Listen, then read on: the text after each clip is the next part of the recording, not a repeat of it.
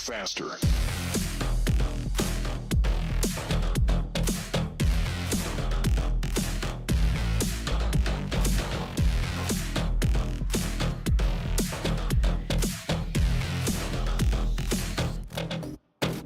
Go.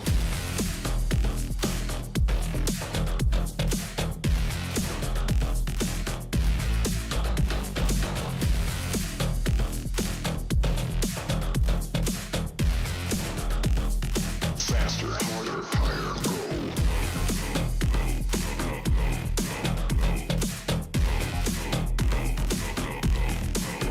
Faster.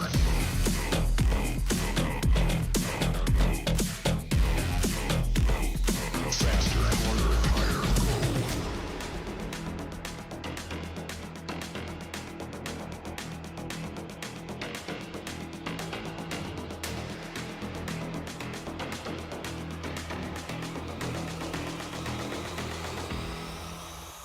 go.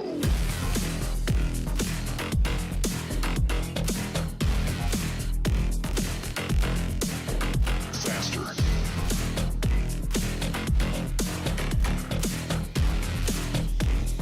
Faster, harder, higher, go.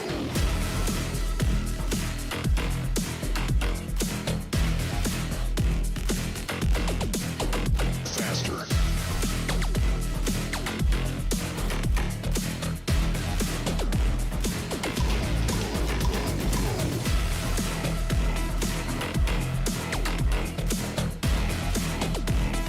Faster, harder, higher, go.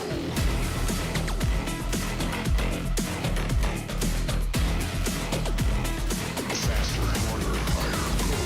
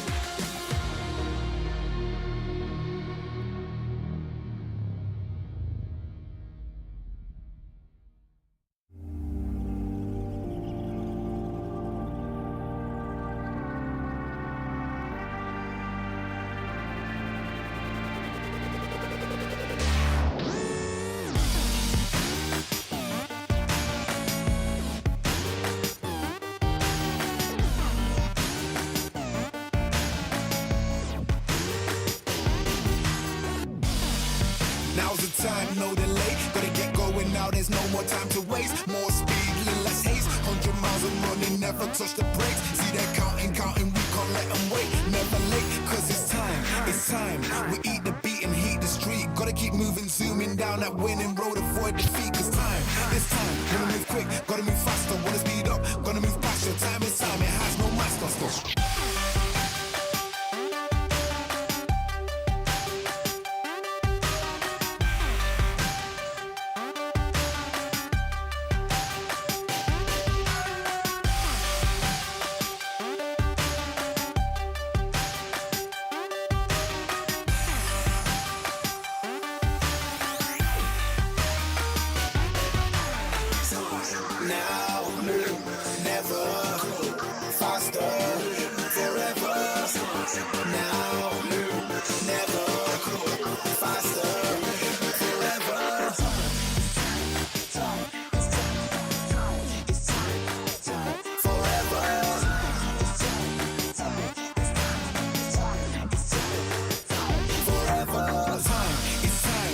Time, no delay. Gotta get going now, there's no more time to waste. More speed, little less haste. It's time, wanna move quick, gotta move faster. Wanna speed up, gotta move faster. Time is time, it has no master.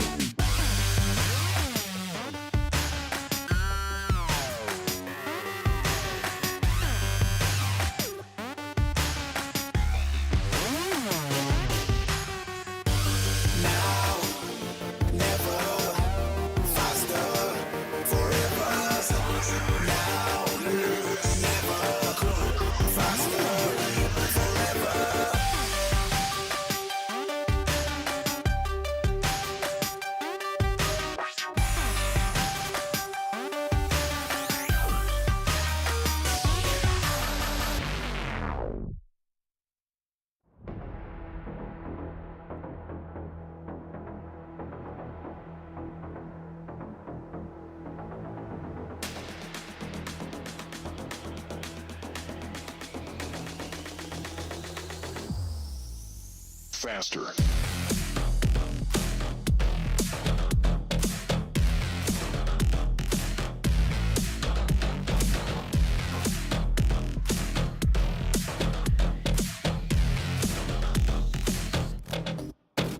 Go.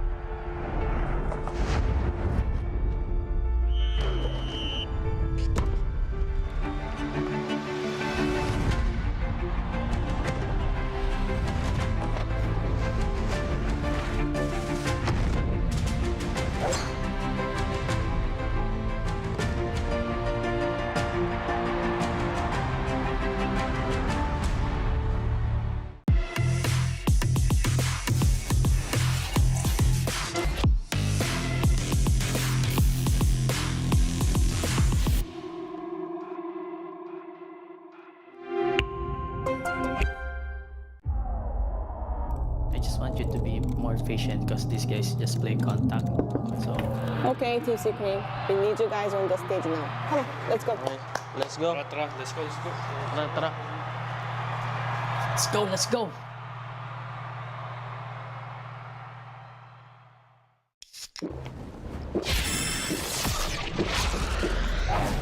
Red Bull gives you wings.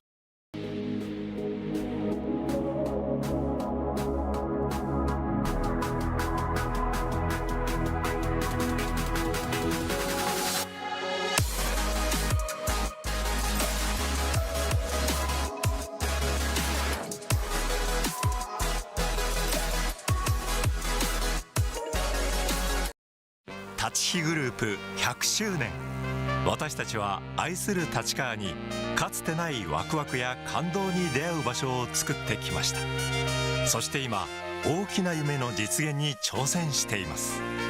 立川と世界を文化、芸術、スポーツでつなぐ、私たちが愛する立川を世界に愛される都市に、立川と世界をつなぐ立ちグループ。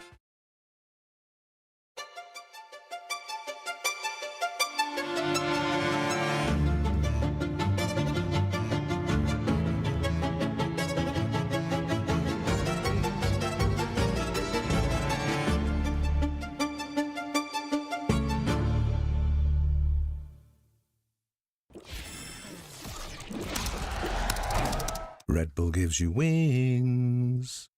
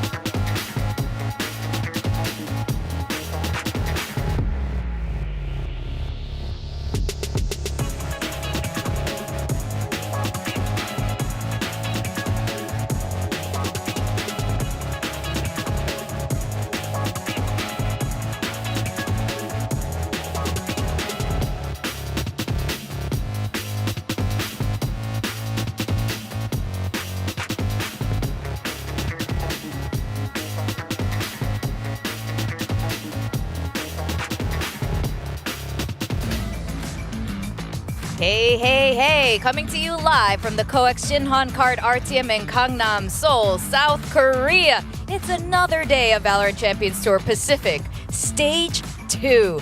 Things are getting heated as teams are trying their darndest to stay on the road to Champions, which is coming up real soon, and it's going to be here also in COEX Gangnam. And you guys can come here and do it Oppa Gangnam style. I'm your host, Victoria, and with me for the first time in a while, the little bros, the little homies of Pacific, Asarai and Quack. You look like you're about the Pookies. Pookies, yeah, man. Pacific Pookies. Oh, I like that. That's going to be a thing. How are you guys feeling today as we are halfway through our week 2? Oh my god. It was raining yesterday, but I feel like today, even though it's kind of like sunshine outside, the game's inside. We might actually have to start to say goodbye to some of these teams. It's starting to feel a little bit. I need Asar to like pep me up right now. yeah, I got you, man. I got you. I'll give you pats on the back a lot during this entire panel. But yeah, it definitely feels like, first series feels like it is going to be that bittersweet GE versus Bleed. They haven't really gotten to the point where I think the fans and the teams themselves are, hey, we could actually get into playoffs right now. There are chances, but we'll talk about that later. But again, unless there's something big that happens, we might, again, be saying goodbye to one of these teams. But at the same time, I'm just kind of excited because, whatever we saw last week happened last week. This week, we've got all the agent changes. Will these teams play some new agents as well? Like, that's going to be kind of exciting to witness. Yeah, we already witnessed a little bit of it yesterday, which was super fun. We're definitely going to dive into that later. But we also saw DRX get taken down for the first time. They had a pretty clean run until yesterday when PaperX once again took them down. But PaperX is not confirmed for playoffs. There is a world. It's an unlikely world, but there is a world where they aren't secure for playoffs. But DRX continues to be so the loss is not a big deal. So there are a lot of like ways that these teams could still make it in. A lot of different possible scenarios. You want to go for it or? I mean, Go for it. Sure. Come on, Pookies. Yeah. No, we got to give ourselves, time to go ahead of each other. Sure, but I mean, Paper X so far has been doing really great. It's still, I guess, slight chances if they go on a random loss streak after this. But so far, they've been relatively on top, and Talon has moved up in terms of the standings as well. Yeah, definitely. So I think from what I heard is Paper X just need to get 7 wins total for them to qualify for the playoffs. So just that one more is needed. So as Quack was mentioning, unless they go for a tangent of losses, which I think with what we've seen with Paper X is highly unlikely, they should be coming into this one. Now that we're looking again at the Bleed and GE, because again, they're going to be playing today, they definitely need to win 3 straight games, which is the only amount of games that they have each at the end of stage 2, and then other teams would have to start losing a lot. So there's a lot of, again, ifs that may happen, but considering the performance of the other teams, it might be unlikely right now for G and Bleed to again overcome that staying at the bottom kind of situation. Yeah, it's a lot of what ifs, because if we take a close look at the numbers right now, I mean, this is the parallel dimension, situation that we have going on. Bleed, Global Esports, even DFM, they have to go on a big win streak. Meanwhile, they also kind of need RQ or Gen G to even, drop down even further, which, we don't really know if that's exactly going to happen. And if you take a look at what the next few matches are as well, the opponents that they have to play against are how do I put this? It's challenging based on the performance we've seen from these other teams that they have to play, especially in that middle area from Secret to T1. I mean, it's so interesting. We're pointing this about T1 yesterday. They are in 8th in this pole position here, but the round differential is positive. So it's just so interesting how all of this has been playing out. Yeah. Plus, again, you have to also remember that if I'm not mistaken, we're also looking at championship points to get into champions. So some of these teams have more, significantly more championship points compared to the other ones because of their Masters performance and, of course, winning grand finals, which gives them a bit of a boost. So we're only looking at this from a playoff standpoint, not from a championship points standpoint, if that makes sense. Yeah. Actually, I mean, championship points, we'll show that tomorrow or something, because that's a whole nother factor. You're right. Who is going to be that 4th team to get in? But at this point, if you're any of these teams, you just want to make it into playoffs. There's also a prize pool for the first time this year. There's a prize pool for anyone who makes it into playoffs. And we all like money. I mean, you want I like a slice of the pie. You need to yeah. get into playoffs in order to do that. So that's it. I mean, basically the gist of the whole thing is you need to get to that top 6 spot, and you need wins. You need wins to get there. Yeah, and how do you guys feel about Talon's performance yesterday? They are now 3rd in the standings, they beating RRQ. I feel attacked by the Twitter socials of Talon. Asteroid did not vote for us. He's against us now. We are now Team Victoria, Team Mika Favs. How dare Asteroid not vote for Talon? How dare you? yeah, I know. Why did you vote? Do you change your mind now? How do you feel actually about these two teams? Okay, so kudos to Talon. They took rise of what was the changes that we were talking about, coming into this week, and RQ definitely did not knew how to work around it, especially when the ISO came out on Icebox. I felt like RQ was definitely struggling. So I felt like Talon understands the assignment on which, how to kind of interpret the changes of the game. And some of the teams were just a little bit slower on the uptake, and you saw again Talon being ahead of that, which again propels them to 3rd place. So that's great for them. Yeah. In fact, let's talk about that. We saw 2 neons, double neon, come out. That was pretty fun, wasn't it? It was almost like, what happened there? Oh, you had Monyet showcase. We haven't seen him on the neon in a while, Quack. In a pretty long while. I mean, the last time that he used neon was way before, international leagues even came about. But now that we have it, you can see what they are both capable of. I mean, just take a look at the highlights that we have on the screen. Both of them, I mean, it was rather scrappy and chaotic sometimes, but it's a lot of aggression. And that's kind of what's fun to watch about that match was Governor going up against Neon. But that said, they both have very different styles of playing the agent, right? And both styles that are suited to how their team plays as well. Yeah, absolutely. Because again, the big problem that I think the Neon had before, the changes and whatnot, is it felt like she's always just there to entry and die, just because she has no survivability after the slide in. But this time, Riot has allowed her, has kind of given her some bumps into that so she can Second actually slide. fight while going for those slides. Exactly. And we kind of see that be well utilized, I think, more by Monette, in my opinion, just because I love how he was just kind of so fluid with getting information, backing away, using the neon run to just do all of that in tandem, so that was cool. But you see also how Governor is able to use that alongside Talon to kind of set up some crazy plays as well. Great placement with the relay bolts and whatnot, and of course the divide that the fast lane does. So all of that mixing it together, definitely Neon has found her, stride back in Pacific. For sure. I mean, that's the biggest thing. You might want to take a look at how the relay bolt nerf kind of affects the whole team play as well. So utility-wise, it's kind of weakened a little bit, but that's why Monette is that strong, because he's able to read the situations where he knows he can go in, he knows he can get out, and he's just able to run away with a lot. Meanwhile, Governor's style was more to like run off of the operator and kind of set up for his team, like pull RQ back in towards where Talon's set up.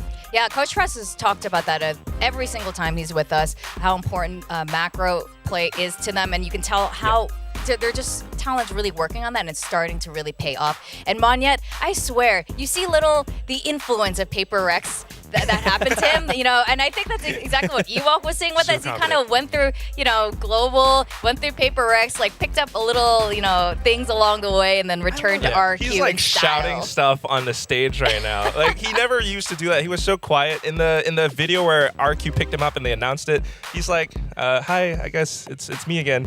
But now on the stage, he's like, "Look at me." He's like, "What's up?" Yeah. He's super relaxed and comfortable now, and that's really important for a player competing week after week on stage under pressure, or if you're going to go into an international event again. Now, we also saw ISO, lots of ISO. In fact, I don't know who your favorite ISO play was yesterday, but first we saw Ban on the ISO, and that was super fun, and we saw him here getting that first ISO ace. I think this was pretty awesome because it clearly shows that Talon has, the future in mind. They purposely practiced this composition. Unfortunately, maybe not able to show it in the match against Paper X in the first week, but you can clearly see that it gives them so much more firepower, right? They're not fearful of how they want to take fights anymore. They're not just setting up. They're actually pushing in and taking a lot of these duels, and because of the shield, it was that much more difficult. Like, Ban had that much more confidence to go deeper in for it. And not to forget, like, he also played that Jet, and you can really see how this guy stepped up for the team. We also saw a bit of Clove and an amazing Clove ace on splits by Flashback, and that was just a fantastic usage of Clove's util kit, using every single part of it, going into Clove's ult. That was super cool too. And then of course we saw Jing on ISO, and he just looks like such a natural player on ISO. I think we thought it was going to be something, but it ended up being Jing. And we also saw Haven. We saw Haven come back. We thought we were going to see it in the first match, but then RQ banned it, and instead we saw in the second match, and Paper Rex let it through. When we were surprised by this, because Paper Rex historically not so great on Haven. Yeah, absolutely. But again, we did see, I feel like, just a lot of these teams kind of wanting to bring back Haven, because it, at least for me, it feels like you just have the capability to kind of go for those default setups and just go for ham aggressive shooting type of plays, right? Which, again, Paper X is very known for, and because of the kind of trend of which ages are available right now for you, I think it just slots well to what teams are kind of wanting to do right now. Sure, Sure, there are some like histories where this team's so good in that map like a year ago, but this time coming back with how the state of Valorant is, there's so much other things that we can expect for when a team actually brings out Haven. That's right. The meta changed. Like, that's the whole thing, right? Yeah. I mean, we saw the ISO. We haven't seen a Neon on Haven yet, but that's in the realm of possibility as well. But ultimately, that's kind of what led to the whole like aggressive start that Paper X had yesterday. But at the same time, DRX was able to come back from that with their own aggression, with that Clove. It's like so much that you can possibly think about with the new changes coming into the game. Yeah, it was super cool to see that happen. And Clove was an interesting pick, I think, for Haven, not one that we would have expected given Clove's limitations in terms of where the smokes can go. But the first half with Paper X and the ISO, really fantastic. And maybe we're Team Secret back on Haven. Instead of A, they're going to just choose like C like the whole time. The whole time. Possibility, so, especially with Wild Oreo right now. Yeah. There, right? So yeah. They're going to change it up drastically and go to the other side of the map. I am curious if we're going to see Haven today, especially for the first match. We've got Global Esports on standby with Jen.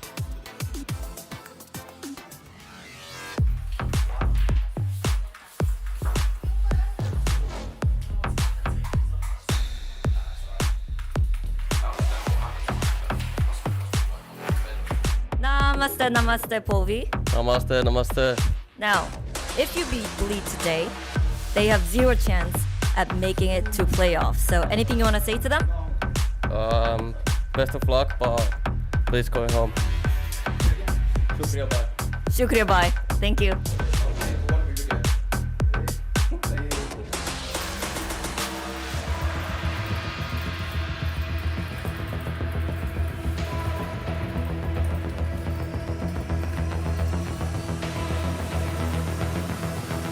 Hello, crazy guy. A message has arrived from Polvi.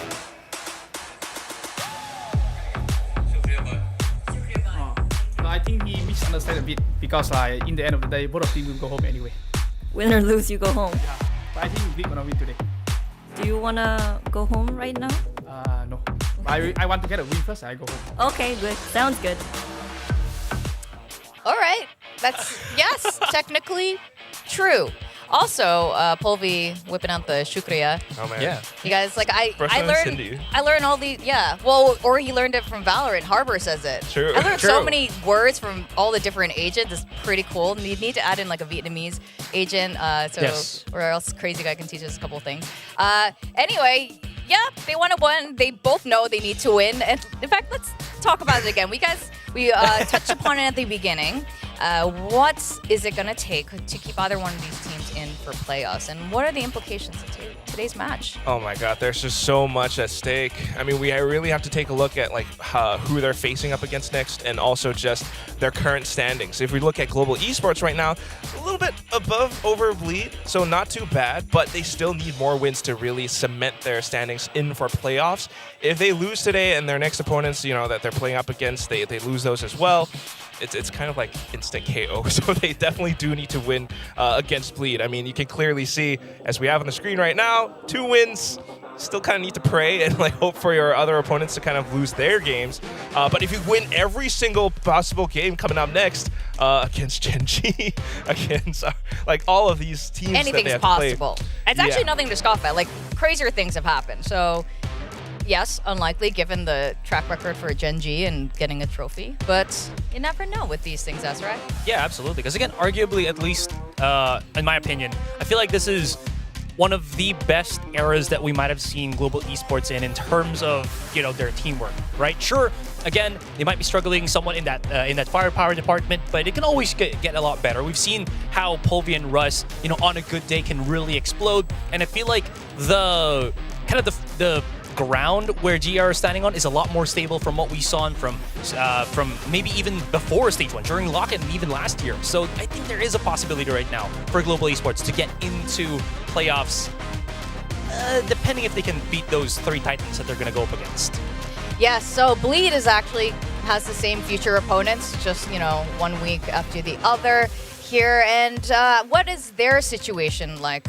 Yeah, they pretty much, I don't know how to put this, Victoria. Let me think. They pretty much have to beat Thanos, right? Like, that's what this is. These are the Titans that they have to face against. And, all of them combined together make up Thanos. And if they even lose just 1 match, that's like pretty much, virtually impossible for them to make it through playoffs. It's so much that they have to win against, and at the same time, their opponents also have to kind of take some losses as well. I mean, if you take a look at it, it's going to be like some ZETA division and everything. So it's a little bit difficult right now, but that said, Bleed has looked a lot better. Coming in last week, we really thought like, we don't know. Like, Crazy Guy coming back in, obviously Ye stepped off, but they actually took a map. Yes, last week they actually won a little bit against Team Secret, and they showed that they have that same teamwork that we saw from Ascension. They had that same old looks that we saw coming through, and a lot more teamwork in how Scary's playing for the team. Crazy Guy's making these sharp calls, and Darian is coming in a lot more aggressive. Yeah, I mean, you're looking at the head-to-heads real quick here. To be fair, Crazy Guy is, just returning from being benched as well. So as to the reason why the stats are kind of like this, but it also just goes to show how much Polvi is still able to do for GE, right? That means that he's still taking a lot of those fights. We've seen him just go absolutely ballistic, even, being a credible operator threat when GE decides to put the sniper in his hands. Crazy Guy, I think the way that he has played has been, I think, pretty substantial for Bleed because there was a lot of talk, I think, during this week and last week, how it's important to have a good Sova player, and Crazy Guy was that before, he kind of stepped away a little bit for Bleed. So there's a lot of things, again, that could go right for both of these teams, especially with the head-to-head that we have. I think to me what it really is also just the fact that these are the players who can make the biggest differences for these teams. Global Esports, if Polvi can go ham and have Rust to step up alongside him, especially with the current duelist meta that we have, if both of them are running something like the Jet with the ISO, they could be really, really strong. I mean, that will allow Rust to trade up a lot more for Polvi if Polvi goes down. And Polvi is someone who has a lot of high first kill stats. Meanwhile, for Bleed, it's a lot more teamwork based. So Crazy Guy is the one who needs to make the right calls, needs to adapt to whatever Global Esports throws at them. And they have this very steady, tactical style that works very, very well when Bleed goes strength in numbers. Now we're looking at our coaches here, Spin and Lagia. We're going to see how these map picks go. Of course, we're keen. Well, I'm keen to see Haven back in. I wonder if we're actually going to see Ascent as well, because that was one of the maps where I think both of these teams gave a lot of fight against, I think it was Secret, from last week? Yeah, Bleed. Yeah, Bleed, right? Even Global, if I remember correctly. So, could be a possibility here. I don't know. I mean, I feel like if you're both of them, you're kind of not want to go on the map that you're good at, right? So I can see Lotus being pulled in. I feel like Global Esports are kind of playing on the fact that it's a 3-site map, so kind of trying to throw Bleed off. And if they can actually force them to, divide and conquer, it's going to be a lot more difficult for Bleed to kind of play defense or even trying to find ways to entry into the site. Meanwhile, for Bleed on Sunset, this pick makes sense because if you take a look at how, unfortunately, Global Esports played Sunset against Team Secret last week, that was one of those games where they had an 11-1 first half, Asteroid. Oh my goodness, that was painful. Yeah, they definitely struggle in just kind of figuring out how to entry into a site, especially if you're going to go up against a Cypher, and Retla is known to be that kind of definitive Cypher player for Bleed here, but there you go. Questions answered, as well as, our wants delivered. Haven is going to come out, ours our third map, as the other ones were banned out. So we will see if we get to a game 3, if we're going to see some maybe new shenanigans on the return of Haven. Oh, we want to see shenanigans here. Here in Pacific, we love shenanigans. And we usually get it, which is the great part about it. We are starting off with the Lotus, as you guys were talking a bit about just now. Do you expect any major changes here? I mean, we saw a bit yesterday already. I feel like we should see some changes. It looks like this current composition makes sense for the most part, especially when you have the Raze and the Fade together. But thinking about a team like Global Esports, like I was mentioning, you kind of need to have the ISO now, and especially with a 3-site map, you're able to play with a lot more firepower, and that's something that Global Esports has always needed. I mean, this whole team, you got Polvi, you got Rust, and they are always solid. Benkai's calling has been, giving them a little bit of a boost for now, but at the same time, you need players like Blaze King to really do what he's good at, and he's always been solid. So if they're able to play along with these changes and play a lot more closer together, they might actually be able to take the win up against Bleed. Yeah, no, I definitely like that, because again, I was talking about how GE feels like they have a lot more of a sturdier ground to kind of, step on and just, again, be as consistent as possible. Lotus is one of those maps that has allowed them to do that. Benkai has been really good in just kind of controlling A side with the Odin. Blaze King, as you mentioned, has been also really solid with his Sentinel role, and this is coming off of GE swapping both of these players out in terms of their specific roles, right? So just as something to kind of, watch out for. And not to forget, Lightning Fast either. This was the map where Lightning Fast got a pretty sick clutch with, all the odds stacked against him. So I feel like this is one of those maps where they have a lot more confidence coming in. Yeah, and that's absolutely what they're going to need going in. With that, how are you guys feeling? How confident are you about your predictions? Let's get the predictions up there. All right. It's not overwhelming in one way or the other. 3 of us, me and Azurai are on the same page here. For now. That's promising. For now. Okay. For now. All right, let's start with you, Quack. Yes. Defend the Bleeders. Decided to be the black sheep. The Bleeders. The Bleeders. I don't know what Bleed fans are called. We're going to ask Lagia later. Bleed Leavers. Bleed Leavers. What is going on? Azurai has... All right, we're done with this. Jeez. Okay. I am a bleed lever, I guess. But yeah, the main reason why is I really think they are back in that old form. Like, Okay. it just looks so much cleaner, a lot more teamwork, and that's the main reason why they should be able to perform that much better. Like, they had a lot more team plays. They were playing for each other, trading for each other, which in this meta is something that's very crucial. And I feel like they just have a little bit more of that. If they stick together up against a team like Global Esports, they should be able to take them down. All right. And what's the global esports thing? What is the Global Esports What's thing? the global? What is the Global Esports I don't know. thing? Asteroid's I don't know the right nickname now. giver. I will get back to you on All this right. one. Go why global esports then? Maybe like after game 1 or something. But I think for me, for global, I just still like this comp. Still like this roster, this list of them. They haven't really changed anything in the roster specifically, only kind of like which role goes to who. And I feel like their first week was the shake week because they're still kind of getting that attuned to the situation that's happening right now with all of the changes and, just coming into stage 2 altogether. I still have seen, how strong players like Russ and Polvi can really get into this one. And again, they have that solid backup with Ben Kai and Blazing just being, I'd say, fairly consistent. So with all of that being said, I feel like Global is that team that can, weather out the situation here against Bleed. All right. Well, you guys heard it here from the little homies and their thoughts on this. But let's get the thoughts from Bleed's coach, Legia. So let's welcome him over. Yes, we have Legia. Hello. Bleed Welcome leaders. back. Welcome back. Thank you. I want to ask you, what do you think of the fan name Bleed Levers? I just heard it. Is it all right? I think he looked away. It's fine. Acceptable? Okay, thank you. All right. Okay, but a real question now. Roster has changed a couple times since kickoff. How are you feeling about the growth potential of this current roster? I feel actually good, to be fair. I think it was very hard to let go of Crazy Guy because I think him and I have a very good connection with each other, and he's the guy who can translate what I want from him in the game, as an IGL. So yeah, I'm very happy with the team that I have right now, and hopefully we will show it also.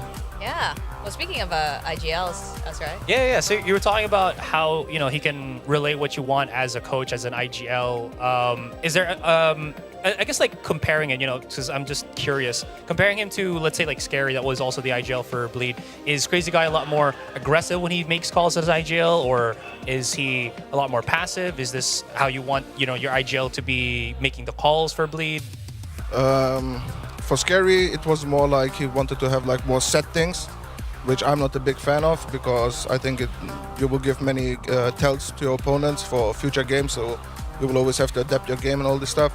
And for Crazy Guy, I like to play this loose style, start default, and then he's doing the mid-round calls, try to see how the opponents are playing, and adapting throughout the game. So yeah, I think that's the biggest difference between them. And also I think Crazy Guy is a little bit better in talking to all the players during a round, where Scary was a little bit focusing more on himself. So I think that's the biggest difference between them. So the delegation works out pretty well, but what I'm a little bit more curious about is, apart from the IGLing now, the game has kind of started to change a lot, especially with the duelist buffs coming through. What are your thoughts on the current meta changes, and at the same time, how is Bleed gonna adapt to it? Because your team, loves to play that loose and kind of early default and then mid-round calls, but with a lot of duelists coming in, teams might start to get really aggressive. How are you gonna adapt to that? I mean, we're a little bit unfortunate, I would say, because if I had the previous roster with Gay, for example, I would have been much more comfortable to play double duelist, which is, I think, very strong right now. But I think it's okay. I don't think the meta changes too much, and also from practices and experiences, what comps do teams play, it only has changed for 1 or 2 maps maybe. So I don't think it makes a huge difference. But I think also that the ISO change was a bit too brutal. But yeah, Neon I think is okay. It's a strong agent. I think it's okay. It's also good to have a new agent that people can play, and it's good for the variety, and I think good for the viewers also to watch. Do you think will we be surprised today with the Bleed comps? With Bleed comps? Not really, I think. No, not really. Okay, all right. And of course, we all know this. Today is sort of a make or break situation for playoffs. How are you guys dealing with that pressure, if any? I don't think we pressure ourselves at all. Okay. I'll be fair. The only thing is like always against Global, it's like always this, you have in your head you have to beat them, even though like they are a good team, I think, and they can be annoying to even better teams. So I think we just have to play our game, enjoy the moment, and whatever the outcome is, that's it. And also I think our chances for playoffs are very, very slim, so not that we gave up on it, we obviously will want to show also and prove that we can play good Valorant, so we just give our best, enjoy the moment, have fun, and that's it. Yeah, sometimes like fun is the little piece that carries you over. Yeah. We do have a question from the audience. Let's get the Curious Wingman question up. And actually related, what keeps the team's mental up in dire situations, and how do you handle those? Is it, just being super chill about it? How do you keep that mental going? I can do only as much as a coach. I'm no professional in psychology or whatever, so I don't know really how to handle it professionally, I would say. All I can say is talk to them, have always good mood in practice, and don't pressure them or don't be too negative about the results. It is what it is. It's competition. There is teams that will win, and there's teams that have to lose, and unfortunately we're on the bad side of it. And yeah, just try to have a good environment and still have fun with each other. Yeah. That's all I can do. I'm no professional, as I said, so yeah. Everybody has to has to deal with it himself and try to figure out what's best for him. So it's very clear that you guys are working towards something. We can see the improvements as we go along through this year's season. What is the legacy that you want Bleed to be remembered by or known by? What are you working towards? I want to become a champion, and that's the only reason I have changed games to Valorant, and that's also the reason that I stayed also with this team, because I wanted more for them than for myself. I've experienced in my career already playing on a bigger stage and all this, and they're all young kids who really try their best, genuinely try their best, and practice all day and play all day the game, and I want them to experience playing finally on a big stage on an international event. Oh, that's really special, and I think it really says something about coaches having competitive experience and knowing what that feeling is. Well, all the best of luck today, Legia. Thank you for joining us, and yeah. Good luck. Good luck. Good luck. Do I take the mic? Yes, take it with you. All right, Legia there. He's just such a realist. Every time he's here, he just knows what's up. He knows that this is a really tough situation to be in, and the only thing you can do is just try your absolute best, have fun with it, because what else can you do, So I hope they are going to have fun today, and hope we have some fun Valorant. Let's go to the stage and welcome the teams.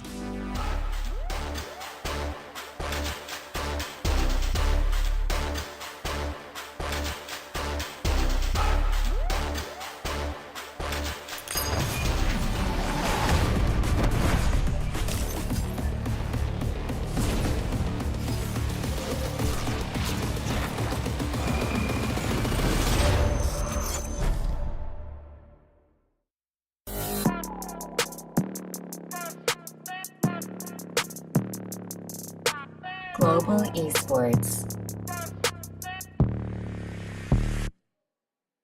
Undefeated, that's why they call me undisputed. I'm breaking up another Bleed season. Esports. I've been up on my stats. Now would you look at that? Undefeated, locked and loaded. We about to go. Caught him with that left, I leave him tapped out on the floor. Sounding itchy, sticky, swishy. Watch me bank a score. Up in the boat, I'm in the zone. Yeah. Go to the fire, the breath. Finger the javelin, beat my chest. They say I'm posing the threat. Welcoming our two teams for today, Global Esports facing off against Bleed. The situation is quite dire. These teams absolutely need to win to even think about staying on that road towards playoffs, which lead to champions, gentlemen. That's the main thing.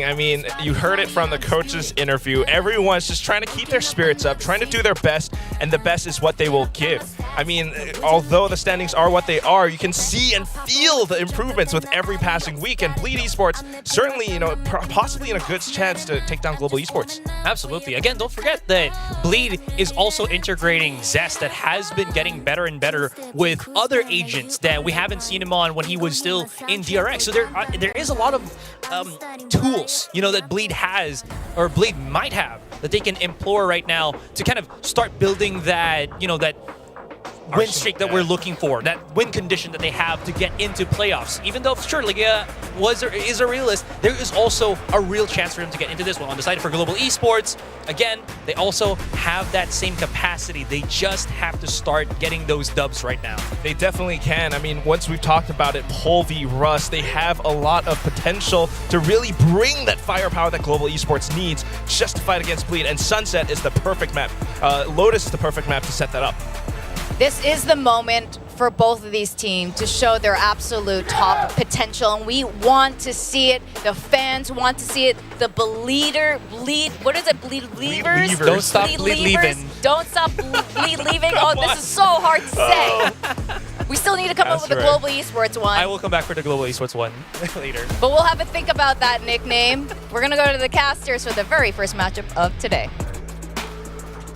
Thank you, Analyst Desk, for that, especially the bleed levers. That's a classic right away. I'm Valdez. With me is Paper Thin, and we're going to be breaking down the games today. How are you doing today, Paper Thin? I'm doing good. You know, it's a really exciting day because I think these are some teams that have a lot to prove. They want to really show that, you know, there's still hope alive for their fans, that they can maybe, you know, make a run here towards the end of the season and find a way into playoffs potentially. I mean, there's still a lot of doors open, but some might close here as well for these teams today. But yeah, I mean, it's going to be an exciting day, I think, no matter what. Yeah, it's you know, it's kind of that desperation feel where essentially if they want to make it in, they got to win everything from here, and potentially for some of the teams they need other stuff to happen as well. So everybody's fighting for their lives essentially, as we are going to be moving on to Lotus, and right away you'll notice some fun stuff. Polvi going to be heading on to the Neon. No Neon for the side of Bleed Esports.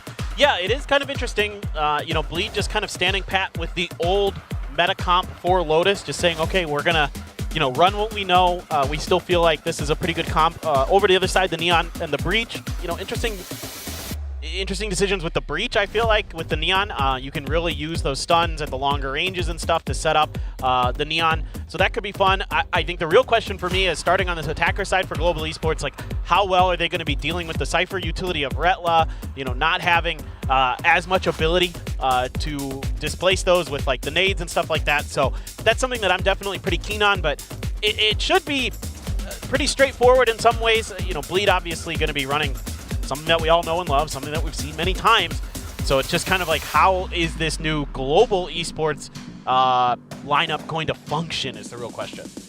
Yeah, it will be interesting to watch. I do think that, you know, yesterday we did see this map as well, and we did see Double Neon, and we saw kind of what the power is, especially on this map. Even if you are pushing into the B site, just able to slide on in, hit some headshots, it can be very powerful on this patch, which if you're showing up late to this week, yes, we are on the new patch.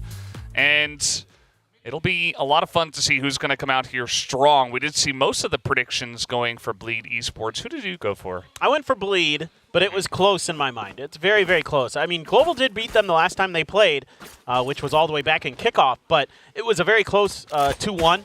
So, and I think right now this Bleed squad seems to me a little bit stronger right now, but GE has potential. You know, we saw it in their previous match that, you know, they can really do some damage. It's just finding that consistency and eliminating a few of the small mistakes. And they are definitely on the road towards the right place. It's just a matter of getting there. But this isn't surprising for me at all to see GE wanting to push A, trying to, you know, usually the Cyphers are going to be over on C or B.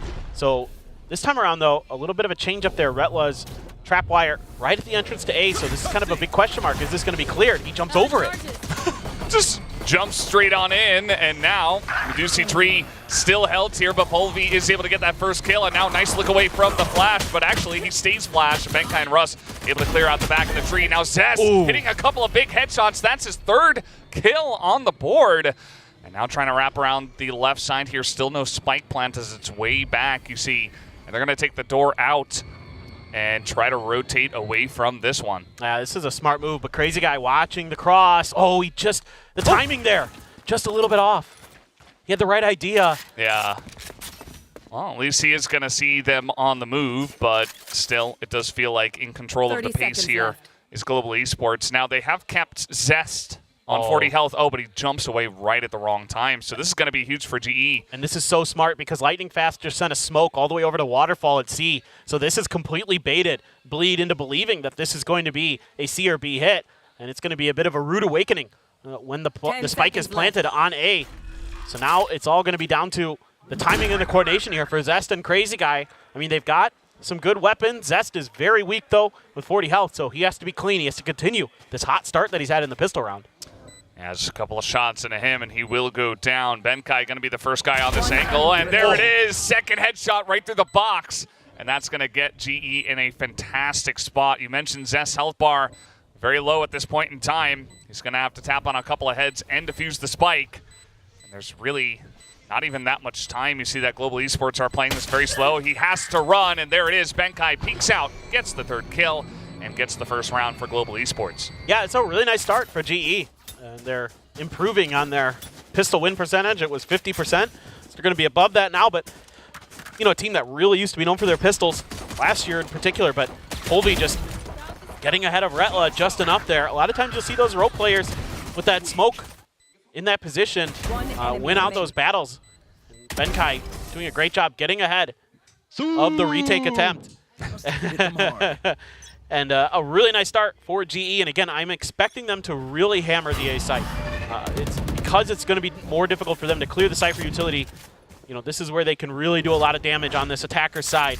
No presence, of course, as we can see on the map for Bleed. But you got to be careful here as GE, because a lot of teams will, on these eco rounds, just sit way back on the A site, like plant their feet in corners where you have to have already basically committed to the A site before you realize that that's where the stack is.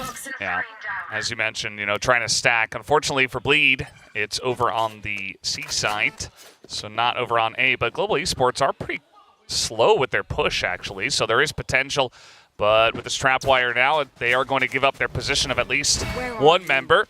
As now here come Global Esports. The Haunt is destroyed, and Crazy Guy says, well, looks like they're coming A, but not pushing just yet. And now going to look around the corner. That's a lot of members, and now they're just trying to run away, actually. Just going to throw in some utility, as Blaze King actually is going to pick up that first kill onto Crazy Guy. And they've got a very nice wall set up here, essentially, of just guys with guns. And it's Bleed that's not really able to enter from that direction. Yeah, and Bleed realizes it, so they need to try a different way to, you know, maybe find a kill here or there on an exit or just die to the spike. So for Bleed, not bad. I like the ideas, but it's just better kind of anti-stratting here by GE, having those Cypher trap wires in place, having the camera at the exit of B as well to make sure that if Bleed came through the spawn, they were aware of it. Oh. Well, somebody wanted to check and just see, but immediately gets his head taken off as now Global Esports trying to push through the smoke here. Zest does get that first kill. And it does look like only two of them are going to be able to die to the spike over there. So, you know, Global Esports getting a good amount of value out of that. They only lose Blaze King as well in their anti-eco. Yeah, it's good prep work here for Global. Again, just having all their bases covered, especially with that Cypher utility on that anti-eco. So, doing a good job so far, reading their situations nicely, dealing with any crossfires or flanks that are attempted. Can't ask for a better round other than one player dying, so what, to the Sheriff of Zest. I mean, that's just going to happen. You're totally fine losing one player there, because then you're able to get that extra rifle.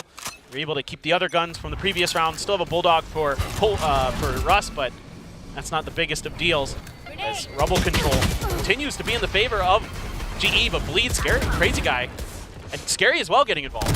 Yeah, a couple of kills, as now finally Lightning Fast is going to trade it back, but all things considered here, still going to be advantage, and now that's going to even make it bigger for the side of Bleed.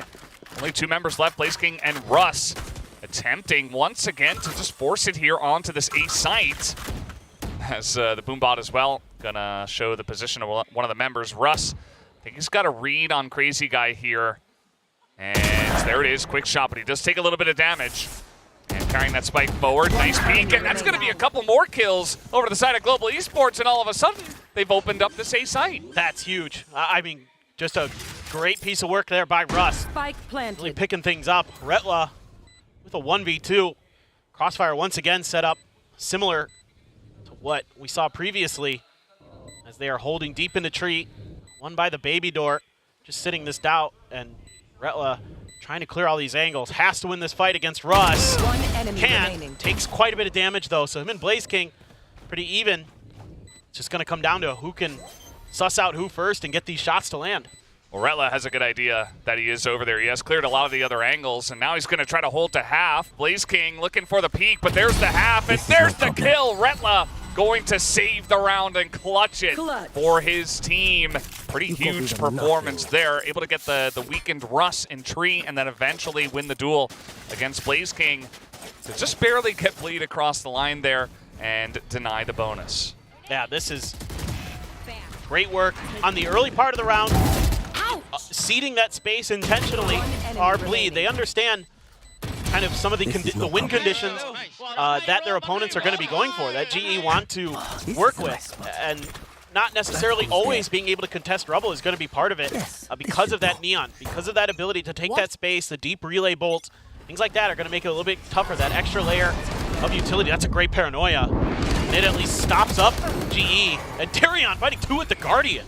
Yeah, that is massive. You saw the fast lane set up, and Polvi wanted to make some action happen early on, and, you know, for his sake, he did, but they did not win the trade. Darion is pretty low at 21 health, but at the same time is going to go the way of Bleed. Now, there is a pretty fast counter push coming the way of C, but a lot of Cypher utility over here, and Retla is going to spot him already, sees a couple of guys, knows the push is coming in, and already a ton of information for the team.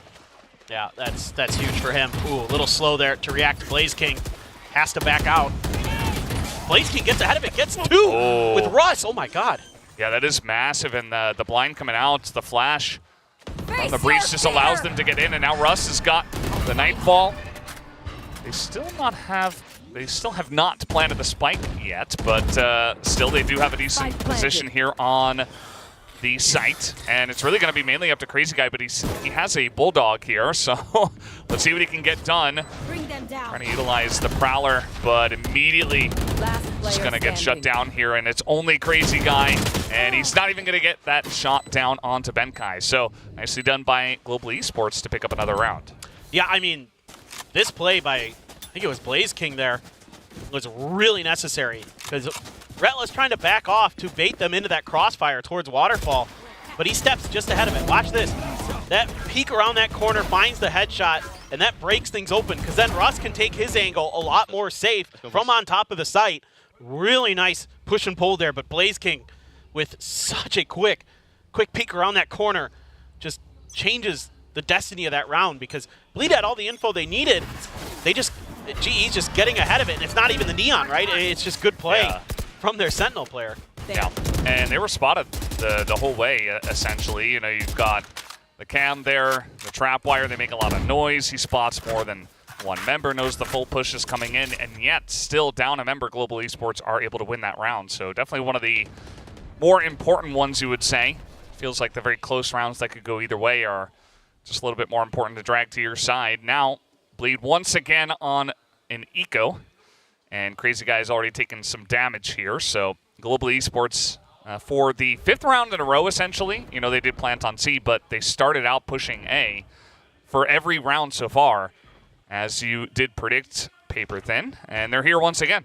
Yeah, but this time around, because of the lack of economy for Bleed, not as much Cypher util to work with. So spreading the map RGE, trying to sell a bit of a fake, but feet planted here for Bleed.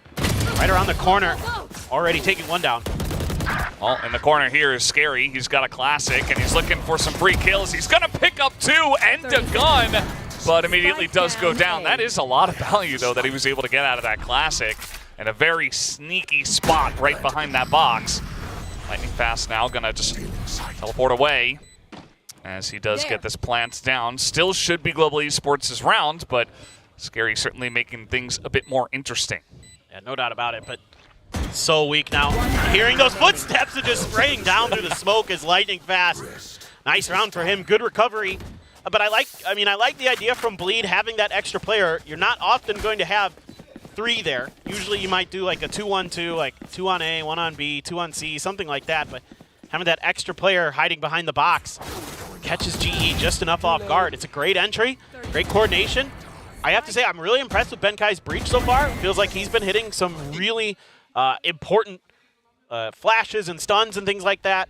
I think back to the anti-eco round where he was able to stall that push from spawn with his util and things like that, and flash onto C to really break that round open 2 rounds ago. So things looking really well drilled, really well oiled for Global Esports right now, and they have a ton of ults to work with, but so does Bleed. So Showstopper available, something you have to be really wary of here as GE, especially with so many players right near this mound. Oh, Darion. Yeah, he's going to stay alive, but here comes Polby, and he's just zapping everyone down. Overcharge coming in, and now he's going to open up this C site just like that. And they're even going to push for more. Exactly. Low on health here is Polby, only on 27. They're not going to actually hit anybody with that Rolling Thunder, but now Retla going to be the first guy, and he gets the info right before he peeks around the corner. And that is just going to be massive here for the side of Global Esports, who once again get a relatively clean plant here. 3v1, it's only Crazy Guy, and he's only gotten Odin. And that's only going to counter Achilleos. Down goes Crazy Guy as Global Esports will hit 5-1. What do you mean? He loves that guy. Yeah. Well, they should have saved it. But yeah. This is a bit of a head scratcher now for Bleed. No ability to pop the Showstopper because Darion gets shut right down by this util dump from Bleed. You can see that.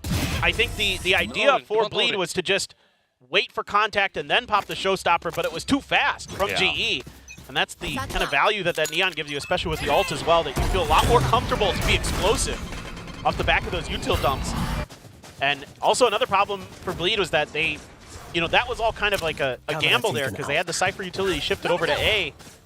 They were hoping that they could make their ults work, and they did not. So now you have every ult in the bag. Well, now Retla's dead. Yeah, that's just insult to injury. I mean, they get in and just spam through the wall is enough to take him down. As once again on an eco here are Bleed. They're holding on to all these ultimate abilities, but as you mentioned, they didn't have. They were trying to set it up there outside on Mound in the last round, but now it doesn't look like they really want to use it here unless they get a couple of early pickoffs, and maybe even then. We'll have to wait and see if Darion does pull out that big rocket. As already Russ going to line up a headshot, and a lot of members just waiting for the utility to come out. But lightning fast here up on the box, and Polby is actually going to be the one who does get both of those kills, and that will just be another round in the Global Esports Bank. Well, and to add insult to injury here for Bleed is just you're chewing through ult orbs right now, right? Like you had all your ults at the beginning of that round. Everybody just died on an eco, and you're not getting any extra value out of it. So that's really brutal on this defender side. But GE's just doing a really, really nice job on these entries off the back of Polby. Gets the spot, and then just is able to spray through the wall. That's a really nice jump peek. There's a great haunt there from Crazy Guy, but the gun disadvantage, too much for Bleed to really contend with, and they get just shut right down as they attempt to swing through that stairs area. And yeah, definitely a much needed timeout here for Bleed. They're getting outthought at the punch. It's just the speed at which Global, when they decide to pull the trigger, the way they're able to do it, there hasn't been much of a response from Bleed. They do a pretty good job of countering the rubble push with the toxic screen, and then you can throw in like the paranoia and the, that kind of thing. But outside of that, they've really struggled. Yeah, we saw the round where Polby pulled out the ult. He just barely dodged the paranoia. If that hits him, maybe, the Neon doesn't get as much value with that ult, doesn't kill the 2 people outside of Mounds. Maybe it goes a little bit more in Bleed's way, and perhaps they're able to claw back in that round, but just the little things, I suppose. And that's a good time for a timeout, I'd say. The stuff you talked about with the orbs just not being utilized, essentially, not able to get much of anything on your eco round is not what you want to see. You rarely see that in Valorant, let alone all 5 members. So certainly something to look for here, as Bleed might be looking to dump some ults in this round. And you couldn't even use like an ult that's kind of easy to cycle, like the Neural Theft from Retla, and that's really brutal. When you can maybe, because the Neural Theft doesn't have a lot of ult orbs. It doesn't take long to get it back up. So that's one that you would like to have maybe just found a way to utilize, just get that early pick, and they can't even do that. So really credit to GE here. Their game plan is really, really smart, and they're really taking advantage of the open space being given up on the map. If you look over towards Russ on the A site, he's gained a ton of info, and he's going to be able to collapse through Baby Door potentially if Retla doesn't cut him off. And they have a really good execute brewing here. There you go. Oh, what a shot from Scary. Yeah, that's a big one from Scary, and Darion also killing him just after he had already died, which is not what you'd like. You mentioned the position here of Russ. It's good, but immediately Retla is going to be able to take him down and use that neural death. So now spots the rest of them right out by Rubble and is able to get his team in position here, as well as Zest on the rotation from behind. So quick through tree do come Global Esports. Darion has watched the off angle. And are they going to check this as well? Already down a couple of members. Benkai not even having his gun out. There's going to be a couple of kills over to the side of Darion. And now Lightning Fast just isolated on the site. 11 seconds. They have no idea where he is, but he only does pick up the 1 kill. And that's going to be a solid round to the side of Bleed. Yeah, and you can see what the timeout from Legio is for here. It's to put down that Viper's Pit early. Make sure that C is really going to be difficult for GE to get through. They don't have a lot of ability get the information inside that pit other than the Fate. That's really the only agent that has a lot of that deep info gathering utility that they could use. Like maybe you could sneak a camera in there, but that's risky.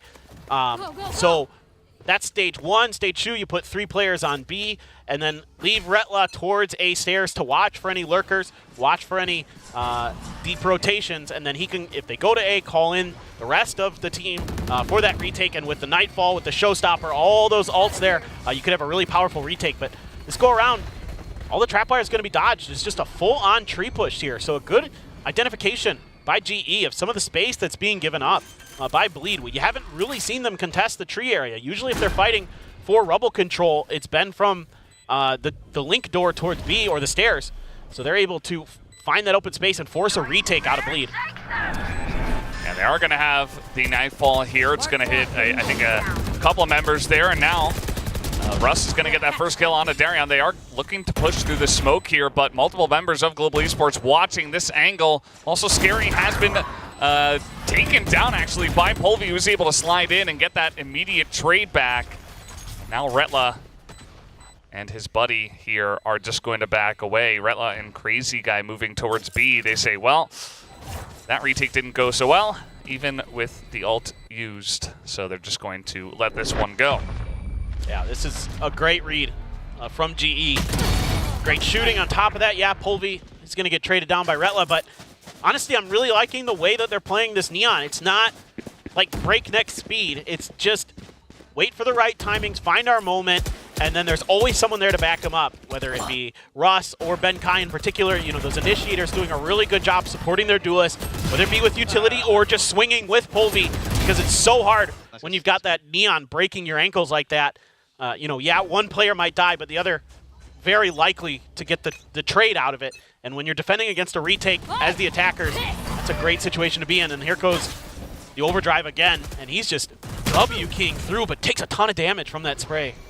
Yeah, that he does, but he is going to have the Fate to help him out, and now just charging on in. Polvi once again going to take down 2, and he's looking for a 3rd as well. A little bit of chip damage there on a Darion. He's on 8 health still. And again, they just charge into the A site. Bleed's not able to do much, but here comes Zest in from the baby door. He is looking to back up towards tree, where there are quite a lot of members, and they are not ready for him. 3 kills go in the way of Zest, as Blaze King does trade one back. Now, 2v2. Scary is going to be watched. Nice reposition there from Russ, but Darion will trade it back, and now has to deal with Blaze King. Might have a good idea of where he's at, but doesn't know exactly, and Blaze King this time will win in that 1v1 position. Another round, 8-2 now for Global Esports. Yeah, they are really cooking. And I like the slight change up here in ideas on the execute for GE. Having the Nightfall in hand, it's that push out early that gets the info because of that spray through the smoke. Yeah, it does some damage to Polvi, but then he's able to relay that, hey, there's probably a couple players over here, send the Nightfall, and I can charge in on the back of it, and they are going to be in a world of trouble. So that's a really nice maneuver there from GE. It wasn't that close support like we've been seeing with Benkai and Polvi, or with Russ and Polvi. This time it's more of a long distance thing, but it's kind of all according to plan. A really, oh my God, well that's just not so good for Zest. Yeah. I mean, on an eco here, they're trying to get some information, trying to take a risk, and unfortunately for them, Global Esports were reading the situation perfectly, waiting for that, not charging into A this time, knowing the different situation in this round. And so they're able to get 2 free pickoffs early in this one. And wouldn't be surprised if they just send it back into A. Why not? I mean, there is only Retla over there with the cam. They're just doing such a good job of changing ideas, working the map in different ways. You know, yeah, A was kind of where they started, and then they were able to find some open space because Bleed started changing up their ideas to try to counter it. So it's really just been GE kind of one step ahead of Bleed most of the way through this map so far on this attacker side. Now it is Lotus. It is very attacker-sided favor in most situations with most teams and most matchups, but especially with that Neon, for sure, you have a lot of advantage in taking the impetus, right? You know, the best defense is a good offense, right? Well, if you're kind of in control of the pace of the map like a Neon can do, it can make it really tough for these defenders, as we've seen with Bleed. Yeah, it's great to see Polvi having a lot of success on the Neon so far. He's initiating, he's getting in there, and the utility usage to enable him as well from his team has been excellent. Just even in that round where they challenged him to mount, that was kind of the beginning of it, and then in that last one with the Nightfall as well. Very nicely done, as now trying to peek into a couple of members of Bleed, as Benkai will be able to trade it back, but he's got 2 health. Crazy Guy avoids that flash. That's another kill for Crazy Guy. And he can pick up a gun and probably just run away and try to hold on to it. Will they be able to find him is really the question, as they say, okay, it looks like he hasn't gone all the way. Polvi just going to do a bunch of hopping and distracting, but Crazy Guy still getting the kill, lines up another one. He's going to get 3 kills and a Vandal. Unfortunately for him, it is the last round now, but hey, not bad to get some extra value, I suppose. Yeah, it's a Pyrrhic victory for sure. I mean, if you could find this 3rd round, I think as Bleed, you're going to have some hope going into the other side of the map. That being said, everything looks really good for GE. They look really crisp. The teamwork is good. Benkai's really having a good map.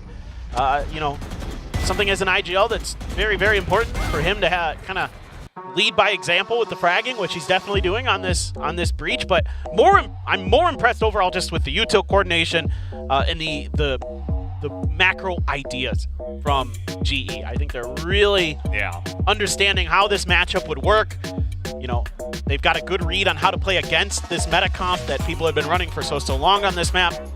So really impressed with the work that Spin and Big Time have put in. What do you think about this timeout right before the half? Seems like he really wants to get this last round. If I'm being honest, I'm not a huge fan, but you know, he knows his team, he knows his players, he knows what might work for them. He might have something he thought up, something he noticed or thought. Just frankly, sometimes like this, I feel like the coach might have had like a revelation, and he's like, oh, what if we do this? Or, you know, and not even for this round necessarily, for the next half, where he's like thinking about when they're on the defenders, you know, what are these util combos looking like? How can we bait that out? How can we, you know, deal with that? How can we force out some of those flashes, some of that fade utility that have been really backing up the Neon and prevent that? Now, this is going to be the early spam. Zest maybe took a little bit of damage. Yeah, just like 1 bullet grazed him. But really curious to see what exactly Bleed is going to be thinking. As Darion moving in there. Scary had already taken rubble control, so GE not able to kind of push through in the way they'd like. And now you're kind of forcing them into these spots that are a little bit more advantageous for Bleed, I feel like, where they don't have rubble control, so they can't use that Neon to kind of run all over the place towards A and B and force them into positions where they have to go through some more difficult choke points, where they have to test Retla and his utility. We'll see if that is going to be the case here as the round wears down. Yeah, it does appear they want to put in some pressure towards the outside of C, and Retla just waiting for it over here, way on the back of the site actually, but he does have some support from Crazy Guy. And look at that wire. Yeah, the wires are very much having some interesting angles here. Retla in position, the cages do come out, and that's going to back them up quite a bit. Big rotation coming in from Bleed as well. They've got 3 people over here on C. Off your feet!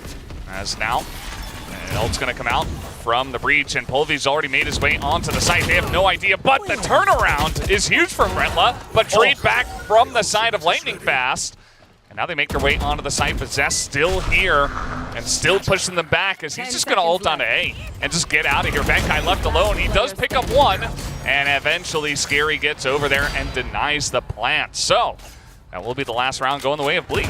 Yeah, and Switching sides. it's a good change up there from Bleed where they're making sure they're taking rubble control, and then that can force GE into those less advantageous situations where they're really going to have to get it done with, gunplay and things like that. I don't know how Retla spun on Polvi there. That was absolutely insane. But that's more what, I was expecting out of that Bleed defense, like things like that. But they were never really able to get that rubble control consistently throughout that half, and that cost them quite a few rounds, to be honest. Yeah. And, the interesting timing of the timeout is because we go from the timeout straight into halftime where he can then once again talk to his players. So we'll see. I mean, he has all this extra time to try to line it up for the attacker side, and really hope that Darian can get in there on the raise and try to make some waves. Otherwise, they might be in a bit of trouble. And I wouldn't even be surprised if Global Esports try to get a bit aggressive with this Neon from the defender side. Just try to get out there, take control of the map before things get a little bit dicey. Yeah. Oh, Zest. Okay, Zest was covering there. Really nice job by Zest. So good coordination, good teamwork there on that C site. But again, that's what having that information, having that Cypher utility does for you. But now on GE side, yes, they have a Cypher as well, but with kind of the more classic comp that Bleed is running, you have the paint shells to clear some of that util potentially. You have a little bit more ability to do that. You're not going to be nearly as explosive as GE was, but diligence might pay off. We'll just have to see if Bleed can get this done. Certainly, they kind of have experience going up against the Neons in the new patch. Obviously, a lot of teams are going to be leaning into that, as we've already seen in this phase, in their scrim. So they're going to have a decent idea of what to expect. Just are they going to be able to kind of recover from that difficult half? Scary, just clearing out the haunt as all Bleed beginning to line up on the other side. They know there's probably a couple over here.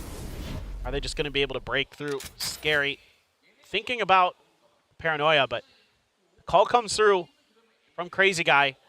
Took too long, didn't like what he was seeing. Didn't want to give them the ability, and with Zest already pushed up towards the orb at A, he doesn't have any contact. Maybe a bit of a bait as he has two players tucked inside a tree, hidden away. Yeah. Blaze King as well with the cam just for a little bit extra, but Scary is going to enter, and now Blaze King just trying to play with the door, but Retla reads it like a book. How? Yeah, I don't know. That was crazy good. Very, very slick. And that's just a free A site now, essentially, for the side of Bleed. But Russ does get that one kill onto Retla. A chance for Global Esports to make this interesting. Zest trying to push into lightning fast. He's looking to push even farther and does get ahead of that Paranoia. As now just going to maybe try to stick onto this one, but Polvi does have to pull off of it to try to help. And they are not in a great spot here. The two of them on the site just being mowed down. As he does have to switch guns. He's got 25 health, and they're just going to wait for the tap. There's just so little time for Polvi to do anything, and that is going to be a pistol round going the way of Bleed. I mean, just great mental awareness from Bleed. Gets them over the line in this round. I thought this might be a bit challenging. Yeah, the first player, okay. You expect somebody to be there, but Retla is so ready for a player to be around that door. One enemy remaining. Might have seen it, in a previous match that GE had tried that, and they were just so aware. So that's just great prepping, great strategy. And you can see maybe in a round like that why there was an extra timeout taken late. Yeah, you have the halftime to talk about things as well, but Legia might feel like, yeah, we need to really make sure we're ready for this half. And I'm just gonna throw the reins over to Crazy Guy and the rest of the squad, and hopefully you guys can get us over the line. Yeah, no more timeouts in this regular time. As the push is coming out from the side of Global Esports, but Zest ready for it. He does have a Vandal, but I think he was ready for it, but this push is coming out pretty quickly. Retla's right there to just spray them down, takes down 4, and Scary is going to put an end to that business, as Retla the only one to fall after getting 4 kills. That was one of the fastest 4Ks with a Bulldog I think I've ever seen. That was insane. Yeah. That shoots him all the way up to the top of the leaderboard for Bleed as well. 12 kills now. Woo, they all just walk into it.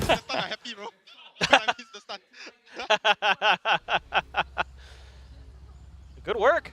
Yeah, good anticipation there by Bleed. Both teams trying to get aggressive on their ecos, and both very well prepared on their antis. So, nicely done. Now the real work begins for Bleed. If you could take this bonus, then all of a sudden I've got a lot more confidence that Bleed can turn this map around. Even though GE looks so good on that attacker's half, it is much, I think, a little bit more difficult to defend with the Neon. Oh, but lightning fast. He's ready outside of Mound, and Pulvy's here as well. Now Russ is going to get that kill on his Zest. They were pushing through mid at the same time, and Pulvy's able to get away without a scratch. So that is going to be advantage to Global Esports. The two of them, Scary and Retla, the only ones left up. And you don't even have the paranoia that I got invested early by Scary. So real counterplay. What a swing there from Lightning Fast. He's been so good this year for GE. And now they can just box Bleed out of this C site. You've already got both initiators, util ready for Benkai. He's got such a great angle for that fault line. Good luck. It's going to take a really impressive performance here from Bleed. Well, his shot comes out, and Pulvy's like, yeah, I'm ready to take them both down, and that he does. Makes quick work of it as well. Doesn't take any damage either. Only Lightning Fast goes down in the bonus from Bleed. And Global Esports going to be very happy to hold on to 4 rifles moving into the next one. And now they're getting pretty close to winning this first map as well. All starts off with Lightning Fast here. That's such great timing there on that positioning from Lightning Fast. Anticipating that pressure really well. And Pulvy, you're fucking insane, bro. I like it, Lightning Fast. Pick him up. He is insane. He's playing really great on the Neon. This time they're going to be the ones taking that Rebel control. I thought this might be something that Bleed could potentially have in their favor because of that extra layer of deep utility with the paint shells from Darion. But you also have the relay bolt to consider with Pulvy, so makes a bit of sense. There. You do have Lightning Fast taking a ton of space, but this one-way, he's going to hold on the other side of it. His own one-way to see if anybody would try to creep past. You know, you see this sometime with the Vipers, where they're going to want to try to sneak around there, use this toxic screen to get themselves onto the other side. And Lightning Fast tried to get ahead of it, but good patience from Zest as he's wise to the tricks. And there is a lot of players here, but I think Darion has gotten past, but he gets stunned. I don't know if they know he's pushed up that far. Oh boy, and look at this angle as well through the door, and Blaze King just able to poke out right as they're getting all confused by all the utility in their face. Now Scary trying to push forward, and he's not able to get much at all. Is he going to poke through that smoke into 3 people? I would hope not, but let's see. He is going to get the crazy headshot and nearly gets Benkai as well, making it pretty interesting. But at the end of the day, it's just going to be another Global Esports round as well. And Benkai barely living. Yeah, nice attempt at the bait and switch by Zest and Scary. You know, Zest sprays with his gun, and Scary TP's over, so they're able to set up their own little crossfire angle and almost make it work. But Benkai's really been on one. Blaze King, though, doing a great job keeping himself alive. Nice, boys. Even though a decent amount of space is gained by Bleed, it's countered immediately by GE.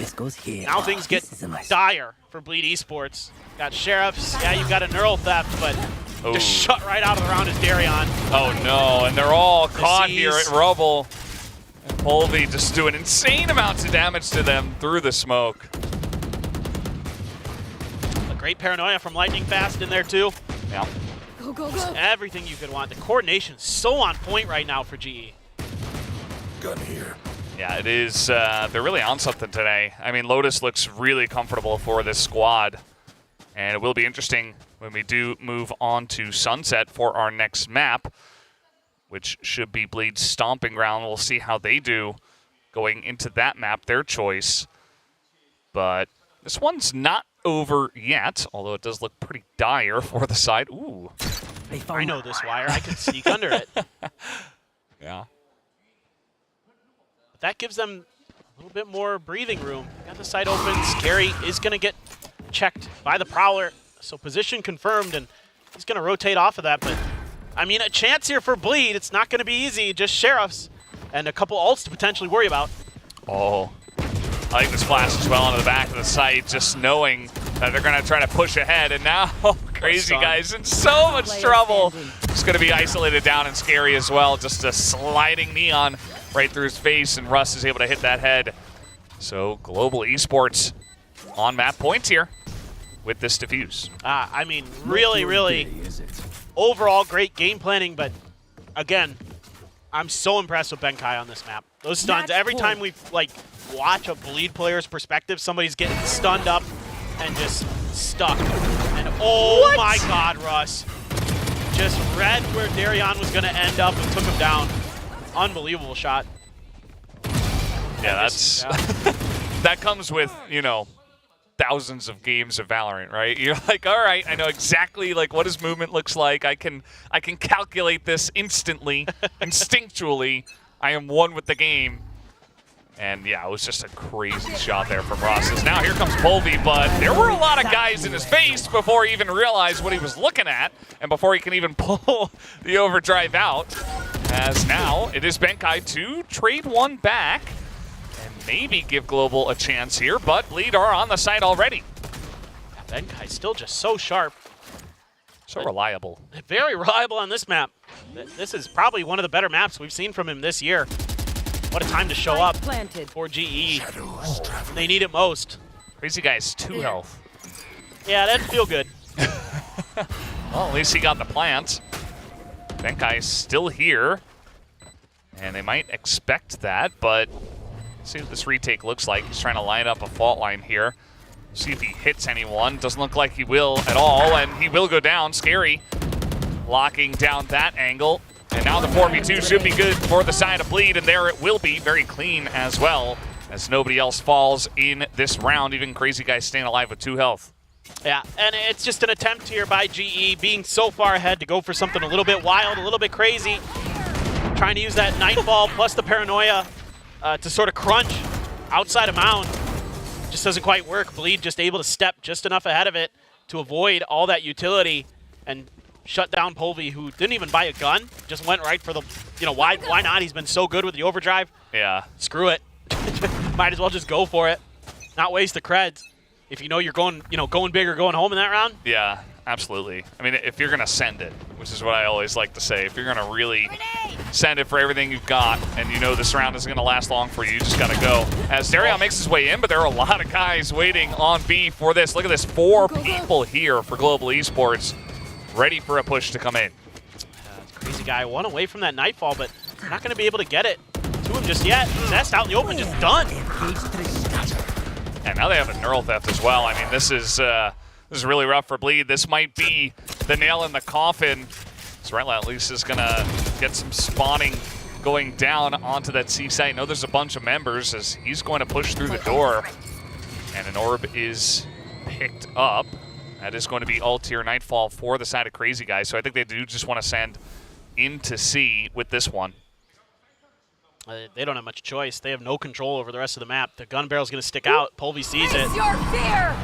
Yeah, and that's going to be a free one for Polvi just to get it started. And now Crazy Guy wants to isolate him. Oh, what? Scary and Crazy Guy able to clean it up. Just 3 members right inside the door, and immediately all of them get absolutely wiped up. What is that? What happened there? I thought this was round over. Crossfires looked great for GE. You know, I think it should have been, but it is not. And Bleed maybe buying themselves another chance here.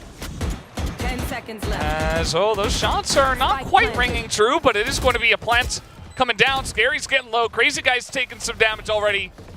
And Benkai and his buddy Lightning Fast are already here on the site. Some spray through the smoke.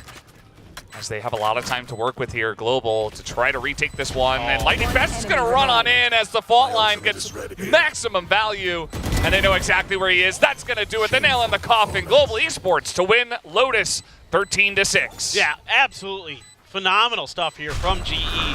From the get-go, I loved the game plan. I loved the execution, the coordination, snappy shots from some players who have been struggling at times for GE, in particular Benkai. Saw some good stuff early on from Russ. Lightning Fast continues to just be a real shining star for Global Esports. Blaze King had some early moments. That was very well handled top to bottom for GE. Absolutely. Very clean first map on their map choice for Global Esports here on Lotus. We will be moving over to Sunset for the second map, but first let's throw it to the analyst desk to break down that first map. Hey, it's a Global Esports win. What are we, Asarai? Minions! You know why? Oh. Because Okay. you know what minions are for? Domination. Global domination, right? All right, You will chat, steal you rate the moon! All right, Global Esports to the moon next. Okay. Anyone, total domination on their map pick of Lotus. Quack, how are you feeling? Still bleed leaving? Maybe for Sunset, but oh my gosh, the changes actually look pretty great for both sides. I mean, Bleed, a slight change. Retla used to play on the Killjoy, but now he's on the Cypher. I guess we were kind of anticipating the traps to do a little bit more, but it didn't quite work out too well because Global Esports had the right reads, and props to Benkai because he actually did a lot more on this map. I mean, role swap, different, playing Breach now, and the combination of that Breach with the Neon actually gives Global Esports so much value. This composition actually looks pretty good. Yeah, absolutely. The 1-2 punch, you can really feel the cohesion right now for Global Esports. And Global first Esports, kills. Yeah, exactly. And it looks like Global were the one in this game that was always looking for the fights, right? It feels like Bleed was just kind of waiting for that that stimulus from Global, and because of it, they couldn't really set the pace from what it looks like. Sure, I think the reason why they had Retla on the Cypher was they were probably thinking, maybe, Polvy's going to go on the Neon. It's a good counter to the Neon. Yeah. But then we didn't really see too much of punishes against that, even though we'd see Retla exactly on the side where Polvy was going to do, his thing. And it just kind of, spiraled away from that, or spiraled from that. Definitely a little bit of spiral. I mean, you can see some of these rounds where like Benkai or Russ shoots out the Nightfall, and Bleed really just doubles all the way back up to ropes, and Polvy's the guy who capitalizes on those moments, and that's why you see him as the MVP with 20 kills, 14 deaths, but that's, just typical Polvy stuff. What I'm more impressed by is the fact that Benkai actually goes in for some of these trades, and that's why he's getting a lot of frags as well without dying too much. I mean, again, it's that combination. You look at some of these highlights and you see moments where on this map, specifically this map with the Neon, Polvy's actually able to, slide into sights and bypass a lot of off angles that sometimes Bleed would often love to hold. I think you see it a lot more, especially on the C side, when you're trying to cross past, where players might hold around Waterfall, or where you might see Retla try to play up on top of the site itself. But all that utility and positioning just kind of gets bypassed because of the slide, because of the fault line from Benkai, and the momentum that kind of gives, this momentum gives to Global Esports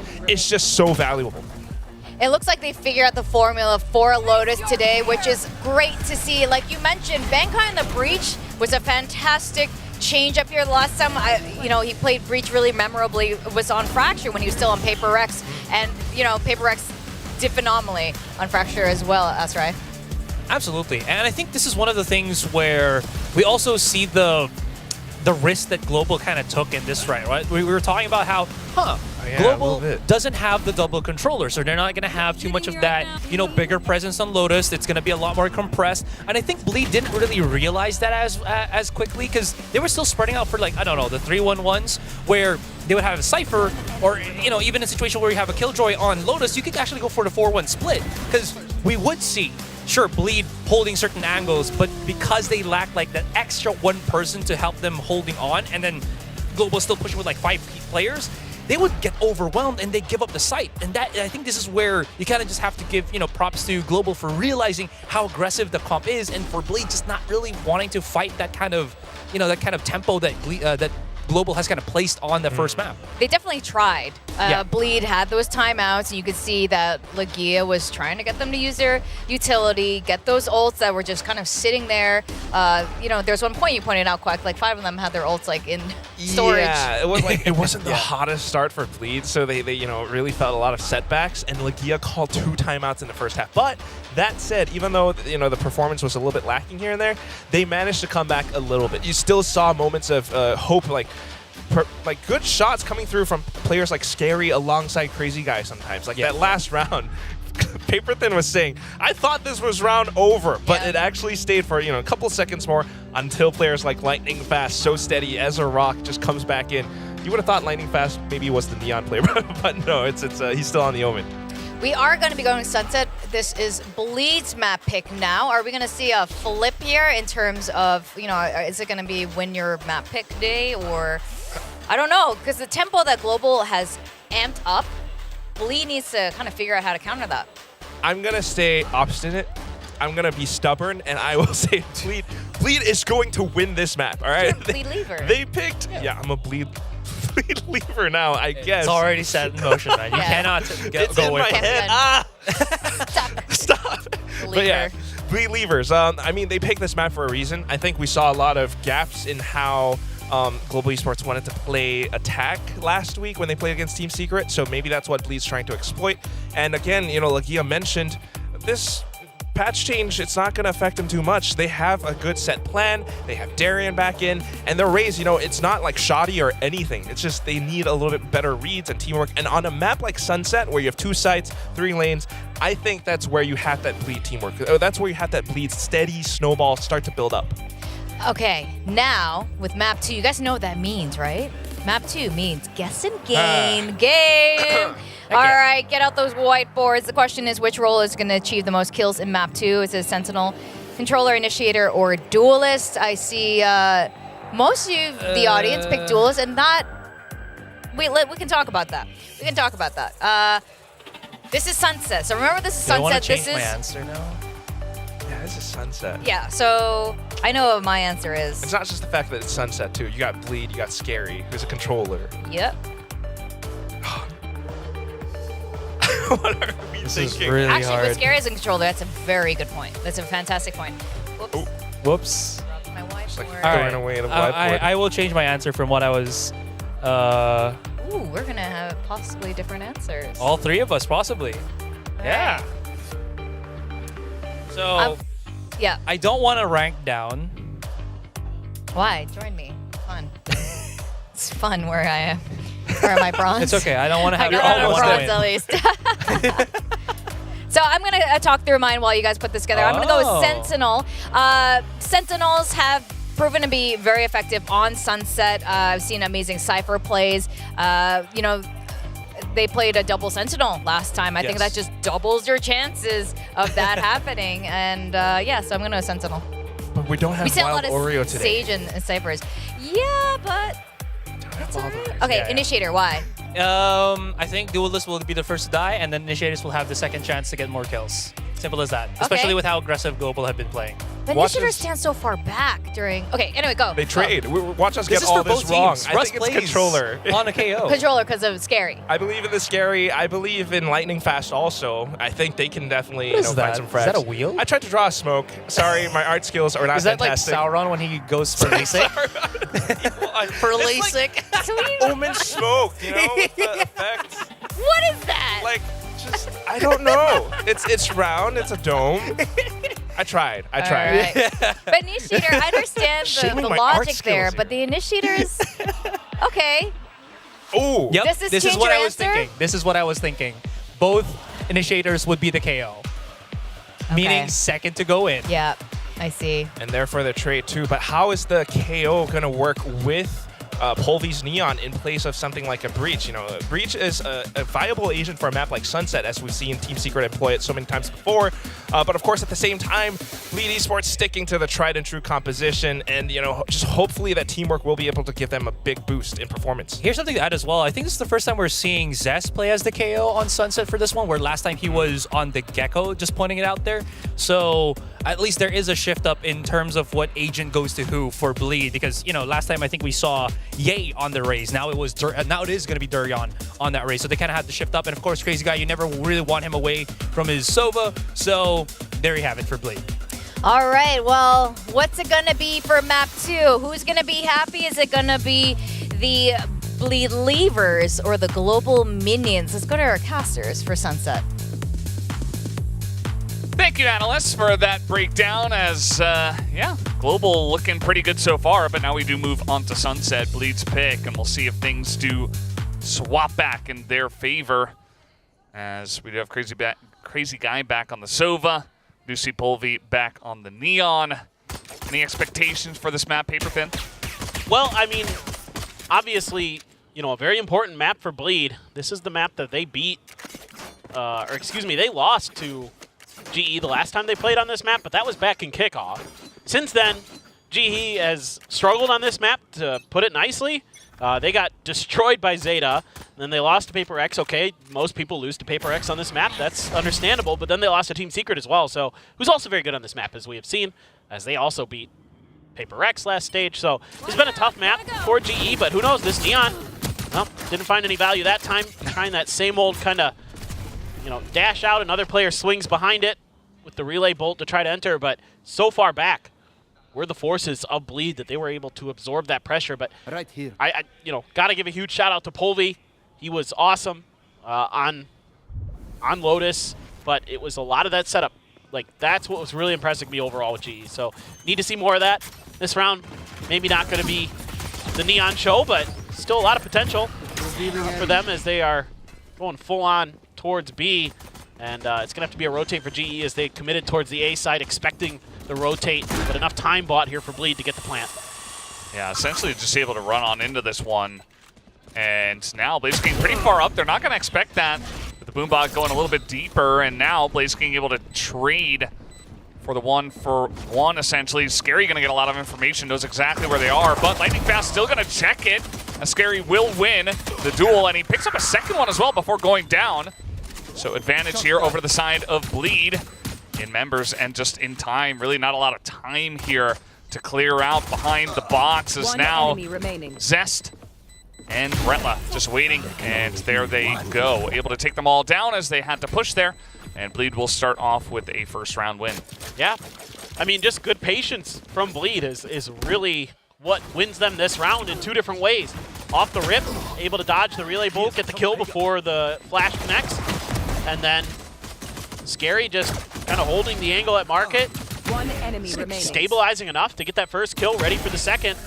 And then that allows you to set up in that really tricky position for your opponents in B main, where it's really tough, especially if you don't have any mollies or flashes to clear that space. It's almost impossible. So nice ideas, nice setup, nice execution for Bleed. Another pistol round win for them, and on the back foot already RGE, but you know, you never know. We've seen quite a few ecos already on the stage. Yeah.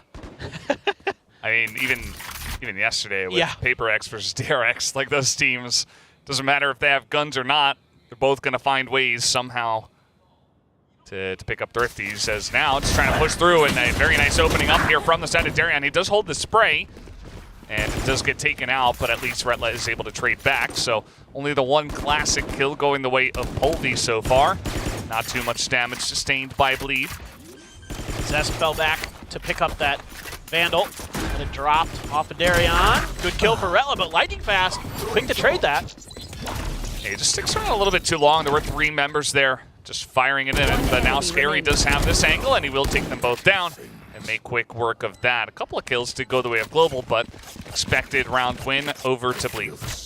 Yeah, and that's a pretty nice pickup there for Bleed to only lose 2 players. You don't mind that at all. Yeah, you drop one of the Bulldogs, but at the end of the day, it's not too bad. Nice, easy push through. Yeah, you lose, again, you lose 2, but you're fine with that. And Scary had a pretty good map 1, actually. Looking to continue now that he has seeded that IGL roll back over to Crazy Guy. Kind of frees him up to do scary things. This Crazy Guy, oh boy, got to be so careful here. Polvi almost able to get there in time, but that 0 point gets there to save his life.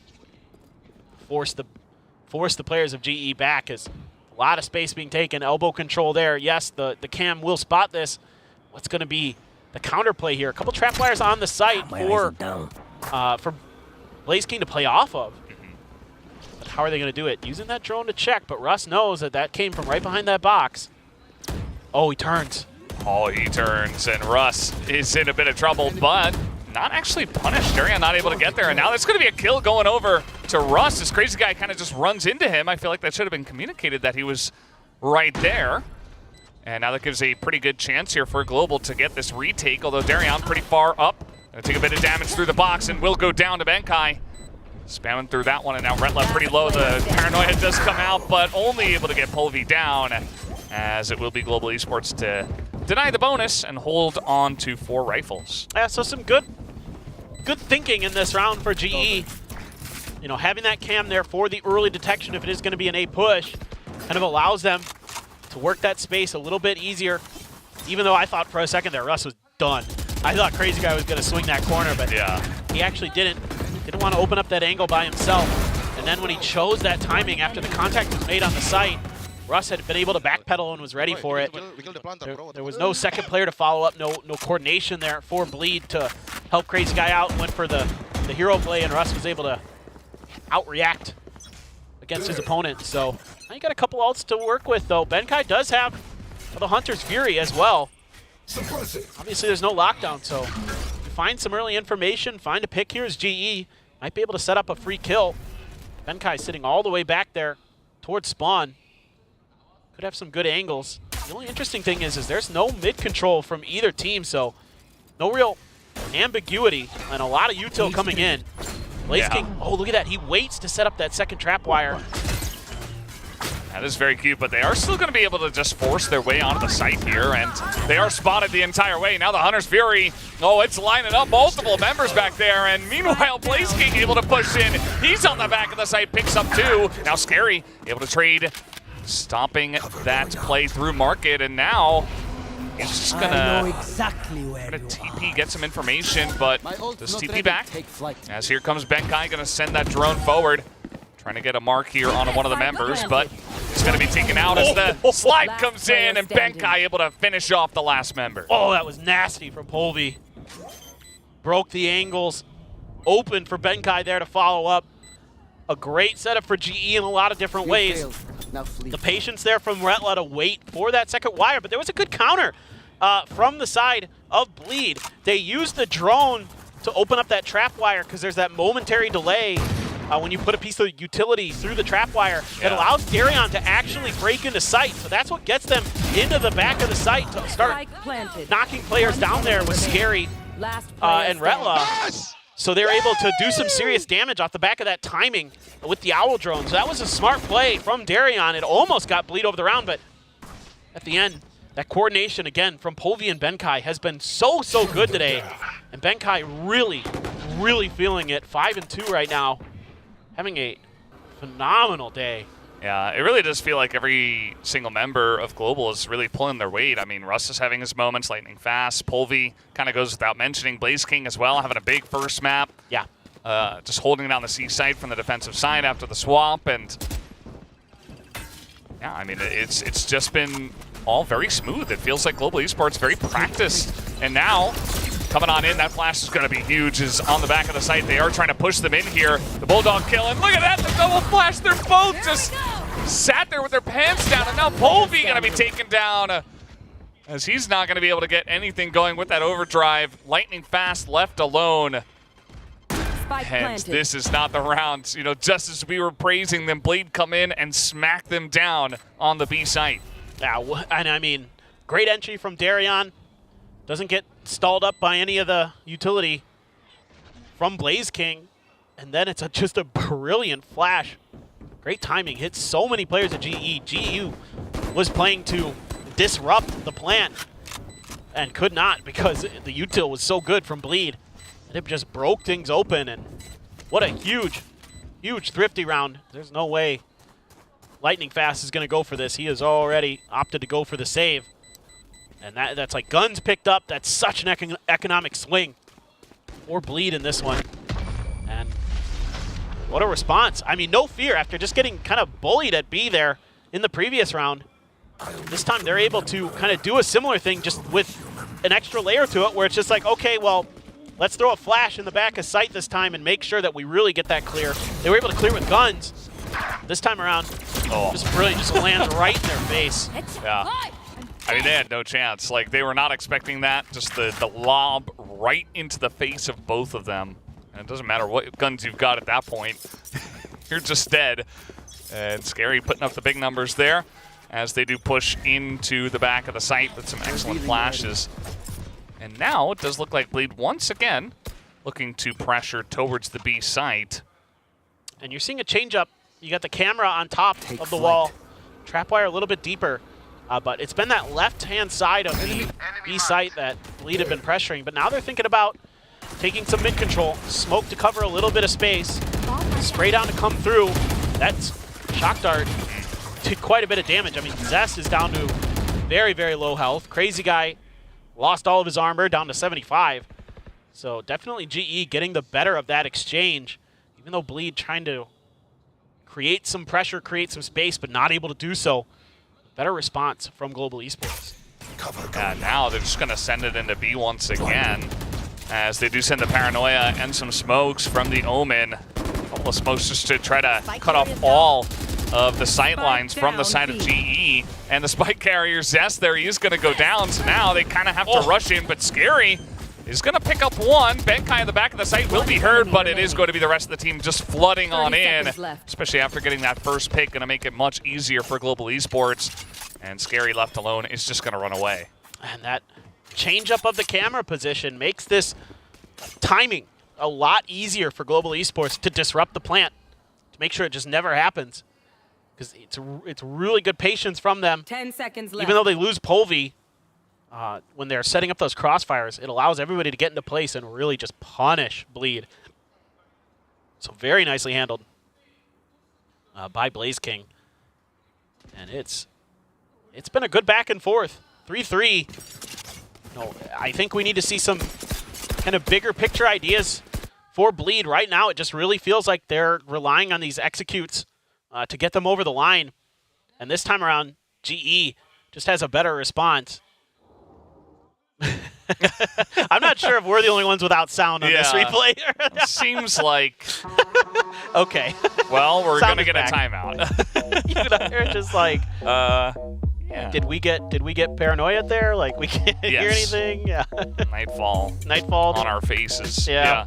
No, I mean, yeah, it's a much closer map, but it's still going to be Bleed that does lose the previous round, and they are going to be the first ones that call a timeout. So, you know, first couple of rounds going their way, they win the pistol, but Global Esports immediately able to fight back pretty strongly.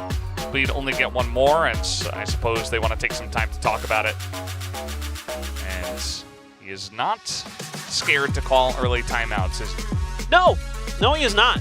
That has absolutely been par for the course for Bleed. They like to take those timeouts early and often to try to get things figured out. But, you know, you're close to Zesalt. You've got the showstopper. So you've got some tools to work with as Bleed. And my curiosity is, are they going to try to spread the map a little bit more? They sort of did in that previous round, but it got shut right down by GE. You know, you've got to make GE respect A at some point. Like, these executes, as good as they can be, GE's got very good responses for the most part towards this B site. You gotta be so careful here as Blaze King. Fakes out that showstopper, he's behind it! Oh, he got in behind him! He had no idea! And the showstopper is on the ground, dead. And just like that, you just have to give up on ever trying to get into B at this point. Maybe if you wait for a whole minute and then you go, but there's 4 members that have swarmed in there, and man, that was just really cute positioning from the side of Blaze King. Takes the initial damage, you know, on the jump peak, and then he's just tucked there in the corner, and he says, okay, he's going to come really fast. I'm just going to tuck myself in right behind him. Crazy smart from Blaze King. I mean, just great stuff there. Gets the neural theft, gets the info. If they had gone mid, there was a trip there to check for it. I mean, and Ross wins his battle. This is really dire for Bleed. They are falling apart at the seams. Oh boy. And Global are just clean with it once again. Oh, what a flash. Yeah, the flash comes in, and Volvi gonna secure the flawless for his team with some shiny plays as he is able to glide down the stairs there. And yeah, just a very one-sided round. It really comes down to the beginning of that one, especially with Blaze King just tucking himself into that corner before Darian can even see him. It's just so brutal. I mean, Darian expects him to back out towards Market, and he just kind of outguesses Darian there. And then Polvy's right around the corner to back up the push. Get good protocols overall for GE. That third kill. I mean, yes, he was flashed, but it still was a good shot. It was just so cool to see him sliding down the stairs, looking away from the flash, and then he's just able to drag back over, flick him down with the headshot. Lots of time, lots of comfort, as you mentioned.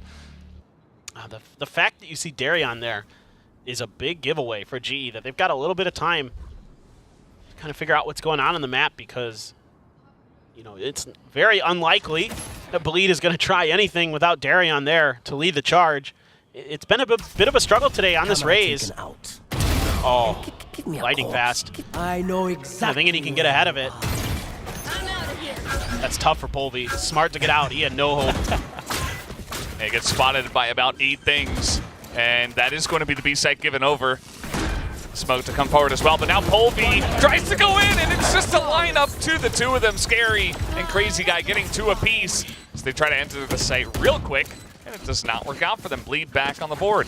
Yeah, so much of this map is coming down to if Bleed can get control past the pillar on B. If they get control past the pillar, they're giving themselves really good opportunities. Now, it helps that Retla wins out on his lurk in this round because that keeps the map in control, keeps that flank angle from not coming through for the side of GE, but it also gives you the neural theft, which gives you the info that everybody's in boba, and then you can just push in, set up the crossfires, and wait things out.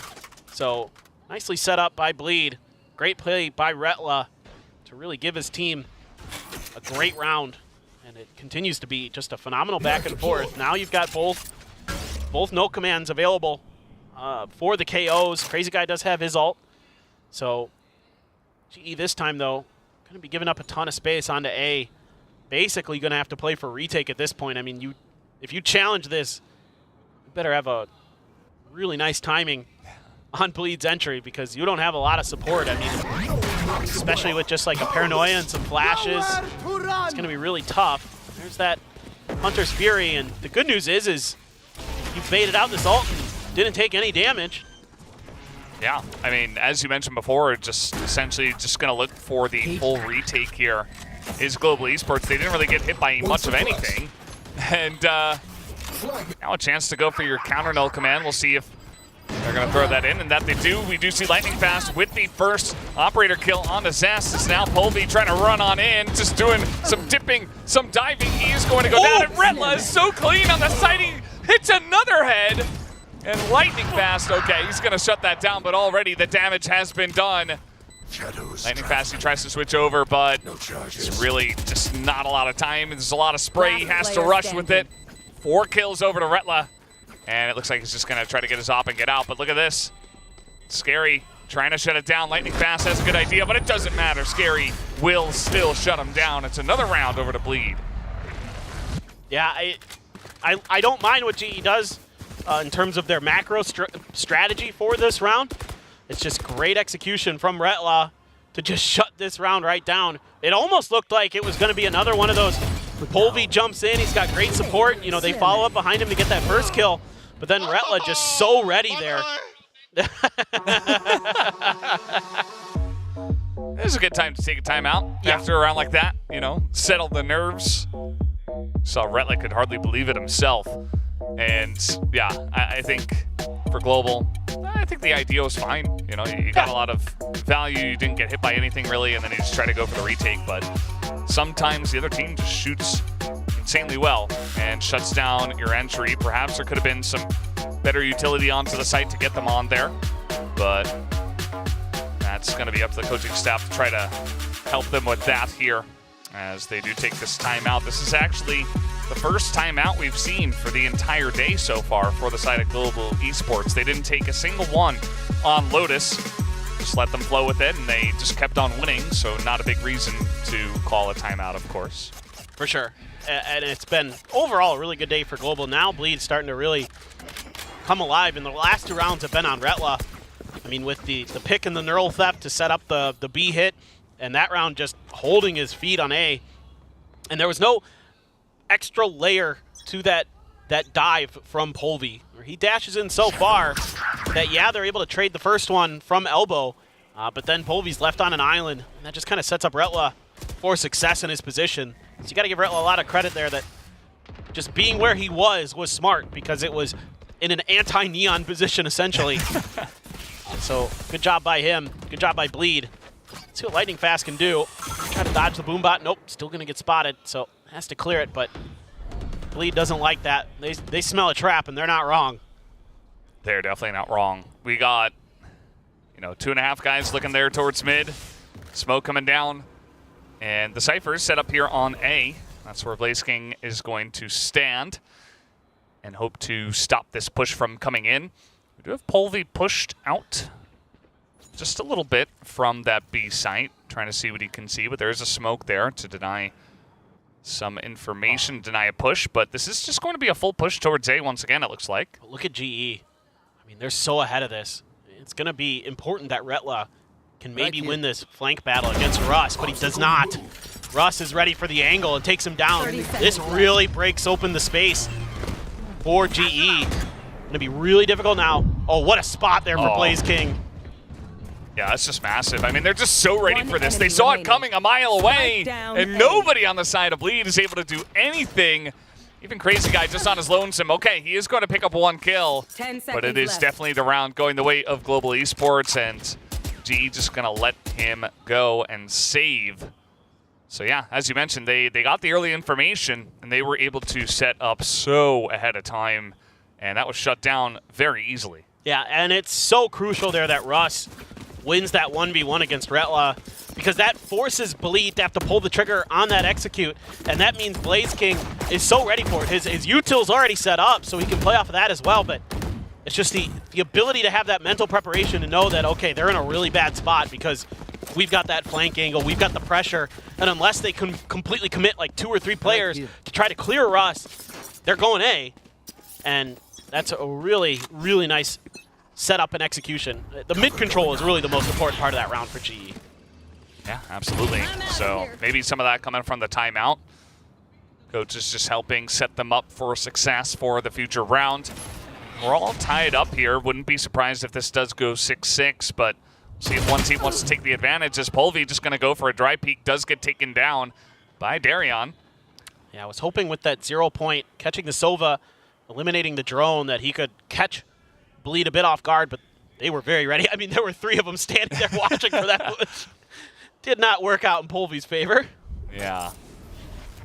We do have Bleed off of that kill, looking to push here towards B. There are a couple of guys here from GE, but man advantage. Oh, this angle from Benkai going to be huge. He does get spotted down.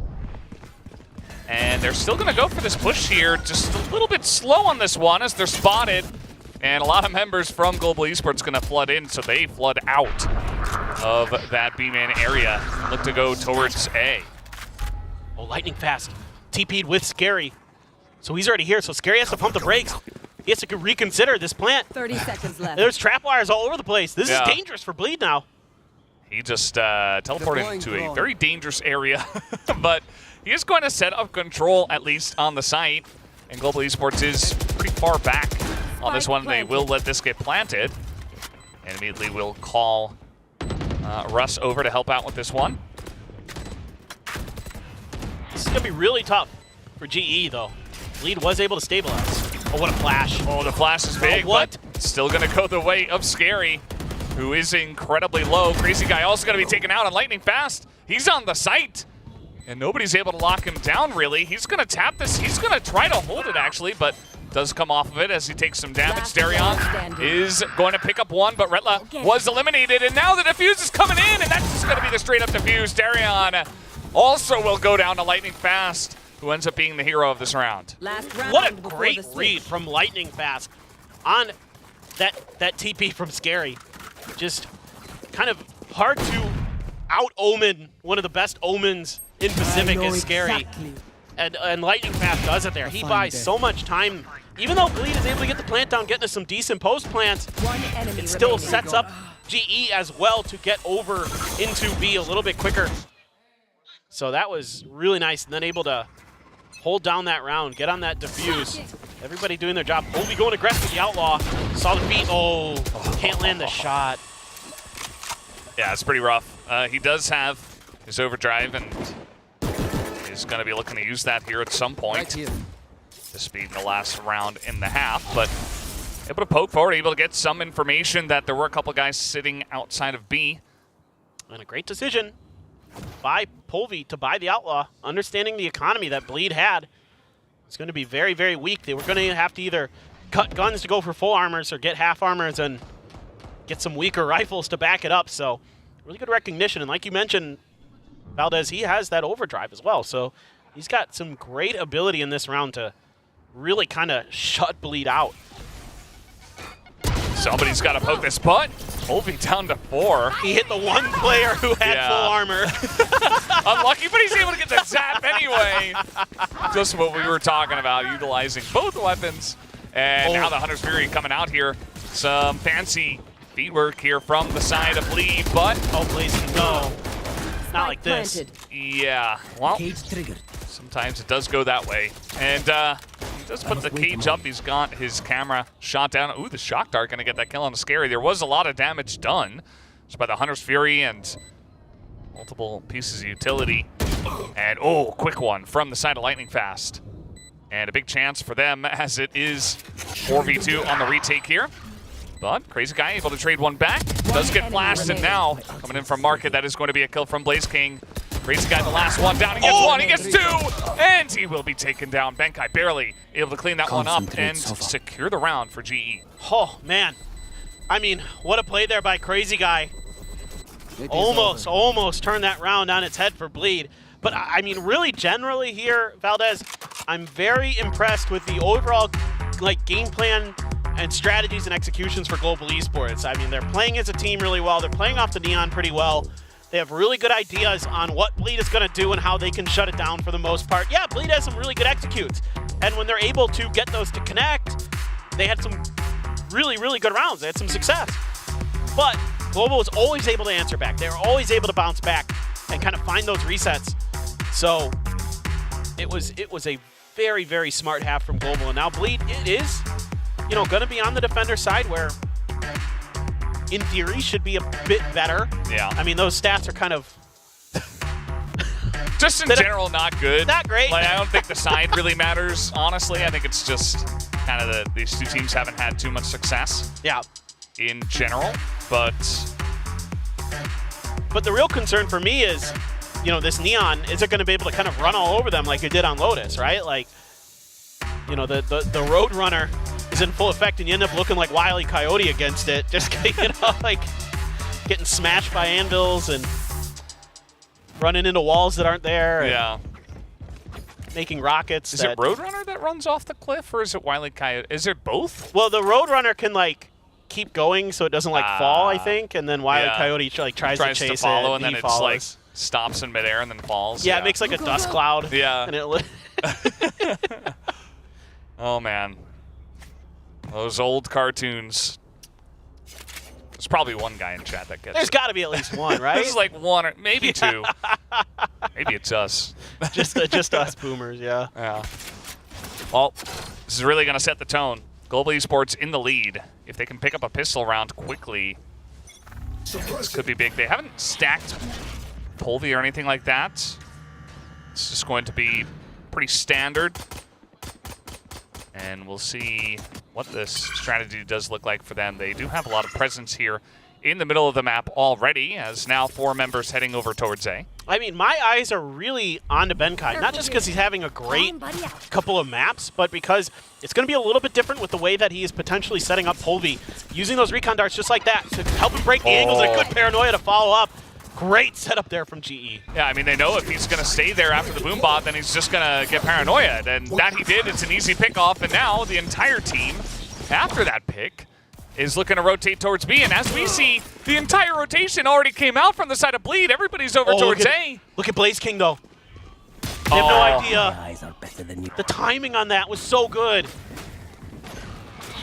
That might just be the round. I mean, they have so much control over this over the site now. And it's not that easy to get in here and retake this one. No. No, it is not. Nope. The understatement of the year. All they have is one shock dart to try to clear main. I mean, it's got to be a god tier shock dart. Could hit a couple though. Oh no, no, no! Not like that. Standing ahead.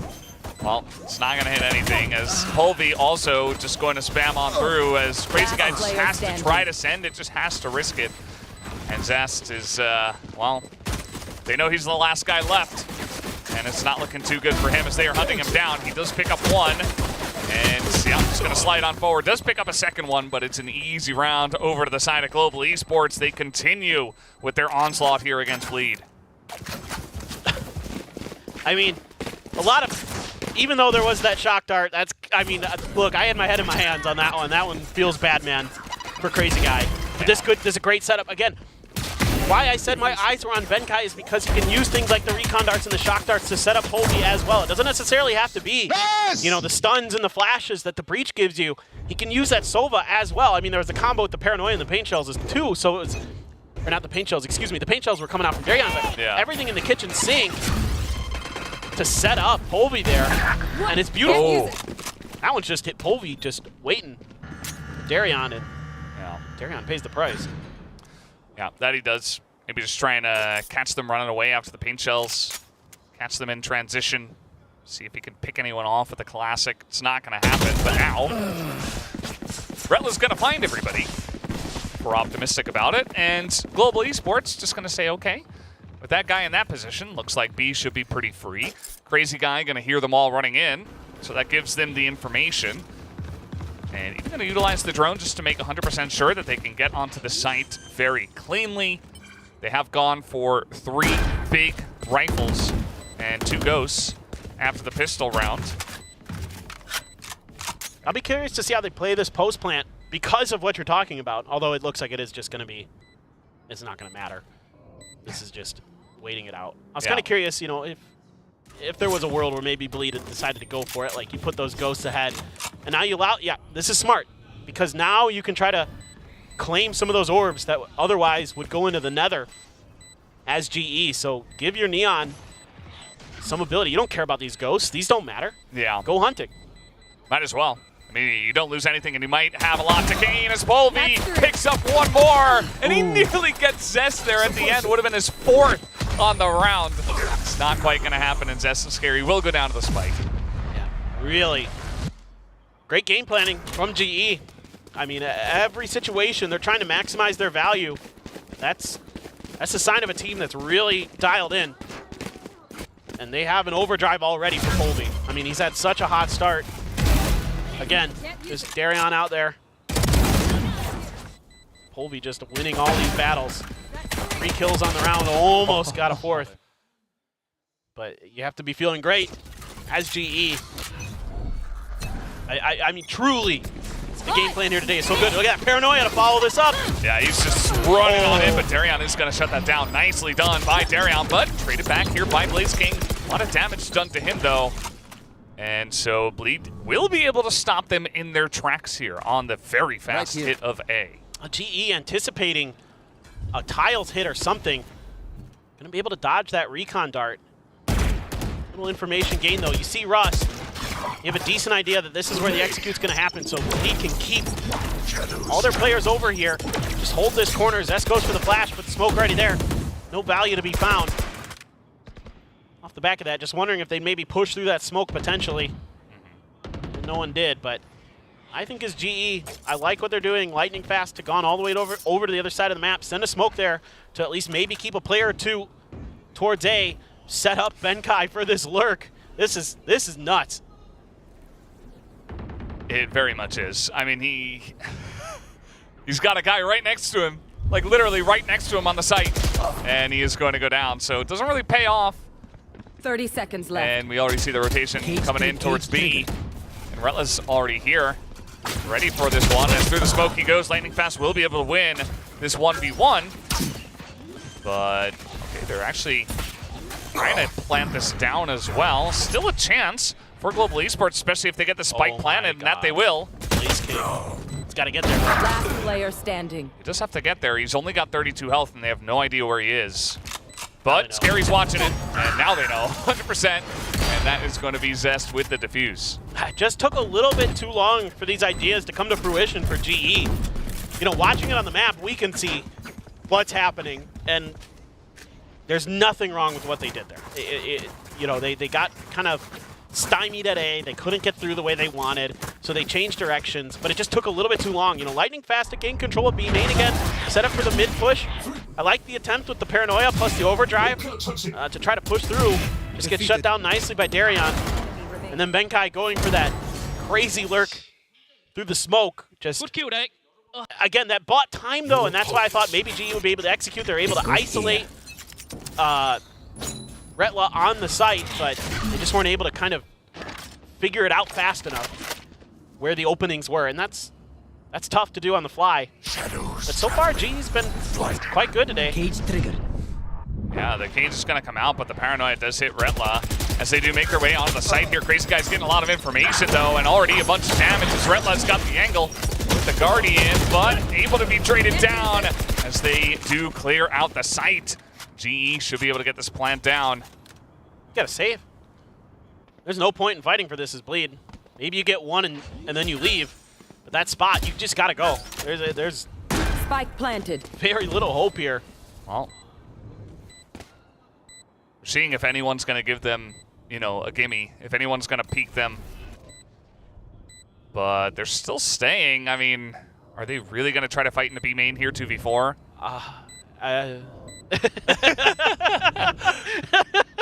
You can tell from us, we don't think it's a good idea, but they might feel like they're too far behind. They need to make something happen, and they do have the paint shells. I'm happy to be proven wrong. Yeah, I mean, paint shells get some value. Some damage in, but there's still a lot of utility able to stop the plants, and now Scary gets in, but Russ traded it down. And again, there's just not enough time to get the win. They do take some guns out of the hands of Global Esports, but they're not going to win the round. Yeah, I mean, look, it almost worked. It was a good read on understanding a few things there for Bleed. They knew they had a couple players weak. Paint Shell found a ton of value, gets the kill, and you're able to swing that corner really nicely, but this entry is really, really good. Nobody runs into any of Retla's traps, and they're cleared. It's a good fast lane by Polby to open up the space so he can clear the utility.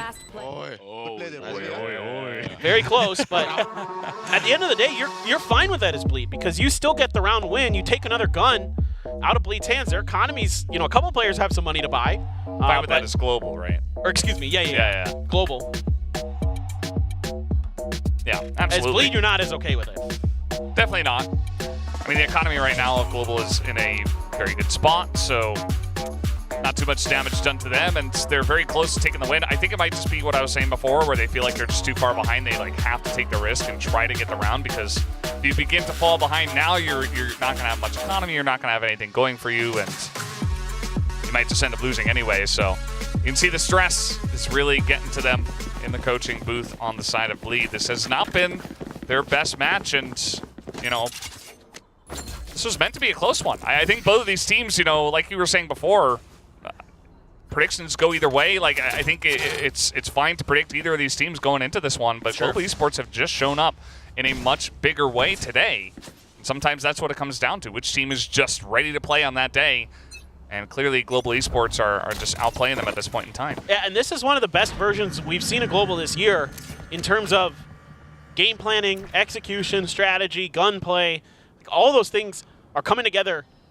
Hopefully, it's not too late for them in terms of getting to the playoffs or something like that. Like, there's still hope potentially, but a lot of work to be done. However, there are really encouraging signs. I mean, the way that they're game planning behind the Neon, every time I'm seeing really good follow-up, or at least if they're sending Polvi out on his own, there's really good reasons behind it. Either he has the overdrive or someone has like a Nightfall to back it up, stuff like that is coming through. So there's like deep layers to this strategy, and Global is also making really good reads on the fly. So credit to Benkai, who's not just having a great day with his rifle, he's having a great day IGLing this team and maneuvering around the map. And this time around, they're going to slow it down, spread the map, look for any lurks, look for early aggression, see if they can get any info on how Bleed is set up, but really so far there isn't much.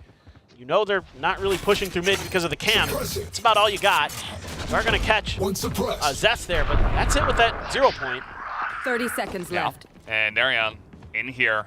He actually has purchased a rifle for this round, and he might be able to get some nice value. It's now Crazy Guy gonna hit that headshot. And still Darion's just hanging out in market trying to get some info. Oh, but he's gonna be shut down as he goes in with the showstopper. Again, it's Blaze King. Okay, sorry Blaze King, I curse you. Yeah, dies to a classic, unlucky. Scary is back here with his own classic. It is Zest who has been able to upgrade. And now he's got to push in a main by himself. There's one. Does have the flash. But 13 health. Decent amount of time. Hoping, okay, there's another one. And oh, Benkai with the flick. We saw he wasn't looking quite the right direction, but immediately is able to recorrect his aim and does shut it down. Close one, actually. Bleed making it close with not much firepower at all. Yeah, well, Bleed makes some nice adjustments. A slightly deeper trip for Retla does cost GE a player. But Blaze King again in a perfect spot to shut down those rockets from Darion. He has done a great job with that on this map. Wow, Benkai. But there's been some really close ones. Bleed's been, one player away a couple times. But they've been going against them. And that's why they're so far down. Able to buy guns, but, if GE wins this going into map and match point, they're going to have a very weak buy. Look at that. The most credits anybody has is Crazy Guy with 550. Yeah. It's do or die, essentially, at this point in time for Bleed. They need to win it here, right now. And we'll see if it does go that way. No command available here for Russ. We do have the counter from the side of Bleed, and they do have 4 guys over on the A site feeling this pressure at this point in time. It'd be tough. There's a lot of util here for Bleed to shut this attack down, but Crazy Guy, oh, this is so risky. Right out of that smoke, immediately the 0 point comes out. Crazy Guy does have some backup behind him. Scary with them, and Crazy Guy gets one. Oh, GE is breaking it open. Yeah, he got the one, but immediately he just gets spammed down by Benkai. And now Blaze King also going to take down Darion. Just on the back, just lurking there once again. He has just been, in that spot, he has been deadly today. And now GE, looks like they might have bought themselves a ticket to the 2-0 unless something crazy happens here from Bleed. That's just a great game plan all the way around for GE. Again, the lurks from Blaze King find value. One time he was a little late on one, but other than that, they've been really good. And him breaking open that extra space allows them to pivot off that A hit. Just use that smoke that's on A where Bleed has to respect it. They have to be like, okay, they can push this site. We've got the people in place. But then GE makes a better read and says, we can cut through Link, go towards top mid. And Blaze King, if he wins that fight, then we definitely have got B site broken open for us. So, really, just phenomenal. Phenomenal stuff from GE today. I can't say enough about how good this has been. I'm out of here. That's why this has been so one-sided. Bleed just have not been able to find an answer as they are sprinting in towards them, desperate to take a gun out of their hands. We mentioned how their economy is pretty much down in the dumps at this point in time. They were able to hold on to 2 rifles as they'll both be able to get that counter angle. Benkai gets the 1 spray down as well, and Blaze King gets this. And again, it's really good timing on the utility from Benkai that finds that extra kill on the A site. And that isn't as necessary in some ways, because I think they were already pretty committed towards pushing towards Link there to pivot over to B, but still, those pickups go a long way. And now Bleed needs to win 6 in a row just to get overtime. They've got some ults, but so does GE. They do have the no command here for Russ. And, if you can get that deep enough, Crazy Guy won't be able to use that Hunter's Fury to try to shut down the executes of GE. Just depends on how and when. I mean, Retla as well does have his Neural Theft. So if Bleed can find a pick here, they could set up for a nice combo with those 2 ultimates. But it's just getting there in a comfortable fashion has been tricky. They've been losing some of these early duels. They've been losing on the lurks. It's been a very difficult map for Bleed, to say the least. Zest is going to get some information. Sees a barrel, just 1 barrel. As we know, there is a group of 4 people here in mid. Many barrels. Yeah, and and Cess is not gonna expect that. And immediately, welcome back comes out. Fast lane as well, so spam is coming on through, but it's gonna be Retla who goes down instead. As they clear out the B site here once again, we do see the Hunter's Fury 30 seconds left. sail wide as well. Darion there in Boba. Desperation now for Bleed. Yeah. Well, this is going to be so difficult. I mean, the good news is your 3 players left alive haven't been hit yet, but another lurk from GE. This time it's Benkai. So if you even see Blaze King, you might think you just need a clear main, but are they going to be ready for another lurk? Well, they're sending everything they possibly can into main, so all focus, all attention onto this one angle. And the bomb buddy gonna come out here as Polvi just gonna slide on in, looking to challenge them aggressively, knowing that they have this flank, and that's gonna do it. 13-6 once again, 2 in a row to the side of Global Esports as they take the 2-0 tonight. I mean, I'm so impressed with Global Esports today. In just about every category, I don't want to say they were flawless, but they were very, very good. Reading the map well, the coordination with utility was good, the shots were pretty good, the reading of the map, brilliant. I mean, this is a completely different team than what I saw against Team Secret last week. They look so much better, and credit to this to this GE staff. Global Esports really picking it up, and Bleed, well, it's been a rough season for them coming out of Ascension. They get to Pacific, and the struggles continue. And, you know, bringing Crazy Guy back in as the IGL, I thought last week it looked pretty good, so that's why I predicted them here today, but this was just GE doing their homework and doing a great job. Yeah, absolutely. You see they're very happy there up on stage, able to represent for the team, giving a nice bow to the audience. And the team getting a kick out of that as well. But yeah, just excellent performance from them. Bleed, fortunate, but perhaps next time Global Esports just coming out too strong tonight. And they take the strong 2-0. So we're done for now. We're going to throw it over to the analyst desk to break down this series.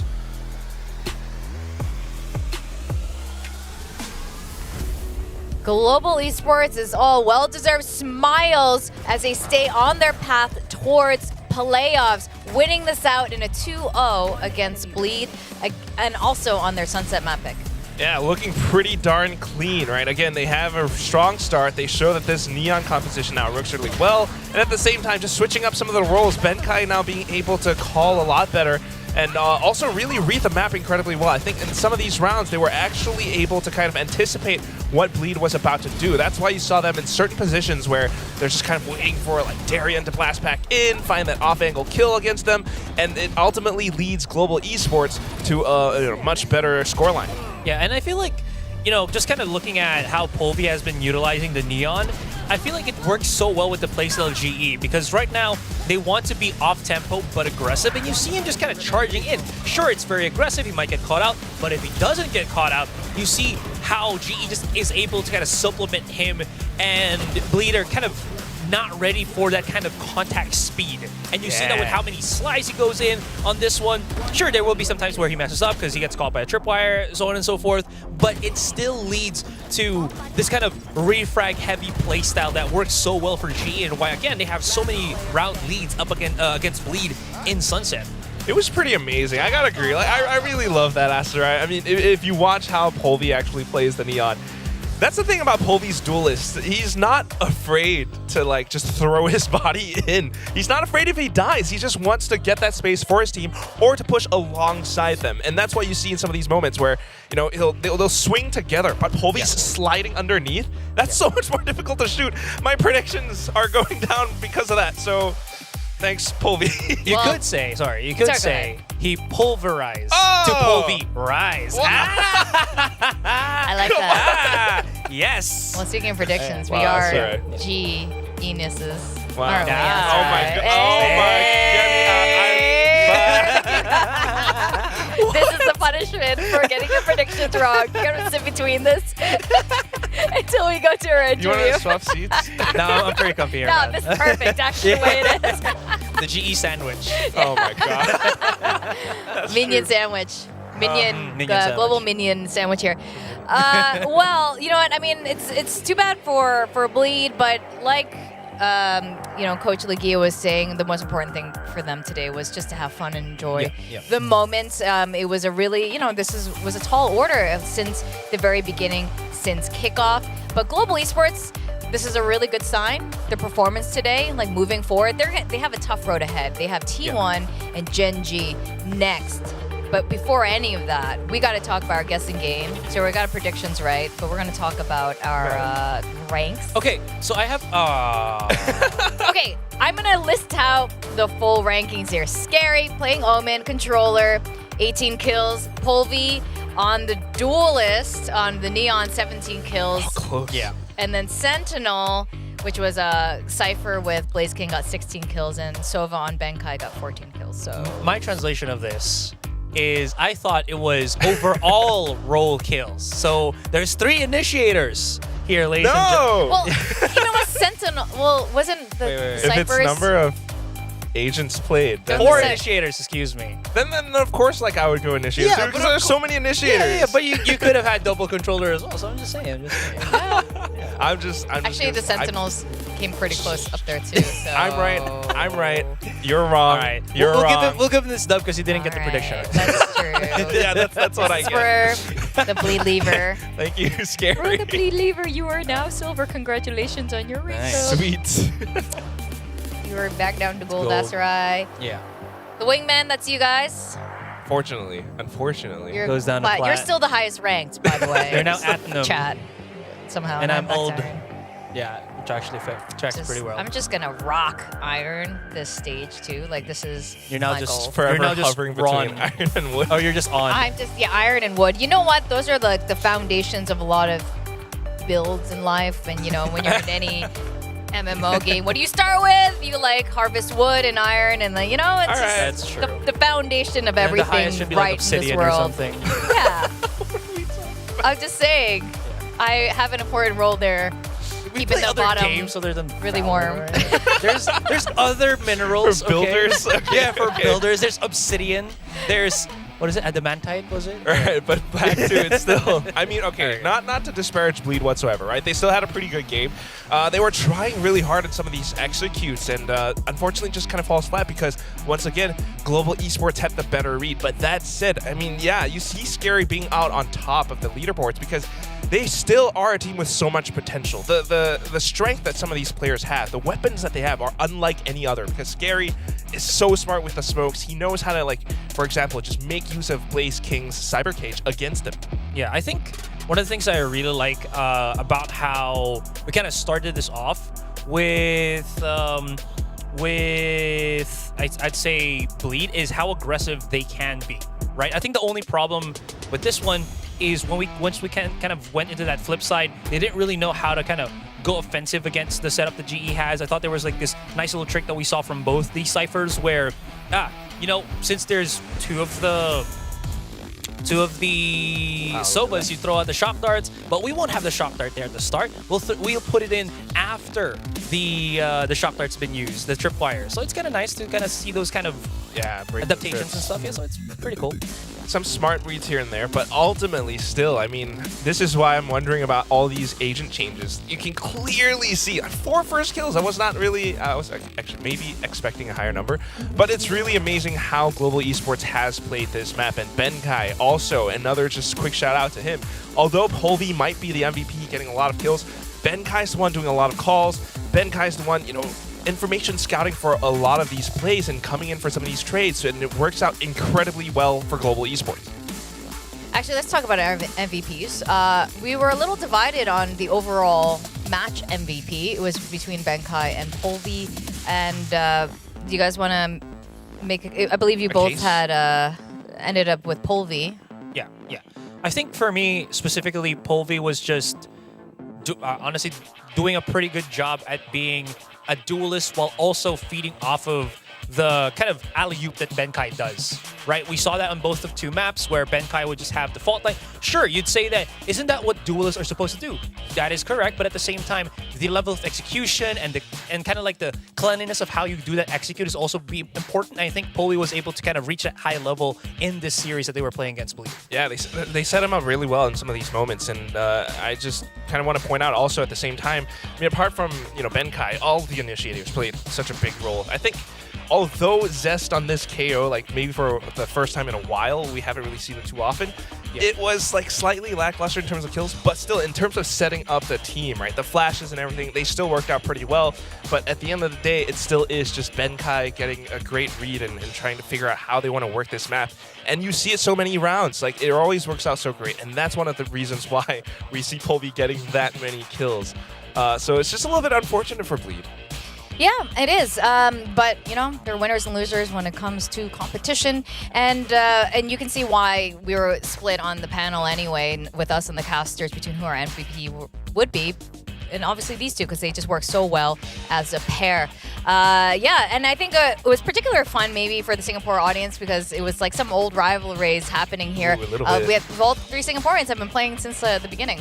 They have. I think they know each other pretty darn well. I mean, back in the day, it was always that Paper X versus Bleed story before all these international leagues came about. But yeah, now that they are here on the big stage, it's like a nice reunion, but at the same time, Benkai showing what he's truly made of. I mean, he's had like quite the quiet performance ever since the year started, off of Paper X, now in the global esports. But with this role switch up, it's actually pretty interesting how he's able to provide so much value as the IGL, as the information gatherer. It works great. Yeah, it's actually very fascinating to see him in a proper IGL role. Yeah, he was technically in Paper X, but we know that it's a bit loose there. But to be that sole caller on global esports and the kind of impact that is made, I mean, we've seen a lot of success today from that team. Let's go to the stage with Jen on standby, I believe, with Benkai. Hey guys, I'm standing here with Global Esports Benkai. Now congratulations Benkai on that win. I feel like you guys really wanted to win today. A clean and quick 2-0 against Bleed with new comps, of course. So can you just talk to me about your evaluation or your take on how the match went down today? I think the match today was mainly us like trying to support Povi as much as we can, because it's the first time that we implemented Neon into our agent call. So we just wanted to like figure out the ways that we can activate him the best way that we can. Yeah, and that was mainly like our main game plan. Like, cause we had Neon on both Sunset and Haven, right? Yeah, so it's like it felt very natural for us because it just fits Povi's playstyle a lot more. Yeah. Because he's very aggressive and like he's just diving in without fear as well. And you set him up for success. So are you satisfied with the type of performance you had today yourself? For me, I think I'm more proud of like I think I did pretty good like individually, but I'm more proud of like the kind of calling that I did today, like the IG. Oh, I think. Yeah. Then. Yeah, it was mainly like me making good calls for the whole team and painting like a very clear picture for them. Yeah, I think that's what I'm proud of today. That's what I actually wanted to ask you next, because starting stage 2, you're the IGL of the team. I mean, there's so much pressure, the new patch and the changes that you have to lead the team through and the teams you're facing, making changes as well. So what are some things that you're focusing on when you're IGLing or as an IGL? And what are some things that, want to improve? For things that I want to improve, it's more of like how calm it is during chaotic situations, like kind of lowering the energy levels, so everybody's not like yapping so much. Okay, who's the biggest yapper at the chaotic situation? Povi and Lightning Fast, easily. Okay, easy. They're yapping. Okay, so you so want to calm them down. And I'm not sure what other things there are really. I forgot like the first part of the question. Sorry. But how are you feeling about the IGLing though? Like, do you feel there's a sense of pressure? Because for some players, taking over the IGL role like means you have to talk more. You can't really focus on your aim, and it's like two things: balancing your individual performance with making good calls, and sometimes it's not easy for some players. Right. Okay.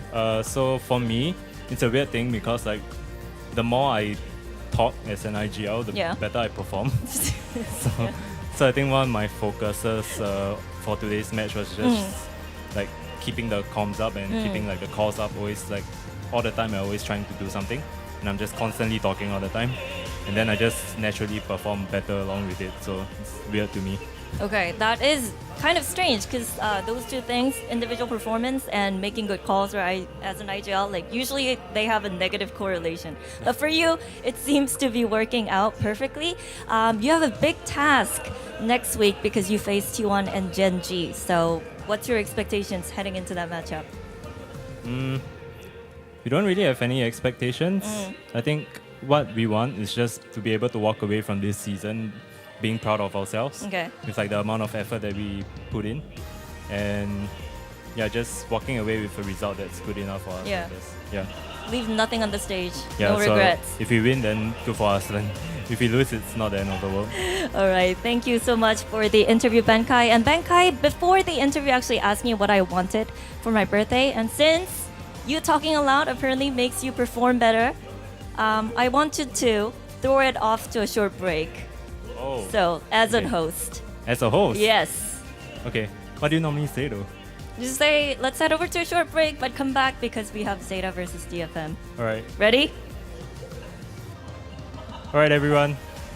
We're gonna head to a short break, but when we come back, it's gonna be DFM versus ZETA Division, yes.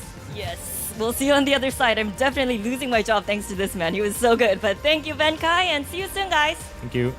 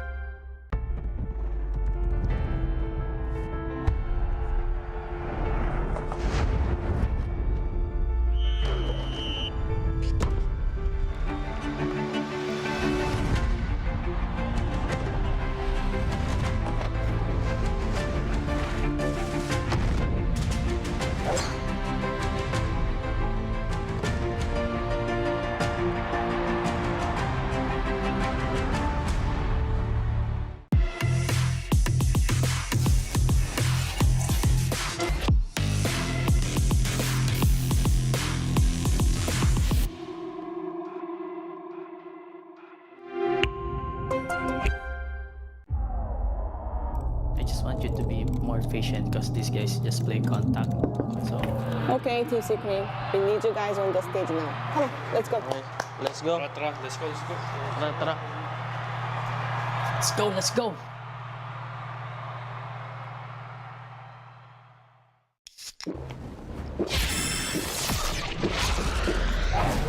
Red Bull gives you wings.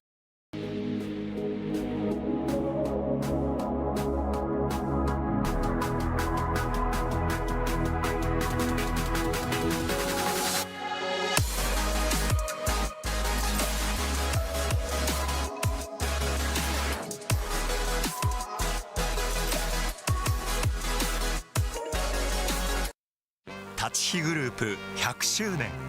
私たちは愛する立川にかつてないワクワクや感動に出会う場所を作ってきました。そして今大きな夢の実現に挑戦しています。立川と世界を文化、芸術、スポーツでつなぐ。私たちが愛する立川を世界に愛される都市に。立川と世界をつなぐ立ち日グループ。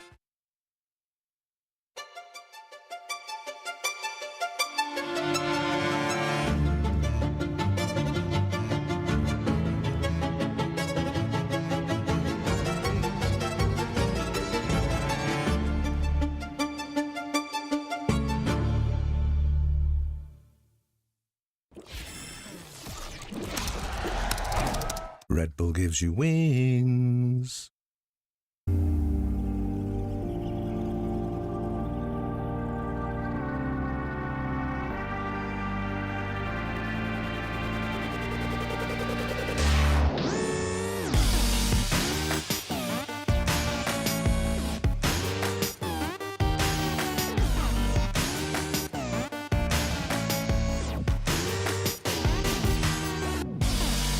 Now's the time, no delay. Gotta get going now, there's no more time to waste. More speed, little less haste. 100 miles I'm running, never touch the brakes. See that counting, we can't let them wait. Never late, cause it's time.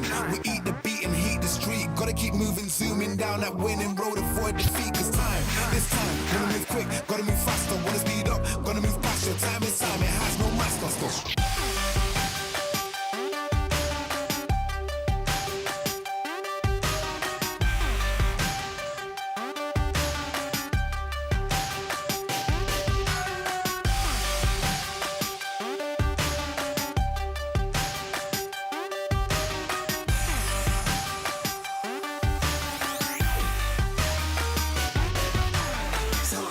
Now, never, faster, forever. Now, never, faster, forever.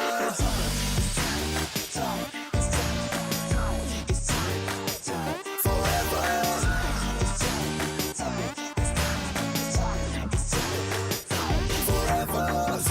It's time, now's the time, no delay. Gotta get going now, there's no more time to waste. More speed, little less haste. This time, wanna move quick, gotta move faster. Wanna speed up, gotta move faster. Time is time, it has no master.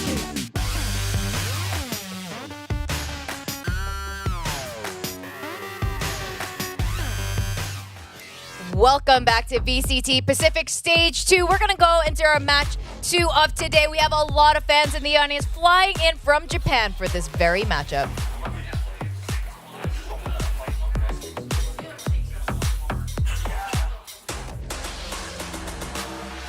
Hello, Anthem. Now, who's winning today? Okay, DFM. Who should people root for today? DFM. Okay. Who's the better team today? DFM. Okay. Who's running ISO today? Oh, gotcha. DFM running ISO. You heard it from the man.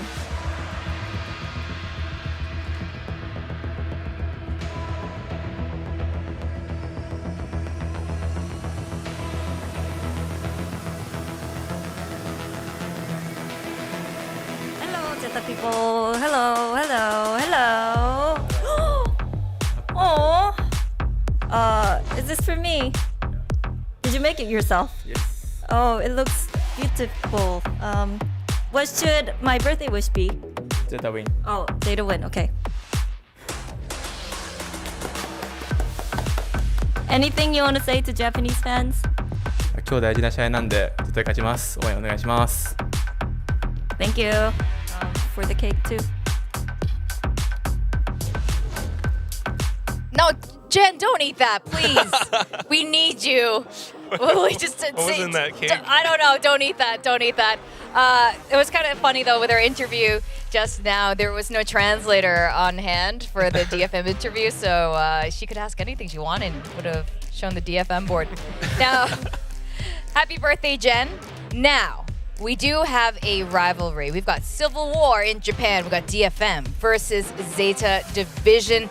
This is gonna be a big deal. This is very important for either one of these teams to win today for obvious reasons for playoffs, but this also means a lot, for their country. Yeah, for sure. I mean, of course, all the Japanese fans, and a lot of viewership comes from that country. They would love to have at least one of the Japanese teams make it through to the playoffs. And right now, it's a little bit more difficult for DFM to make it through. You can see on the board, it's 1 win, 5 losses, right? But at the same time, if they actually take this win against ZETA Division, you would have both teams tied up, and then it would come down to all the round differentials and everything. I think the way to look at this in another light, right, aside from just looking at the playoffs, which is uber important as well, is these guys have not played each other ever since last year. And that was a different tournament. If you look at Pacific, that was way back in like May. So this could be what you could call the definitive who's the de facto strongest Japanese team in Pacific moving on in the series. It's way back before me. You know Way what back. I'm saying here. All right, with that, we are looking at May and Depp, our superstar duelists here. And I mean, I think it's almost obvious why we're looking at them. But what are we looking out for today? I mean, the main thing is still, I mean, considering the agent patches coming through and how some of the compositions might change up, I feel as though, of course, May is always that strong. If you actually look at the statistics, of course, like on this Pentagon, he's, almost averaging like a lot higher than Depp in every single field. But at the same time, for his team, he's like +7 kill difference overall above all of his teammates, and that needs to, kind of improve. Meanwhile, for Depp, he's been a little bit quiet ever since his past performances, but I do feel as though we might see that similar kind of difference from like Talon from last week, because as Coach Carlisle mentioned in the interview last week, they are working on a lot of things, and who knows, they're planning for the long run. We might see a ZETA, Depp, Neon coming back in if they play a map like Lotus, for example. I will say, though, just real quick, May has been playing Jet over the Rays on their last series. Literally. Always Jet. Yeah. Well, I think this is going to be really interesting going into our map picks for today, because Haven is in the pool. ZETA Division in the past has been very interesting on Haven, and I would love to see it, frankly, from these two teams. And considering Haven as well, I mean, like, although like yesterday in yesterday's match with PaperX versus DRX, we didn't see like a Neon or anything, but we did see the ISO, right? And the Yoru as well. There's a lot that ZETA could do, because this was one of their biggest like debut maps. They've played it a lot of times, mixed bag of results, especially once they played against other teams. But they are still always that strong on it. But it's not ZETA picking Haven, it's DFM. DFM picks Haven. DFM has ideas too. I like to see it. Yeah, well, to be fair as well, I was talking about how, May has gone more to that Jet role. Maybe it's just DFM restructuring themselves internally, not in the roster, but how they play and how they kind of approach games, which honestly made me hopeful. I think if it was any other team other than RRQ, DFM could have definitely win another series, put it in the bag. But moving forward, Sunset, we've also seen how, ZETA has played with this one, kind of lukewarm reception. But I am looking forward to seeing how they kind of adjust all of the issues that they've had. And of course, our finale is going to be Sunset, so that's always going to be a good one if it goes to a game number 3. With, again, May being such a stellar player on that Ascent map in the last week's matches. Yeah, I actually wonder if this is kind of like, we had the Pacific El Clasico yesterday. Is this like the Japanese El Clasico? I mean, there are, of course, different teams, different rosters now, but still, when it all comes back to Ascent, like, that is where everything goes down. With this map pool, 100% the Japanese El Clasico. I don't know how to predict on any of these maps. All 3 of these are, I think it's a pretty even split. It could go one way or the other. And like you guys were pointing out earlier, Carlisle for sure has been cooking. Like, you're making some comparisons to Talon. I think Carlisle brings the same element to ZETA, trying to shake things up, and I'm expecting to see really interesting comps here. Now, we're looking at the 2023 data from Haven last year. DFM won no games last year, you guys remember. That's why it was such a big deal when they won this year. Different roster. And with ZETA, they, like you said, they picked Haven a lot, and it was interesting. It was almost like they had these moments of glory, especially when Depp stepped up on that Jet. Yeah, it felt like there was a kind of a half and half, when I was still watching Pacific last year, where it felt like in the first half, they were very reliant on Depp popping off as to if he was online, ZETA would dominate. If not, it's not going to be. And then the second half was Depp alongside with Laz, and everything just kind of clicking together here for ZETA Division. Now, the question is, has the win condition for ZETA Division on Haven has changed up significantly? Is it going to be reliant, once again, only on Depp, or do they have, this complete bag that ZETA's bringing into the series? That's what I'm thinking. It's going to be different. DFM obviously picking this. They have some ideas that they're cooking up as well, maybe specifically for the map. But looking at ZETA's performance, I don't think it's anything to scoff at either. It's a different roster, right? Last year, you had 10, you had Crow coming in, alongside, of course, Sugar Zero. Let's pull up our predictions while you're making your point. Yeah, keep going. Yes. Okay, I see what Victoria's doing. But yeah, I do feel as though, like, it's not just the Depp show. Especially for this year, you need to see a lot more consistency from the entire roster overall. Yep, that's right. So we have our predictions here. Quack has gone with DFM. Oh, both of you guys have gone with DFM. Yes. And Chopra, too. Yeah, but whatever. Hey, I know you're streaming around. What's up? You don't count. We got you guys today. DFM win, huh? Yeah. My reason is just because I was watching Plat Chat, and shout out to Sliggy, because he's saying how like ZETA's been like inconsistent. He's just like cannot believe in them, doesn't like them, so ZETA goes all the way to the bottom. DFM slightly better. I mean, May really looks that good, and if we can see the likes of like Medusa, Cess, Neth, they all start to step up as well, then you'll have different results, more firepower. Yeah. Well, do you have any other reason other than Sliggy power? I mean, I like Sliggy, but I'm going with ZETA today. For me, it's not Detonation Focus me, it's Detonation Focus May, so... Yeah. Wow. A lot of focus on this man, because again, he has been stepping up with the changes that he's gotten to his agent pool. Again, we know that he plays a bunch of agents, more commonly known, more known as the Rays, but I think everybody alongside DFM has realized that Rays might not be as good, or maybe other agents are worth kind of exploring right now. They have done that in the last week's matches, and I've seen because of that, it kind of gave DFM a lot more options on how they want to progress. Sure, they also bumped up the offensive capabilities of Medusa as well as, I'd say, Anthem from what we saw from them. So I feel like if we just look at from last week, and it's very important because, again, the performance that we've seen from these teams from Stage 1 has, I think, not carried over in Stage 2. DFM feels like they are, at least for now, the better team. Okay, that's a very fair assessment, I think. And for those of you guys watching this, definitely tag us on VCT Pacific with your thoughts on which of these two Japanese teams will be winning this out today. And again, both these teams really need to win from here on out to make that chance into playoffs. ZETA obviously has a higher chance of making a playoffs considering how many win-losses that they have right now. I do think ZETA is going to step up today, but I'm not going to be surprised if DFM ends up taking this away from them. Changes. That's what I'm counting on. Yeah, I feel like ZETA actually could, though. Yeah, that's why. Like, you don't know, especially with this map pool. Yeah. It really could go either way, and I'm very excited to see it. People flew in from Japan. I was like seeing them in the lobby. They flew in. Like, there's a lot of Japanese going on in there, and they're flying in, especially for this moment. So with that, let's welcome our two Japanese titans, ZETA Division and DFM.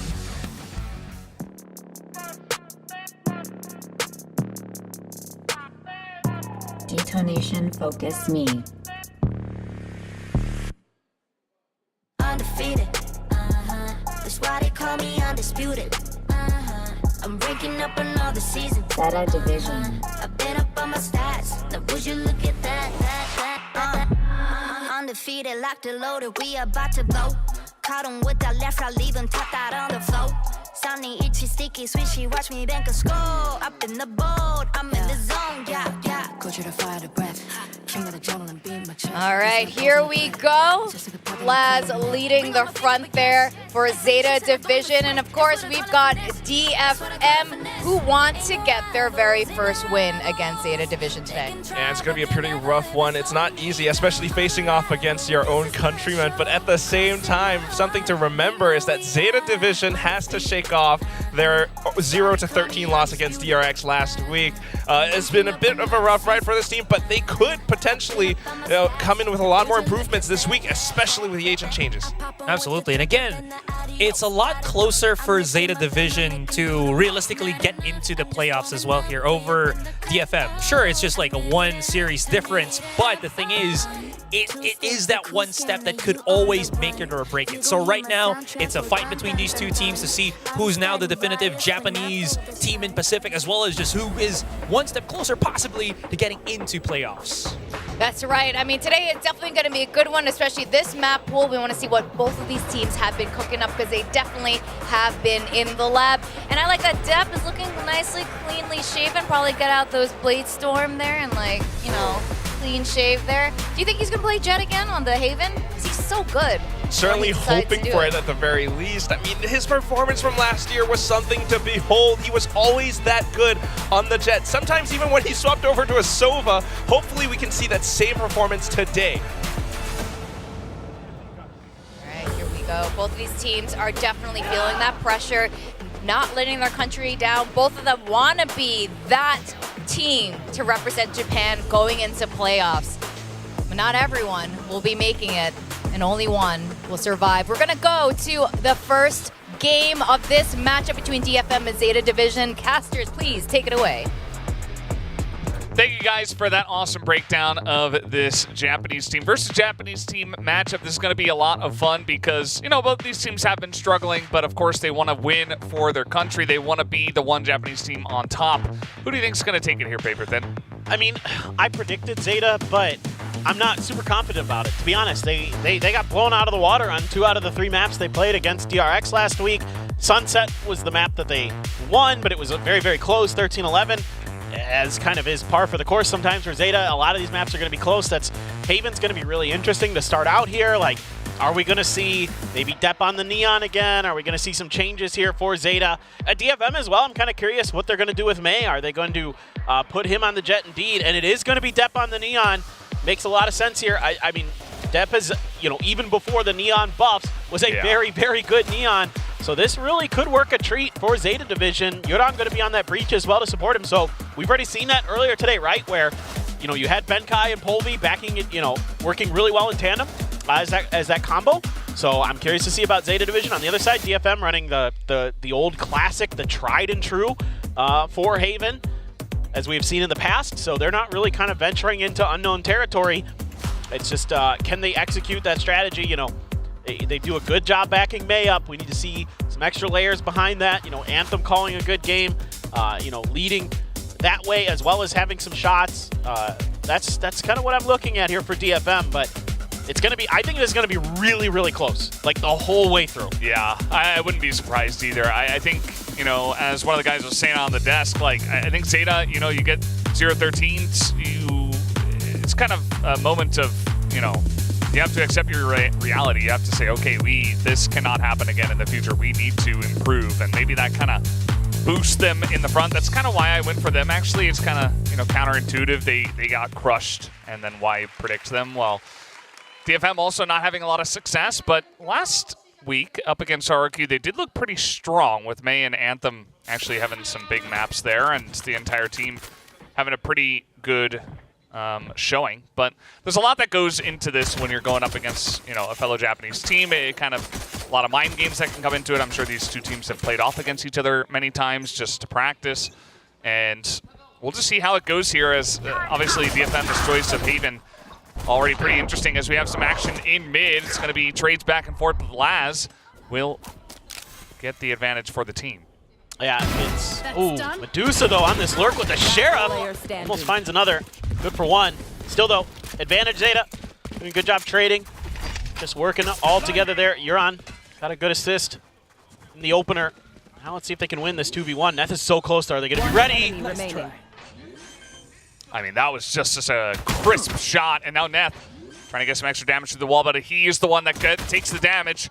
Nice flick back over as Euron trying to land in this shot, but it is going to go the way of Neth, who barely clutches it out for the team. Through the box of all things, able to take him down. That's just great understanding of what's going on in the map by Neth. You know, with that early lurk from Medusa, from Long A, they get a ton of info on where that push is going to happen. Even though the coordination in terms of utility and firepower is better early for ZETA, just this early position. And Hirodon, I think, trying to get a little too tricky with his util there. He probably should have recognized that he had done some damage to Neth in that initial exchange at the box and just gone for the fight, but tried to use that recon. Depp's going to slide on through, but Sugar Zero just shut right down. Yeah. In the tunnel. I mean, not a bad idea here on the eco for the side of ZETA. You know, just send the Neon in with the Frenzy and see what you can get. It's not going to work out too well for them. They do get the 1 kill, but now Depp is able to upgrade at least. He throws it in with the Spectre, picks up a 2nd kill, now getting some extra information. May knows he should be very low on health here. And May is just actually spamming through the walls. They're going to get a plant down as well. Keep in mind, again, I mean, this is Nico from ZETA, and Depp nearly able to take down Sess as well. This should be the round to the side of DFM, but already some damage done. The fault line as well helping, but you're not very long for this world. This May will take him down, and it's 2-0 to DFM. Yeah, a good hold here for DFM. And yeah, I mean, you're already seeing that, you know, Depp can create some space, can cause some bad battles for his opponents. Just you're going to need to see a little bit more of that as it goes on. Obviously, with the weaker weaponry here, it's not much to write home about. I mean, DFM has so many advantages in that situation. Good job by May. Not really giving anything up over there. And then you get the spot from Anthem and a good paranoia from Cess. And he is able to win that battle in short A very nicely. So gets a second as well. Spot there, just dead to rights is Yoran. And really good start for DFM in terms of all that, going their way. They're able to keep 3 guns over, but it's just going to be 2 Bulldogs and a Spectre. Yeah. So Zeta Division seemingly wants to get some damage done at long A. Here comes Step. He is going to be fault line down though. Getting the paranoia sent out. Just going to send up fast lane for protection. Wouldn't be surprised if they continue on this route. There's a big stack here from DFM over on A. It's only the Killjoy elsewhere, just in garage with their utility on C. Well, they might try to push through. Oh my god. No more. Well, they do get the 1, but now Flash does come out. And meanwhile, Laz was in here just checking into B. He didn't see anything, of course. Well, that's still really nice for DFM because if, they don't have the information, but if Zeta pulls off of it, like we can see they are, that you have a gun upgrade available for you as well with that kill, with that exchange. So that's a huge kill for DFM. And this could change the destiny of this round. I mean, now you've got to try to grind your way through all of Medusa's utility over on C. Yes, he only has a classic in his hands, but, the timing here. Oh, good clear, though. Good awareness from Hirodon, knowing where those nanos would be. 30 seconds So that's going to open up a little bit extra space for Zeta, and they can plant on the other side of this or just wait it out. Hirodon, patience. It's a little bonus damage, Why not? Zeta will get this plant down, but let's see how this retake does look from the side of DFM. They are settling into garage at this very moment. A couple of guys going through the backside of C, as it looks like Cess wants to set them up into this one. With some smokes there, and now it's going to root out that corner as Laz will go for the peak, does get fault lined, as now they are looking to charge straight in through the garage, but even through the flashes and the fault lines, they absolutely get murdered there in that garage hallway, as all 4 of them going to be taken down. Yeah, phenomenal recovery here for Zeta in a round that, frankly, looked like it could go DFM's way. There was a moment there when it's a 4v4, there's the gun upgrade. I was like, okay, but Hirodon is a really good round. Gets that trade kill to shut down the long A kind of pressure that DFM is trying to create, and then he has the shock dart to clear, and they're doing a good push and pull there with 3 players holding down the link angle from garage. Right there. So, for what it's worth, Zeta, maybe not the start they wanted to the round, but the finish, very, very good. Oh my god. Absolutely. Here comes Step. Looking to finish this round himself as the spam comes through. I mean, he knows he's there, and now he's just going to slide on him. Meanwhile, Sugar Zero picking up 2 kills himself on long.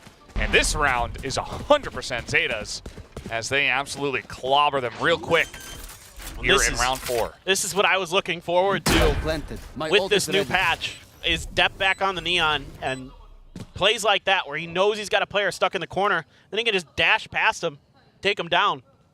Good play from Sugar Zero as well, over and long to clear out that. Not exactly sure what happened because we were watching Depp, but yeah, I mean, I'm fine with that. Yeah, it makes sense. Yeah, I'm all about watching Depp. I'm an unabashed Depp stan. Well, you're not the only one, I'll tell you that. And looks like he is trying to find Medusa here. Medusa, tucked to the corner, has his turret up. You can hear it. So he's calling him in. And Depp doesn't mind if he dies here. All right, well, Sugar Zero actually going to live. Medusa not going to hit that shot. Sugar Zero was on 40, so didn't even have to hit the head. And it's just the cleanup. So going to take that extra gun out of his hands as well. Great spot. Again, Hirodon's utility really on point on this Sova. So Haven, a map that we showed it on the desk before that, DFM was 0-4 and Zeta was like 3-7 or something like that on Haven. But like so many of Zeta's Havens were like 11, 13s or overtimes, so I think the percentages there don't really show how good Zeta can be on this map. Not the weaker buy, just May with the hero rifle or DFM. Have to consider the Hunter's Furies. Whoa, what a shot from May. Spike down. Yeah. C. I mean, there's a reason why we have, you know, a bunch of people predicting DFM, even though they've only won one match so far. They do have some individual talent that is pretty insane. One of those guys is May. And now he has his Blade Storm. This push is coming in from the side of ZETA. Oh, man, Cess. My ultimate is ready. Speaking of individual talent. Huge plays. You're just walking into that. There's no util. One enemy. Again? Okay. Mate's okay. That's going to be 4. Mate just going to pull off the Hero Rifle Thrifty.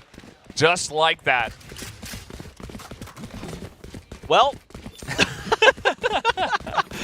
I mean, you know, Zeta's just trying to use their gun advantage, and DFM just is having none of it. So they're just dry peeking a ton of these corners, and DFM's util's just better. I mean, you don't even need that paranoia to land. May already had Sugar Zero dead. And then he just dashes up on top of the box, knows there's another player coming, takes Euron down. So Zeta still have enough for a buy. Now you've got Depsol, you've got the Hunter's Fury. How are you going to maneuver this map? Setting up certainly for what looks like a B hit. Now sends Sesu packing all the util to make sure that this space is clear. Just how aggressive is DFM going to get? Trying to delay this. The aftershock comes a little bit late to stop the plant. Yeah, that it does. Euron going to throw his forward, also getting paranoid on the site. He's kind of stuck here, and they are going to isolate him. Anthem also gets a kill, but nice peek here from Sugar Zero. Holding on to this angle. And you gotta go. Oh, no, he's going to be taken down. He is not going to go. And now we do have Medusa trying to defuse in the face of a Hunter's Fury. And that is going to buy a lot of time here for the side of ZETA, but they do have to peek this once again. Anthem is covering it, and Huron able to shut it down. It's down to half. It's 1v1 as he's trying to hold it, but the shot does come in from Huron, and he does clutch it out for the team. Oh my God. What is going on? So a lot of things to consider in this particular round. Sugar Zero tries to get away with a TP. That's shut down. He does a good job getting those first 2 kills. That's an oopsie on the recon dart, but whatever. I mean, it's fine. He still has a huge advantage in that situation. But Huron, I mean, other than that recon dart, very well played in that round. I mean, a very classic Hunter's Fury setup. You go back into your spawn. You wait it out. May's got the blades, though. And this is frightening for opponents. So that's a great shock dart. Almost hits May. Uh-oh. Oh, May's going to feel the pressure, actually. The fault line, I feel like it got some value there, but either way, just going to get the kill, back away. That's totally fine. Medusa here playing in Garage. And Depp waiting very close by with his own Phantom. There he is. Nice little peek from Depp. Going to shoot his head down. He's just going to stay there. Try to lock this down. Really making that space annoying. Op shot, kind of missed from Laz. Takes a little bit of damage in the exchange. But Rolling Thunder for Yuron. That could really break open this A site. You know, DFM playing in a spot where they're going to get hit by that Rolling Thunder if it does come crashing through. But something about this has sent ZETA packing. I'm not sure what info it was. They don't like what they're either not seeing or seeing. Depp is here on the C site. Laz still going to get 30 seconds that pick left. on Assess. And yeah, the entire team is just following exactly the route that Depp took. Depp says, well, I don't see anyone, and the Killjoy utility is not functional because, well, she's dead. So we can just take the site and plan it. Meanwhile, Laz just going to... 10 seconds left. Ooh, okay. I don't know if that got heard, though. Yeah. Just going to go through the back of the site. This is very, very tricky for DFM. Right there. Definitely is. And, okay, Fault Line's going to come out, but buying some time with his own flash. And Depp is playing pretty close here. He's got a lot of utility of his own. Does get flashed out, but Laz still holding onto this one. As up into the air goes May, and down on the ground he goes afterwards. Depp slides in, picks up his 3rd on the round, and ZETA are back in the lead. Yeah, I mean, this is the Depp show. This is what you're looking for as ZETA fans. to see him start taking over maps. Again, something the analyst desk was talking about was, you know, so many of those massive depth games came here on Haven, where normally he's on the Jet, but now he's on the Neon, and he's doing a good job working his space there, getting tucked into that corner ahead of DFM's understanding that he could be there. I think maybe Medusa had an inkling, because I kind of saw him looking in that direction, but, you know, Def found a great timing, and now they're just going to go for an explosive hit onto C. This is everything in the kitchen. Take a spot out for definitely shut down by Sessu. Yeah, headshot from the Vandal. That's going to be huge. Sugar Zero does trade one back, but Sugar Zero. But he does get taken out. Cess does take him down. Now, bit of damage done to Cess. And, ooh, they're going to just sweep that spike away and get out somehow. Some trading shots through the smoke. But, yeah, they're going to take the spike, and they're going to go elsewhere, look to reset this one. What a reaction there from Cess. Just anticipating that pressure nicely. I mean, that's not easy to shut down a Neon who has a spot on you from the Sova util. It's just great reactions from him. But they know that ZETA has pulled off of this. They suspected after the spike got picked up. And you have to be a little bit wary because of the operator. And certainly that's part of the idea there for ZETA, right? Like, we want to go C because if we can get the plant down, we can put the operator in C main and just make their life a nightmare left. trying to go for the defuse. But it's much tougher to find that value onto A, but you know, maybe this is going to be one of those days where Laz really comes alive with that op. Oh, he switched over to a Vandal, so now, now it makes a lot more sense. They actually scouted the operator on the ground planted. too. So DFM are just trying to push into this as slowly as possible and just take good trades. And we'll see if they can, as meanwhile underneath, no, Hero's going to get the one, and now Laz, nice timing on that peak, nearly takes him down. Cess already pretty low. Nath slowly but surely trying to come on into this one, but Hero is on the site, and there's the headshot. Knows where Cess is coming in from as the fake TP. Hero is going to check for it, but here he comes on the right, but no, method flick from Hero. This guy is on a heater tonight. Oh my goodness. That was a flick and a half right there. My God.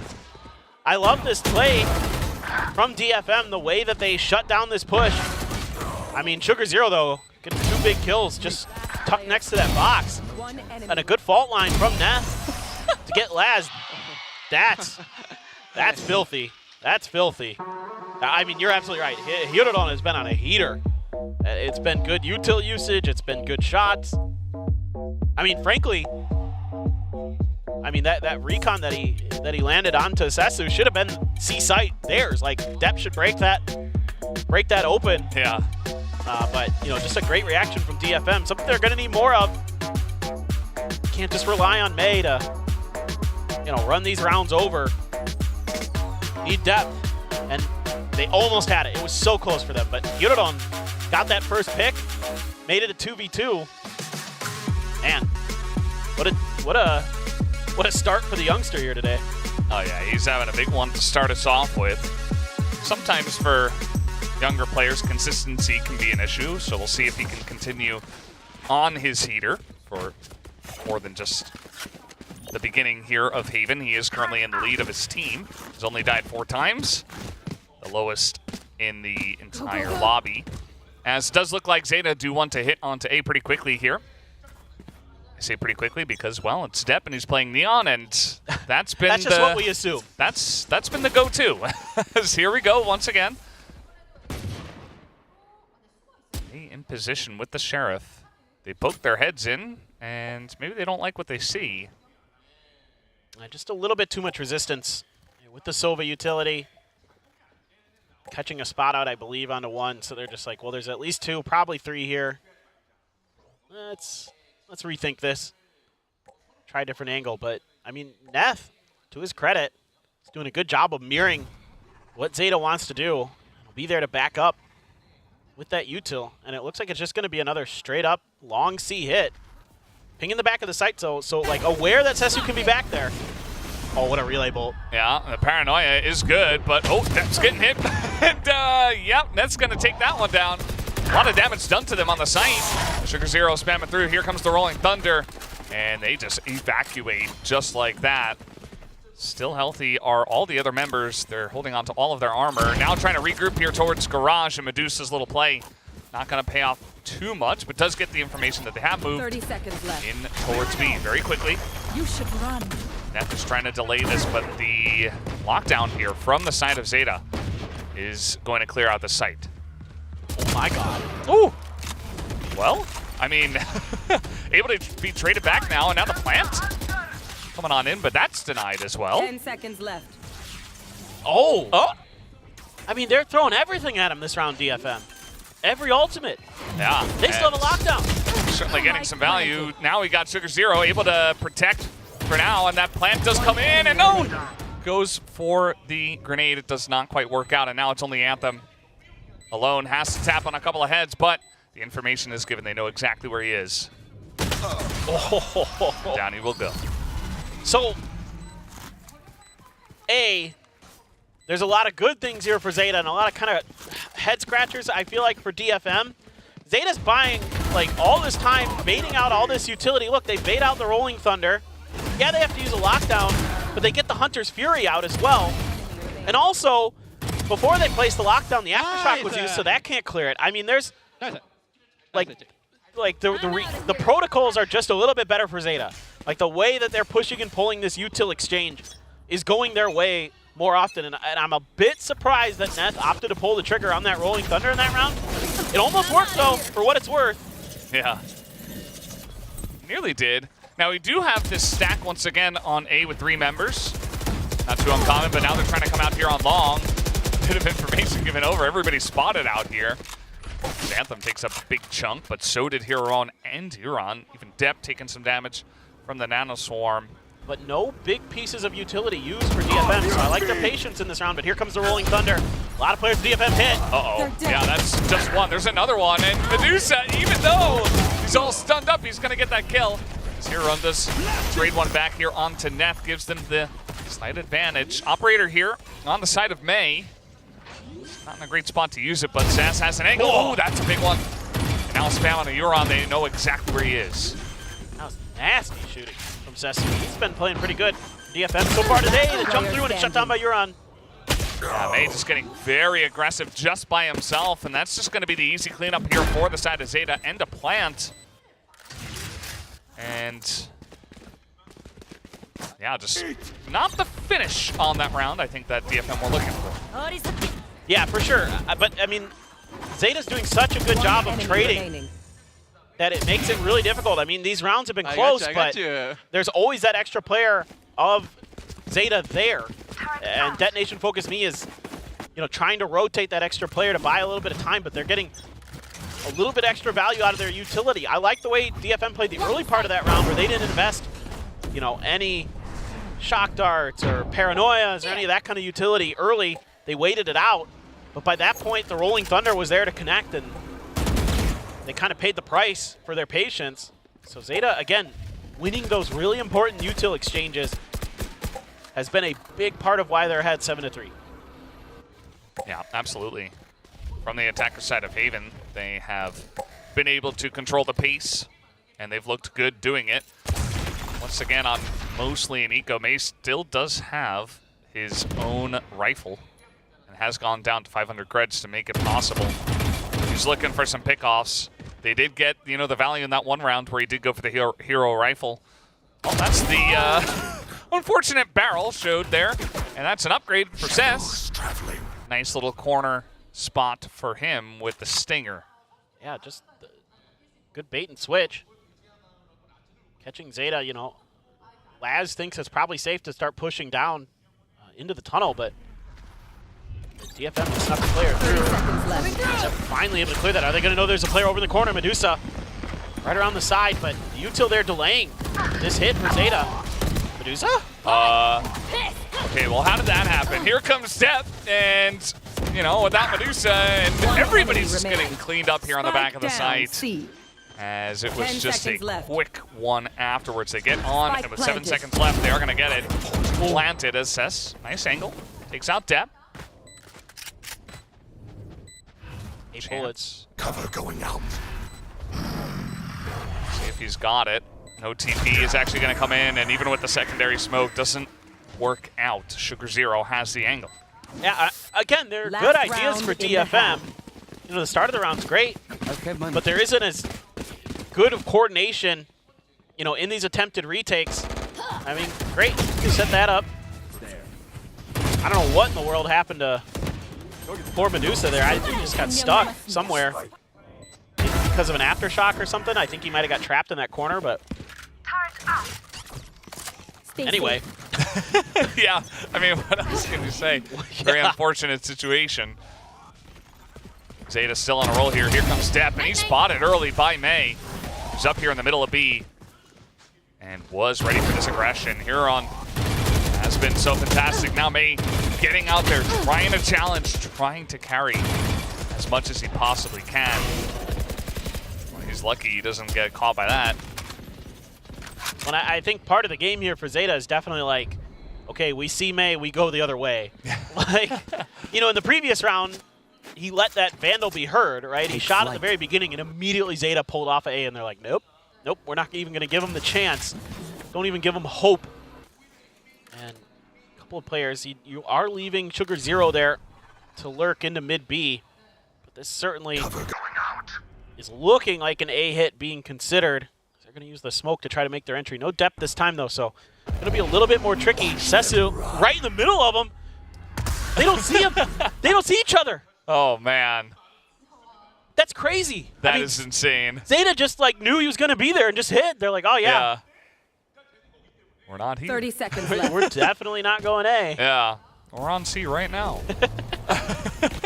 Some smokes, and now they absolutely know. And that's a Breach potentially in trouble. But Cess here in the corner, going to get a lot of value. And there is the information through the smoke given over. Sugar Zero has been good, but not good enough.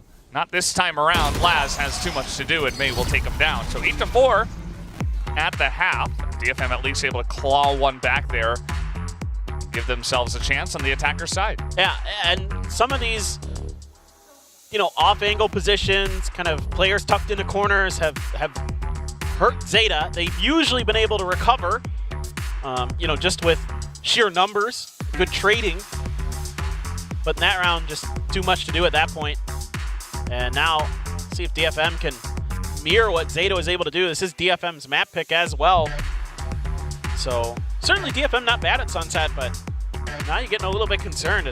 I mean, Haven used to be slightly attacker-sided, and with a Neon there, you kind of feel like, yeah, you're leaning into that side of the map a little bit more for ZETA. But, you know, DFM needs to get it rolling a little bit more.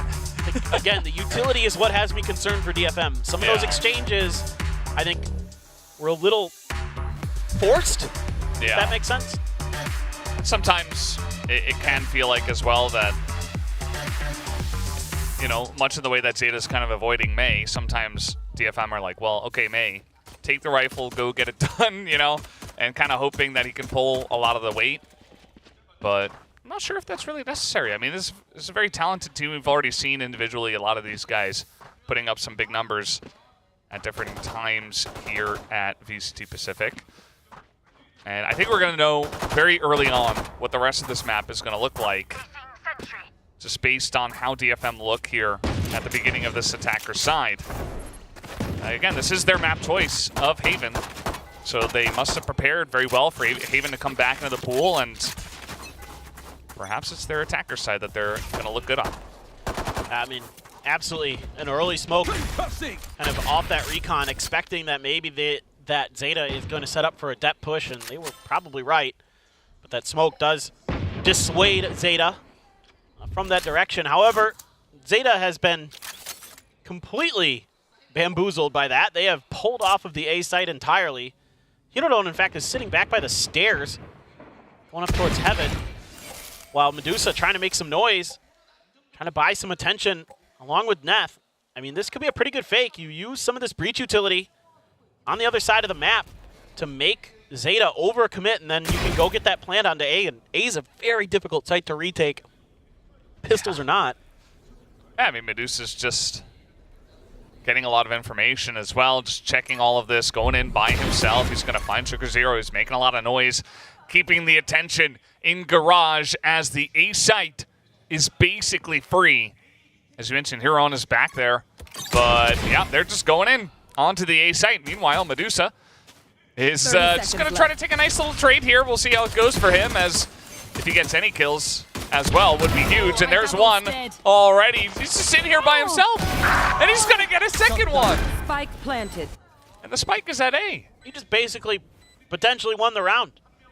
I mean, a frenzy, okay, but it usually takes one full clip to get a kill. And Cess is right behind him. Oh, boy.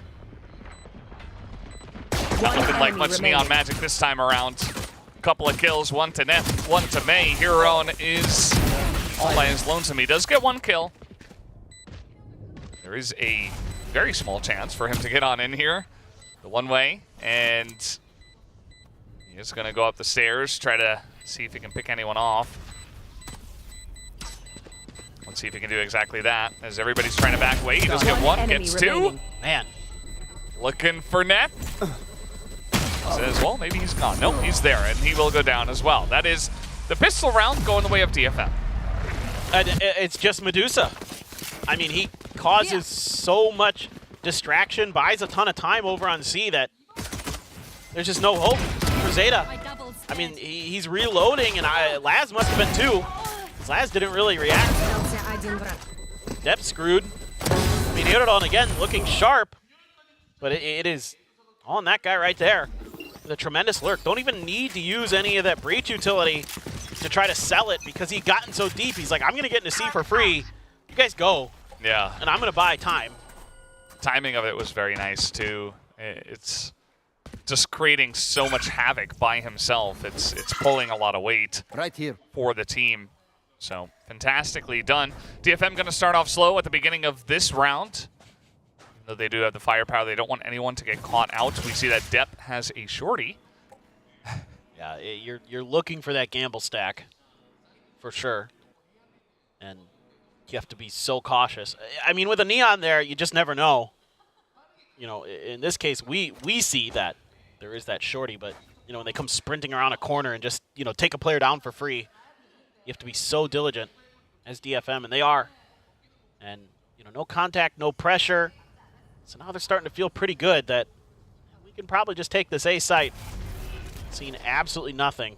And yeah, they're going to get it. So see what ZETA does. I mean, almost like 90%. You got to feel like, oh, okay, that's a good shot there. But, you know, ZETA's probably just going to try to die to Spike. The real question is how aggressive does DFM get? I mean, Neth's probably going to go out here and try to do some damage.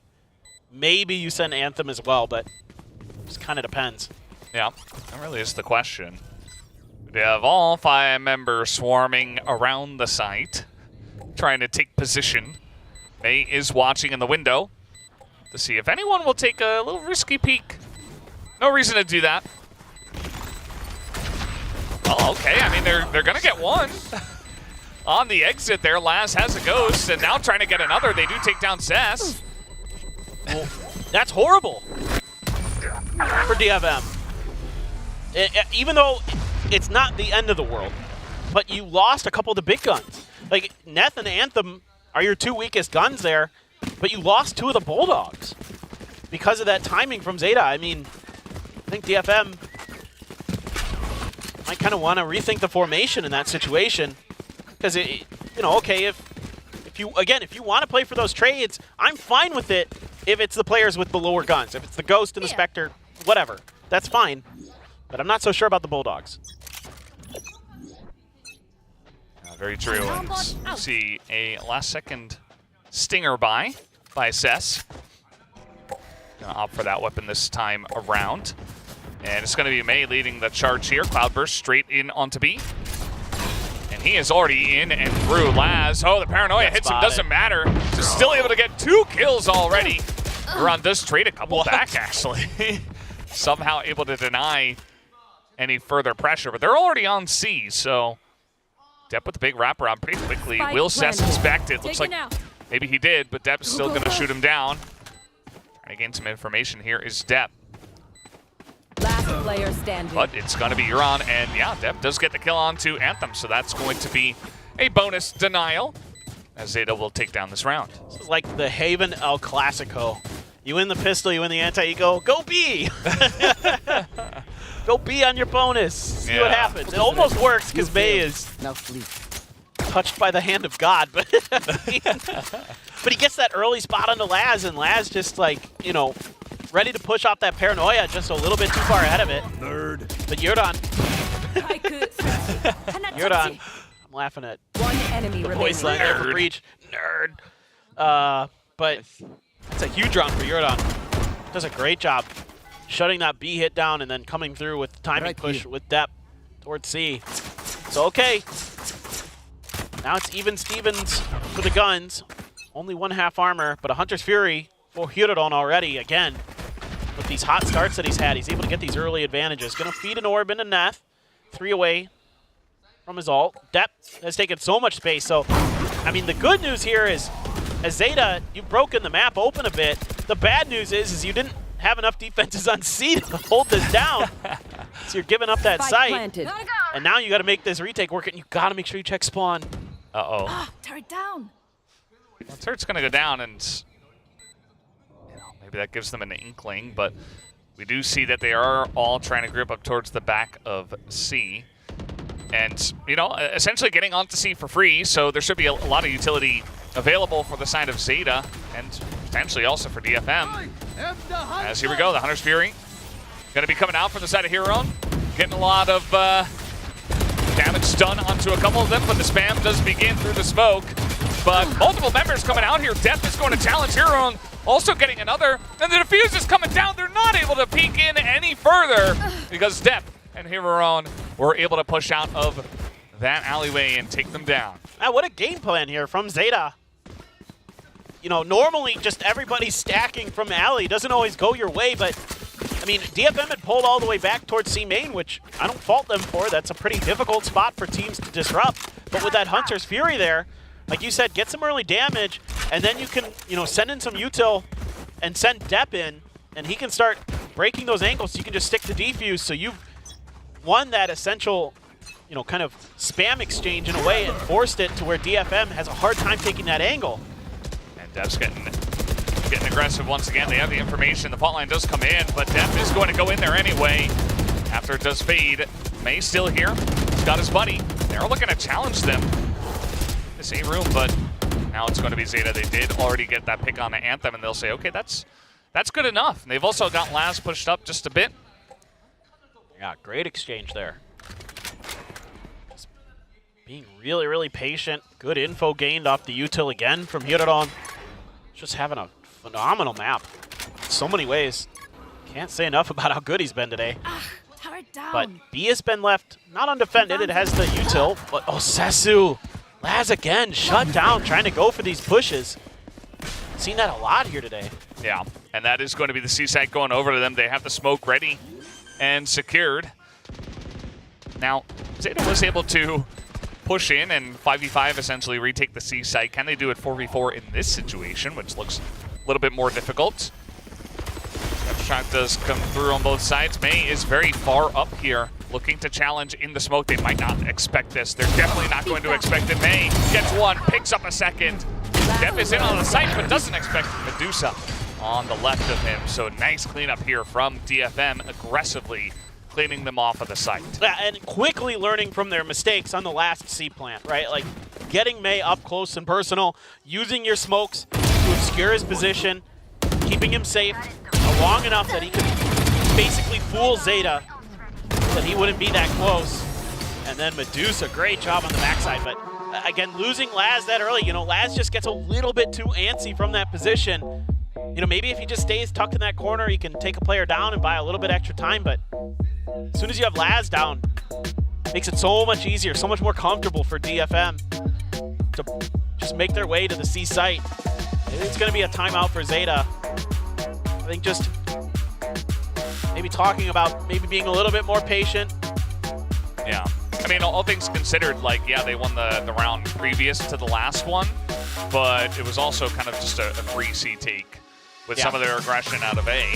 So maybe just trying to calm them down. They do have 2 timeouts, so I think it's fine to just take one now after just 1 round loss and really try to keep the momentum in your favor and just try to correct some of the things that the coaching staff has been able to identify as weaknesses, and then just continue really, you know, sending it home potentially here on this map. Because if we do go over to Sunset, ZETA's selection gives them a decent opportunity if they take this first map to potentially take the 2-0.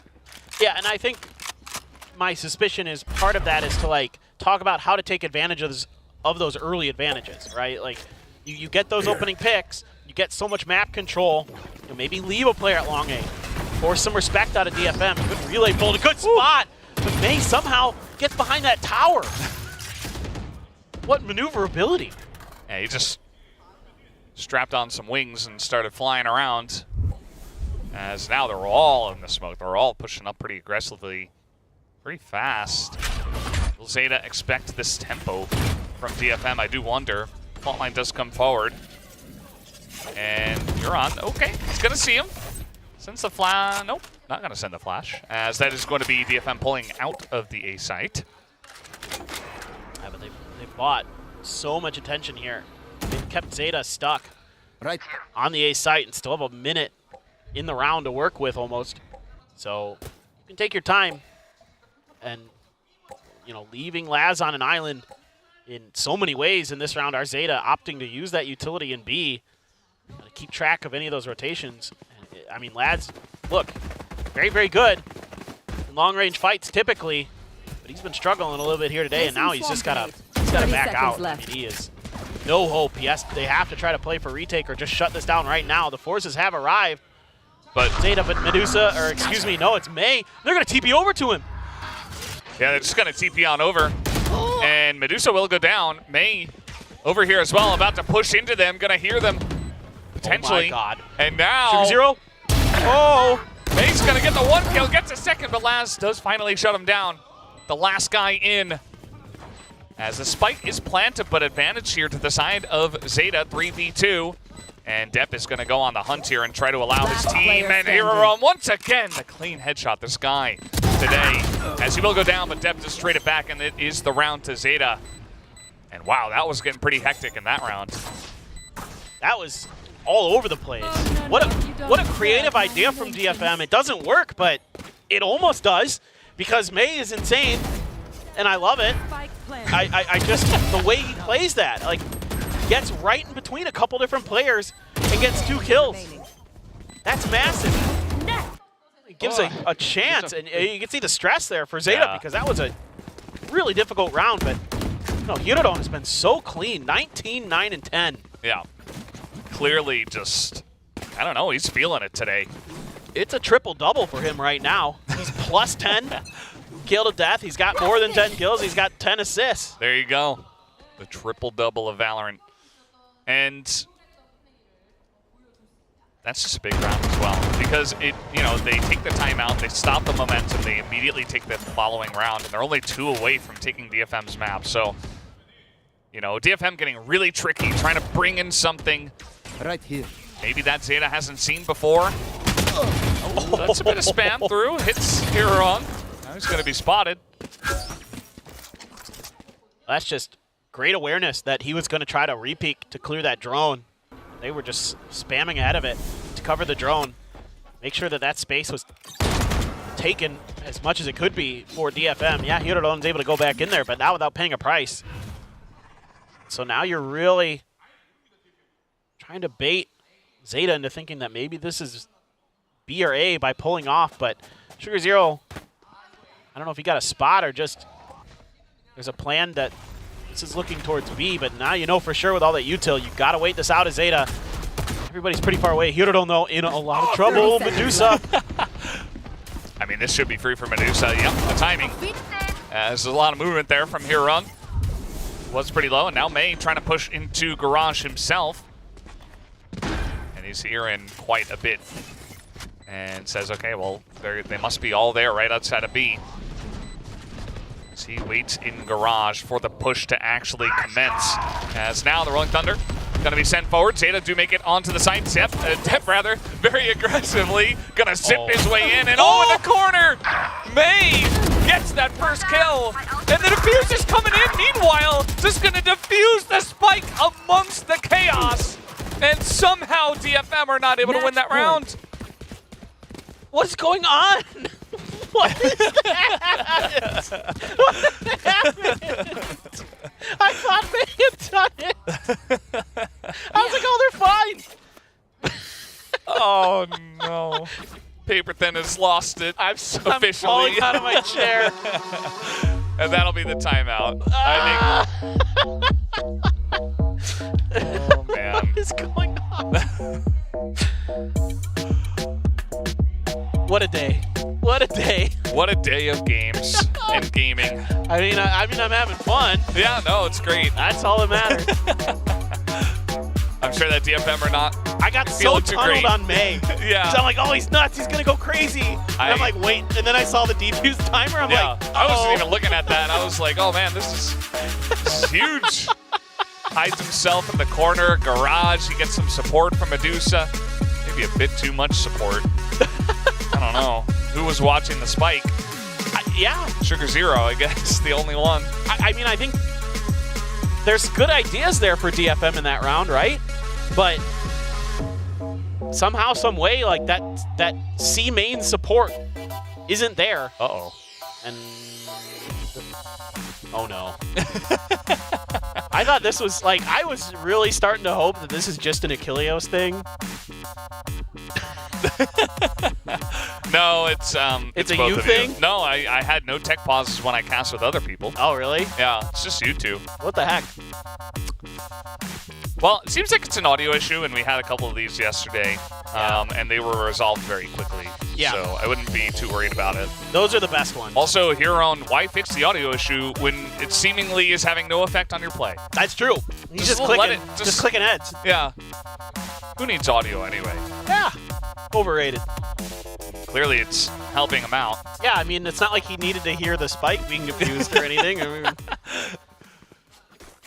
I'm so... I want to see Can a we have replay replays? of Sugar Zero sneaking onto the spike and defusing. He must have, like, TP'd into it, or... Yeah. I mean, he has his ult, but I mean... there was a lot of noise. Yeah. You know, there's kills going back and forth. You got two people that were pushed in the garage for DFM, so a little bit less coverage to spam the spike, right? Yeah. So you can understand how it happens. It's just not very common. Yeah, I mean, it's entirely possible that it just wasn't heard. Yeah. So, Depp does have his ult, so he just goes down to a stinger. You know, money is tight for ZETA. Even though they're winning rounds, they've been losing a lot of players to do it. So, with the ult available, makes sense to buy down. Laz does have his ult as well, so keeping him alive in this round could prove crucial to help counter Medusa's. Although Anthem is one away from that Hunter's Fury, so you do have the tic-tac-toe counter to Laz's ult available likely here. I'm assuming this orb is going to Anthem in a second, especially once they realize there's nobody here. Again, completely left undefended. I mean, ZETA has a lot of confidence in these A retakes. Yeah. And I mean, frankly, yeah, they've either come close to working or worked.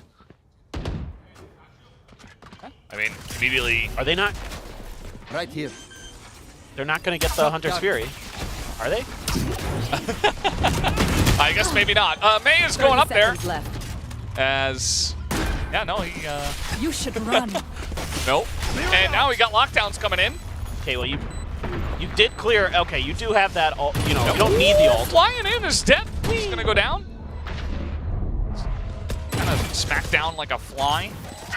And there's not going to be any detains as they are here just right in the middle of the site, but they are going to be revealed as now.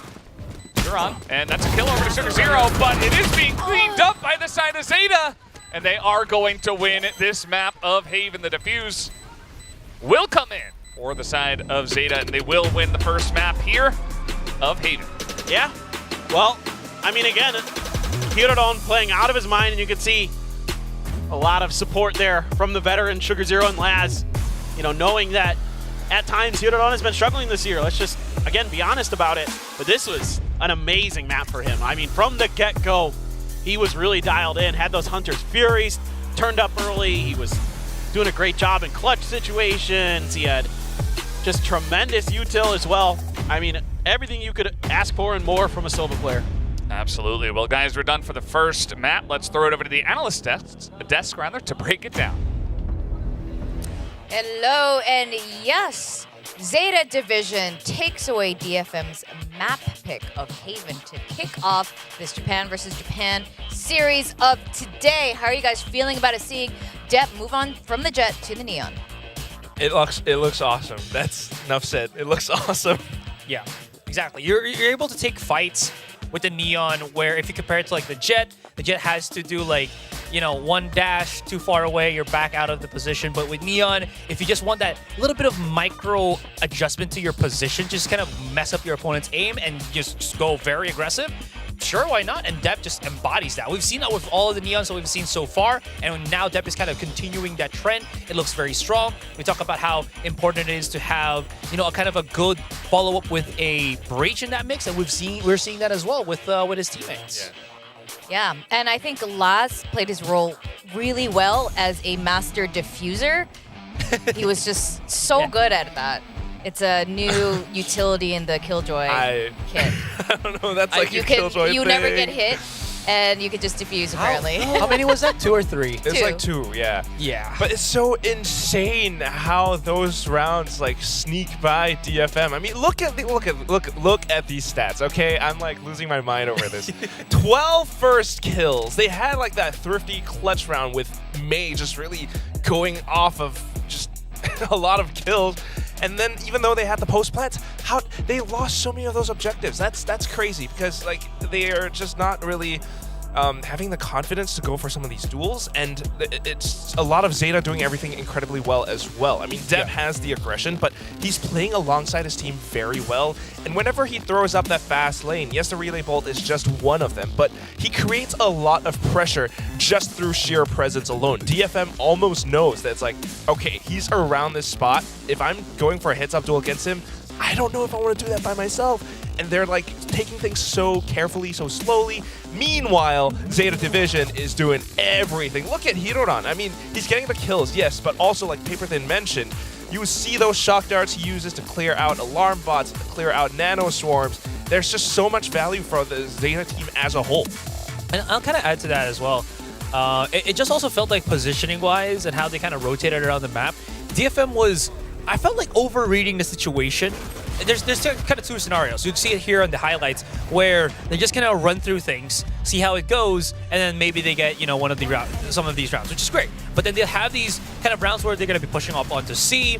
They start to see some resistance from like Laz, and then they start to kind of deep dive into like TPing onto a fake part of the map, making Zeta guess. It's kind of these overcomplicated plays that, I don't know, it's just kind of blowing up in DFM's face, and when they want to try to go for the fight, they're not. It feels like they're not in sync. You'd see this. Clutch from here on was great because he knew exactly what his teammates was there for, was to delay, while DFM was kind of just scrambling, trying to look for where, you know, Zeta's post-plant plays would kind of be at. So those, I'd say, fundamental mistakes are, I feel like, what really hindered DFM in this first map. It's like kind of going a little bit all over the place, right? It just feels a little bit off, but then you can see like they actually can win out some of these rounds. Like they got the spike down. They have insane moments where May just holds down the A side completely by himself, just one-tapping every single player from Zeta Division who pushed through.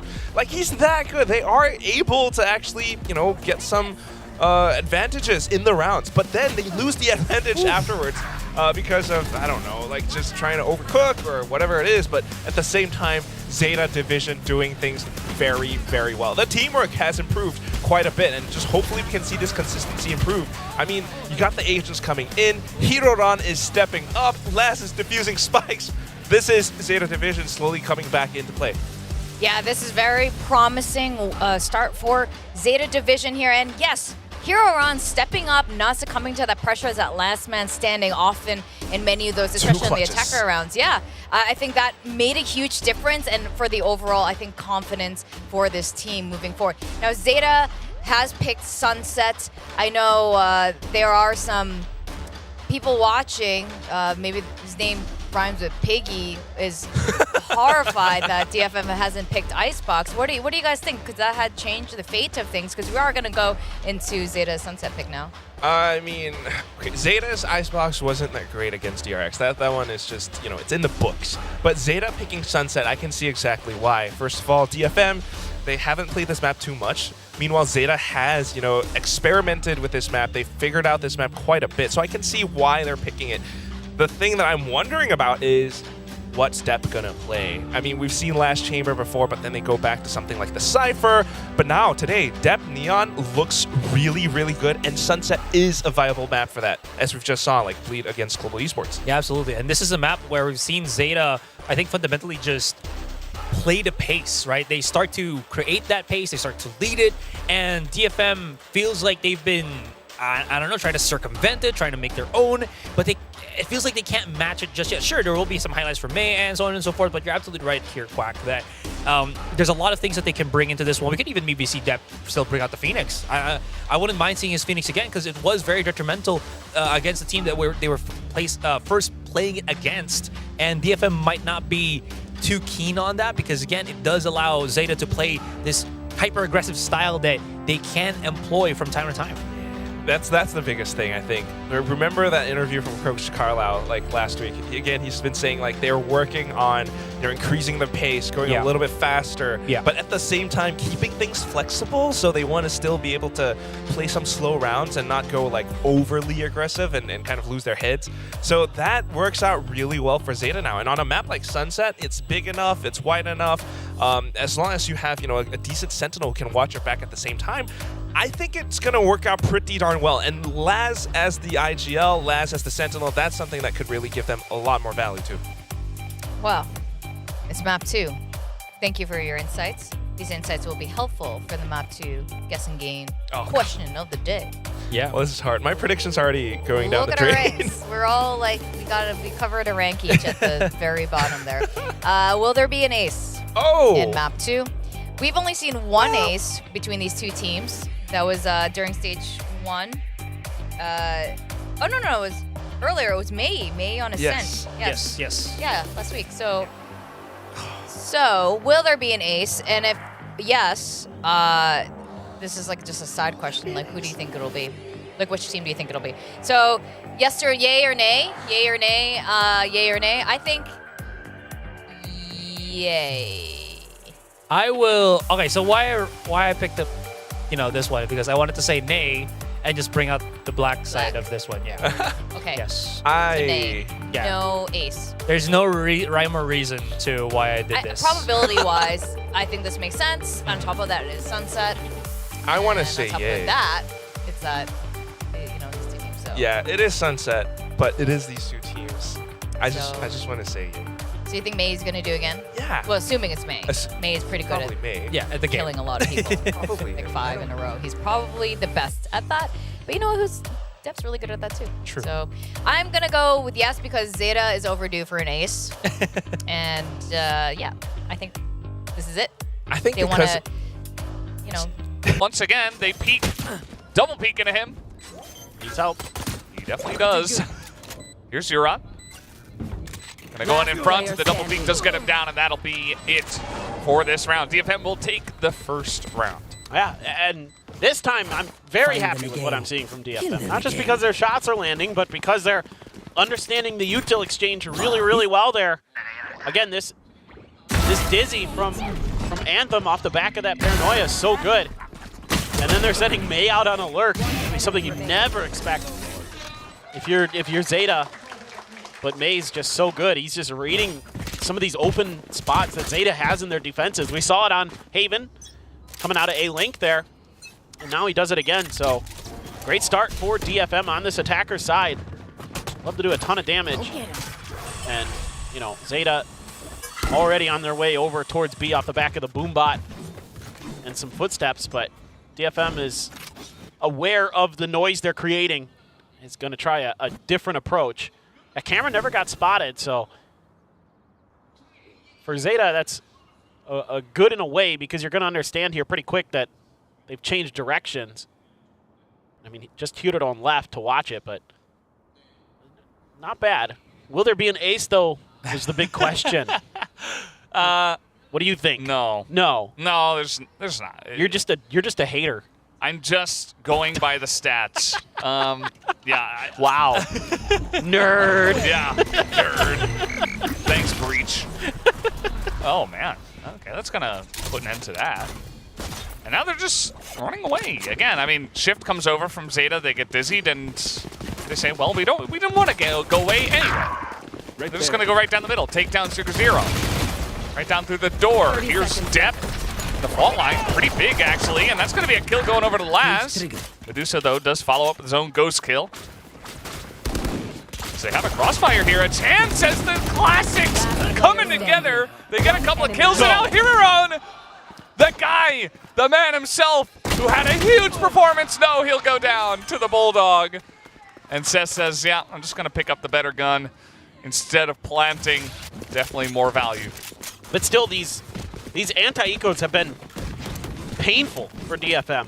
I mean, I don't particularly dislike what they did in this round. It just took too long. And therefore, you're able to set up these crossfires with the classics. And you're just walking into it. I mean, down to 21 out there. If that's a headshot from Hiruron, he wins that round. And they get the eco win. But still tons of economic damage done. So DFM only able to get 2 rifles in this run. Oh my god! Hello! And there it is. May gets in. Cage triggered. Takes him down. It's Wingman. Cage triggered. That's going to be the spike on the site. But the rest of the team is following up, and Laz, able to swing back and take down May. Meanwhile, gets another shot. Neural Depth coming in, nearly gets another. Sneth and Medusa do push in. Huron now able to push forward. The Aftershock has the Neural Depth still, and this is looking pretty good for ZETA. As they do take down the 2 members here on the site. It's only Medusa. Wow, the tempo of this round is crazy. I mean, just off the rip, May just going for it towards Market. Catches Sugar Zero with his pants down, just trying to get out of there. And then Laz doing a great job holding the backside. Medusa with a chance. My ult cage triggered. That's going to make it even. He's going to throw in the Neural Theft as well, just to know 100% where he is. Oh, the damage, though, done by Huron. And the Wingman has to be shot down. He comes in, and that's the shot from Medusa! Headshot, clutch, and the plant. Unbelievable. I mean, they only have 2 rifles coming into that round. And they come through, and they get the bonus. That goes there. Unreal. I mean, DFM just shaking off that tough haven. No problem. Yeah. I mean, Medusa. Great job isolating these fights. Invests his ult, but so did Laz earlier in the round. That's huge. Right there. Couple of fist bumps and then puts his hand in the air. He knows what he did. And, I mean, yeah, DFM just looking much better. A couple close rounds. And sometimes you just put a rifle in the hands of May and it works out. Yeah. Like that has been some of their game plan. It's kind of quite literally their game plan. Just let him go in and kill, and he went in real quick in the market. Sugar Zero just didn't seem to have any chance, as already the plant did begin. But now Seth's going to take down Depp. Was on a bit of a flank there. Got to find a way to clear out main here as ZETA. I mean, there's no one left to crunch from the market Boba angle. Well, the plant still needs to come down, but if they try to get through, it's actually going to be... I think they're just... I'm assuming DFM's just going to want to either wait this out or pull off, but ZETA's going to make a hard read and assume they went over towards A. Okay. Now it's going to be difficult. Yeah. Oh, absolutely. Oh, they're all going over to A as the spike is about to be planted on B. And here it is from Anthem getting ready. The B-man plant. Meanwhile, they have a couple of guys in already through mid and say, well, I don't see them. They must all be on A. That's going to be 1 kill to Sugar Zero, but Medusa just trade one back. He is a bit isolated as they are trying to charge into him, but now May able to come back and cut them off. It is only Sugar Zero here in the middle. He does get 1 kill, but that's going to do it for the Sheriff kills in this round. The 4th round will go over to DFM. Okay. I mean, now ZETA's got to dig deep. They're starting to get brutalized around the map here. I mean, okay, this is, yeah, just an eco. But they're making some reads that DFM is punishing very nicely. They pumped the brakes there when maybe there was a good crossfire available for ZETA, and they recognized it and they waited out. That's going to force a very early timeout from ZETA. Yeah, I think, you know, it could have called a timeout after the bonus, but you're going to be only on Sheriff, so might as well just wait. See if they get anything going on their own, but this is where you turn a new leaf. You say, okay, well, that wasn't the greatest start, but we still beat them on Haven. We still should be able to take this one down and maybe try to reconfigure some of their defenses here on Sunset. For sure. I think it's going to be interesting. I mean, it has been a lot of pressure towards B, and usually that's going to be defender's advantage because you have the Cypher there. You're able to really slow up those attacks, but you know, so far DFM has just been skirting around it or buying time before they try to punch through, making sure they're clearing any of that Cypher utility or getting a pick early to start breaking through those defenses. Now, this round looks a bit different, but you do have the showstopper for May. Yes, Hirodon has the Thrash. Some counters available. You're so close to some ults for ZETA. One away from the showstopper, one away from the Rolling Thunder. All right, here he comes. And that's the crash in his face as they will collide. He does get detained. And now Hirodon really trying to punish on this one. The Mosh not quite gonna get him. That doesn't take down Medusa and Anthem. Down A. And eventually does go down over an elbow. A lot of action coming forward. And May did survive after that detain. ready. Yeah, and Depp, so good with the operator there. Really a great response with the Thrash. I mean, you'll take that ult exchange any day of the week to make sure that that showstopper doesn't find any value. He tried to follow up with the Mosh as well to get the kill. Just couldn't quite get it deep enough. You could still move a little bit while you're detained, so May was able to avoid disaster. Continues on in this round. Oh, trying to look away from the flash, and it works. Cess able to line them up. Now here on the site is Sugar Zero, but immediately going to get the Paranoia through. Do they clear this out is the question. They haven't quite pushed onto it, and Sugar Zero says, okay, well, they haven't committed, and now they're just not ready for it as they line up for him perfectly. And it's only Cess. He has the spike. He is teleporting out of here. What, to spawn? Yeah. He's going to just try to kill him. Just? Oh, okay. I thought he was going to try to win the round in, like, one of the craziest ways. Normally, you'd just be like, oh, he's certainly TPing to B, right? But he just got enough time to put the spike 10 down. seconds left. Now you know for sure, especially with that camera there. Hello. Now, that's going to be the plant down. Planted. Trapfire here. And he's just going to try to challenge them. But Sugar Zero and Laz immediately both double peek on the multi-angle there as just going to wait and pick up a gun. Try to get that operator for Depp, no doubt.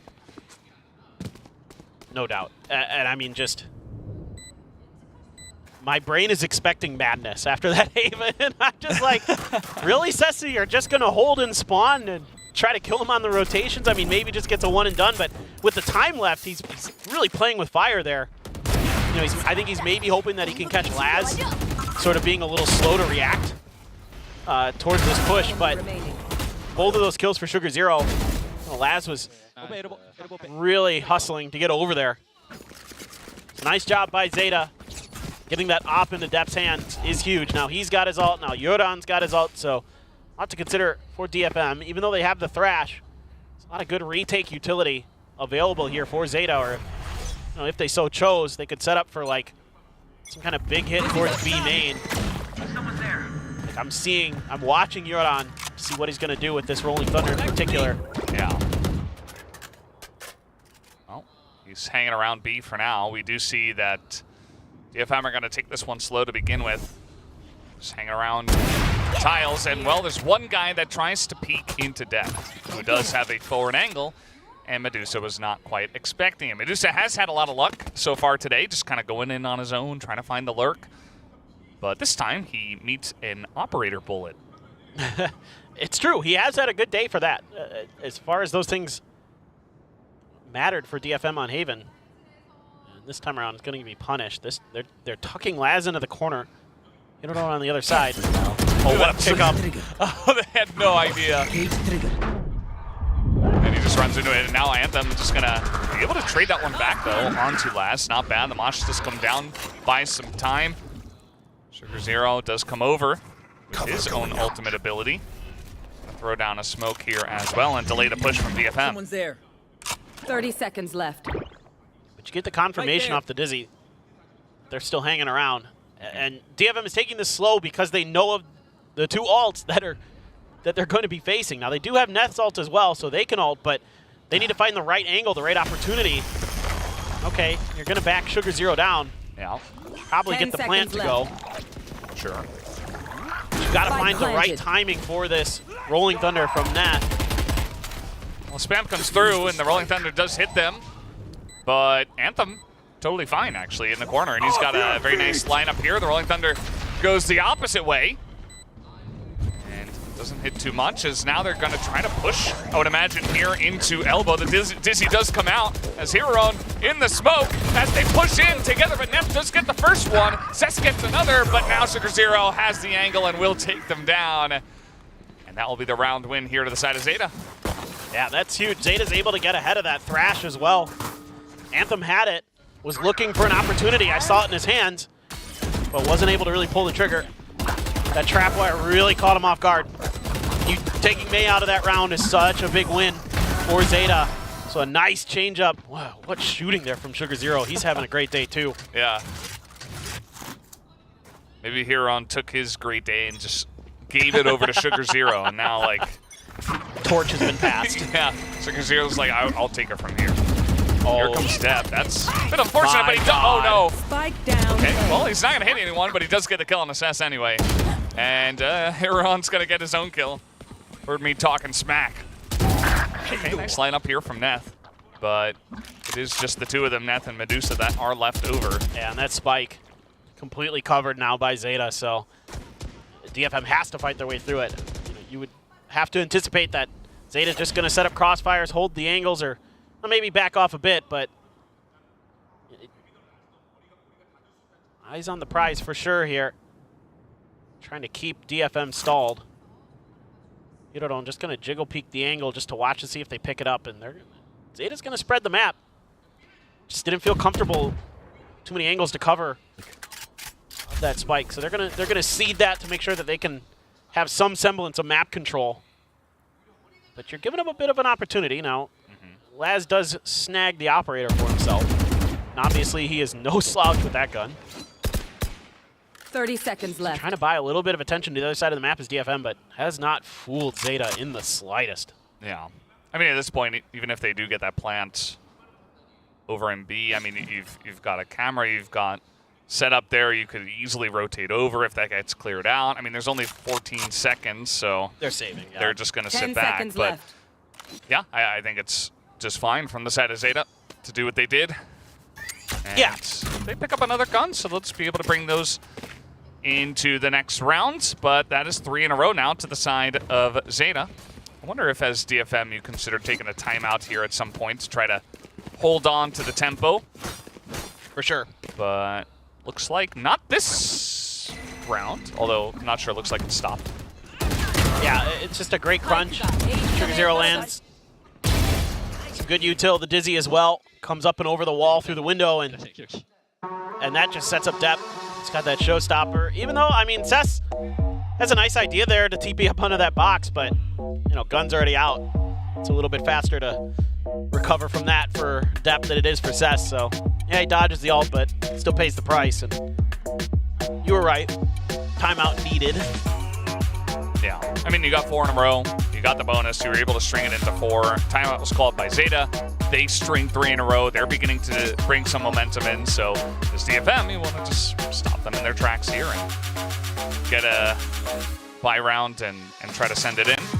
So, Laz got his hands up. Just saying it wasn't me. No touching. Yeah. Look, no hands. Still shot.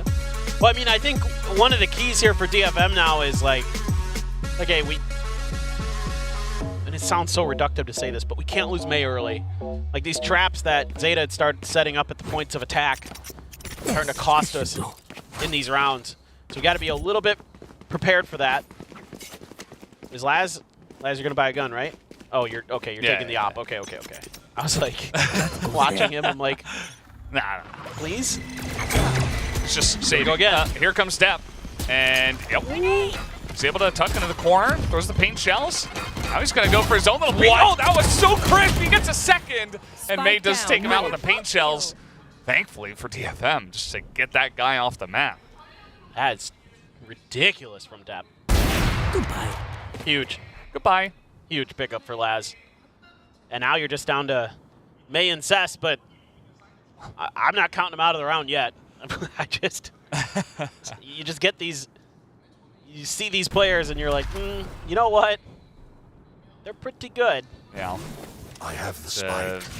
Similar situation to the last round where it was 2v4 and you have a couple of guys with rifles outside the A site, but less of a stack this time from ZETA and an earlier push from DFM. I like that Sugar Zero pulls back there because I don't think he got spotted. Oh boy. Yep. This is the op shot, but it's fine. You're on there, Sugar Zero there, and that is going to be the tied up situation. So the timeout, not able to help out DFM in the following round. Jeez, man. Depp is so quick. And it was kind of one of those rounds where, like, you're not expecting him to do the same thing 2 rounds in a row, right? Like that same crazy tiles crunch? Nah. They do. Yeah. And it works. I mean, you can still string together most of a buy here for DFM, a Guardian for Cess, but still that op, still a lot of money being banked up by ZETA. They're going to shut that door early. They don't want May flying in there again. So, okay, we're happy to close that for now and force you to make some noise at the very least. Yeah. Probably a good idea. Yeah. And we saw the Dizzy up top just to check in mid to see if there's any push from the side of Zeno, which did not come through. And a bit of a group up here outside in B main. There are a couple of guys here that are sitting on B, though, for the side of ZETA, including the Cypher. These trap wires going to be a little bit tricky. If he sends this to the right. Oh, what a... Oh, my God. If that hits Anthem, he's in trouble. He had to pull off of it. Yeah. Wow. That's really cute. And now, pushing in the Paranoia pretty good, but the plant is coming down. There are a lot of members of ZETA here on the site, though. The plant will come down. And that is going to allow DFM to back up a bunch of their members into main. Cess still hanging out. Those answers. Oh, he's just going to get dinked by Huron. And now May's going to be spotted as well, so they know where he is. The rest of them in main. As that's going to be a kill over to Sugar Zero. Anthem does trade one back. Still an opportunity here for DFM to hold on to the site. As, yep, that's going to be a kill over to Anthem once again. Medusa gets one as well. So they're not quite able to clear out B main just yet. Another tap onto the spike. And there's just not enough time. Medusa going to hit him in the head. And Def is just going to run away from this one with his operator. Yeah, this is good work by DFM. Able to get past those defenses. I mean, good reactions there from ZETA in a way, but you know, DFM is fully committed to that hit onto B. And you know, they're able to clear out those trap wires pretty effectively. Yeah, even though they lose the Thrash, take a little bit of damage, they clear a ton of space. And without that op there early, it makes it way harder for Depp to be involved in that fight. He has to watch mid with the op to see if there's any lurkers, but there were none. DFM just committed, locking down that plant from Market and from B main. It works a treat. Hard for ZETA to clear that. It's hard for any team. Yeah. So yeah, very nice setup there from the side of DFM. Get out, hold on, and win the round. So DFM are back on the board after ZETA did take 4 rounds of their own. So a much closer sunset here between these two teams. Definitely a different feel from the Haven. Yeah, this is a good map for DFM. I mean, again, they beat T1 on it when they got their win in stage 1, and now they kind of just taking their time checking for any of these early traps. This Thrash. Checking mid first. Yeah. Gets the reset on it. The scout. Yep. And now the push is coming in. The fault line not going to hit Depp. Depp's in trouble. He is. As he's going to peek this one and immediately does get the kill, but now the push is coming in. No. And, yep. Well, it was a little scary there. Euron is going to get that kill on Amei, though. And now a chance. Medusa, though. There is one high. And we do see the detain. Also, Medusa picks up a second kill onto Laz, as now we're just going into B. Yeah, they're doing this again. This time, though, straight to the site. Sessa, Medusa, these lurks have been so devastating when he's able to find them. Able to get really deep into Link. Shadows traveling. All right, trying to come forward here is Sugar Zero and Euron. It's a lot to ask. They need to take 3 of them out, and immediately Sess is right there. He picks up 2 headshots and shuts them down immediately. So there you have it, DFM. A couple of very strong rounds in their favor. Looks like they are so back. They look very back. Confirmed back. I mean, but these maneuvers by Medusa that have Zeta just so befuddled. You know, this has been one of the problems for Zeta today is just sometimes somebody slips the net.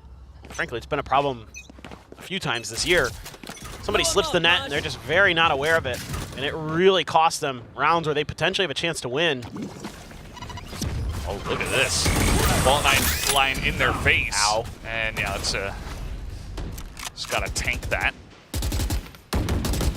I also, in that previous round, thought Depp was gonna hit that no-scope. I mean, he had it lined up. It was very close.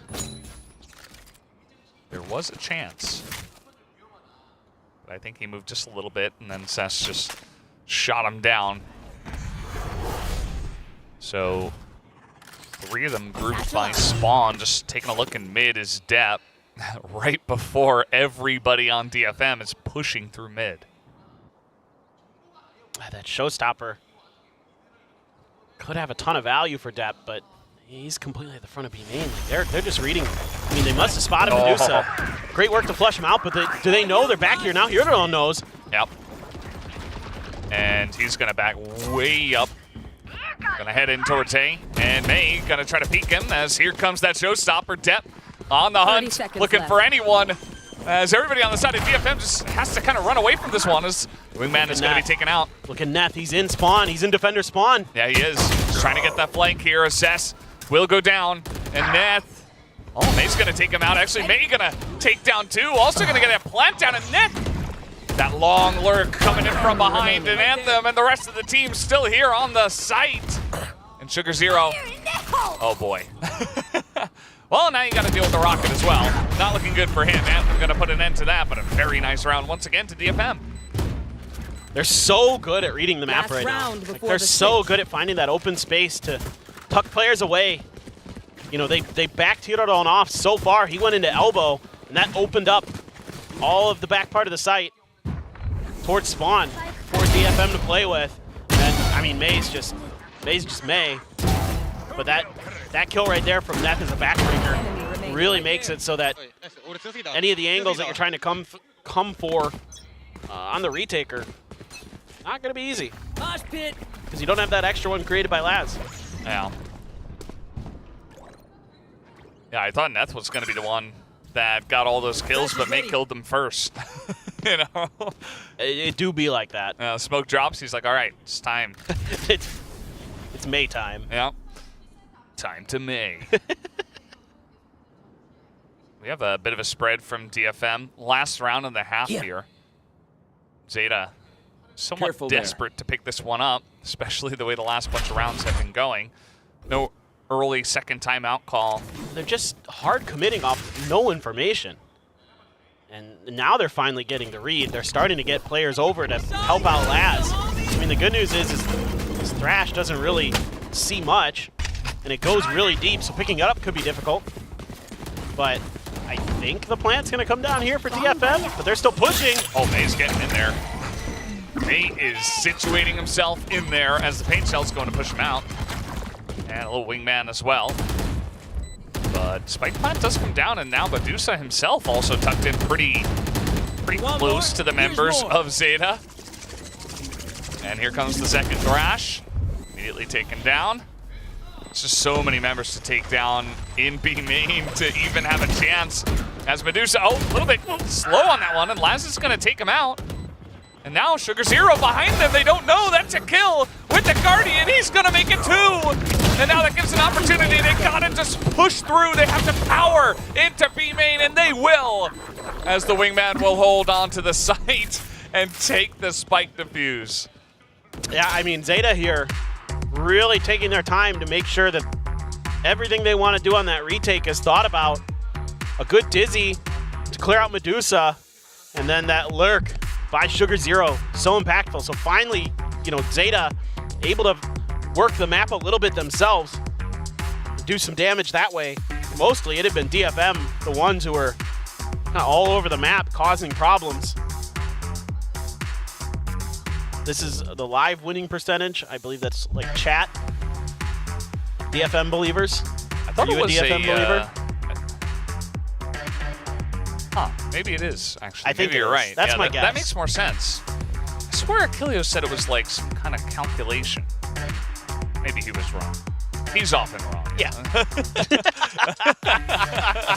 Just throwing shade at Seth for no reason. Just like dunking on him while he's not here.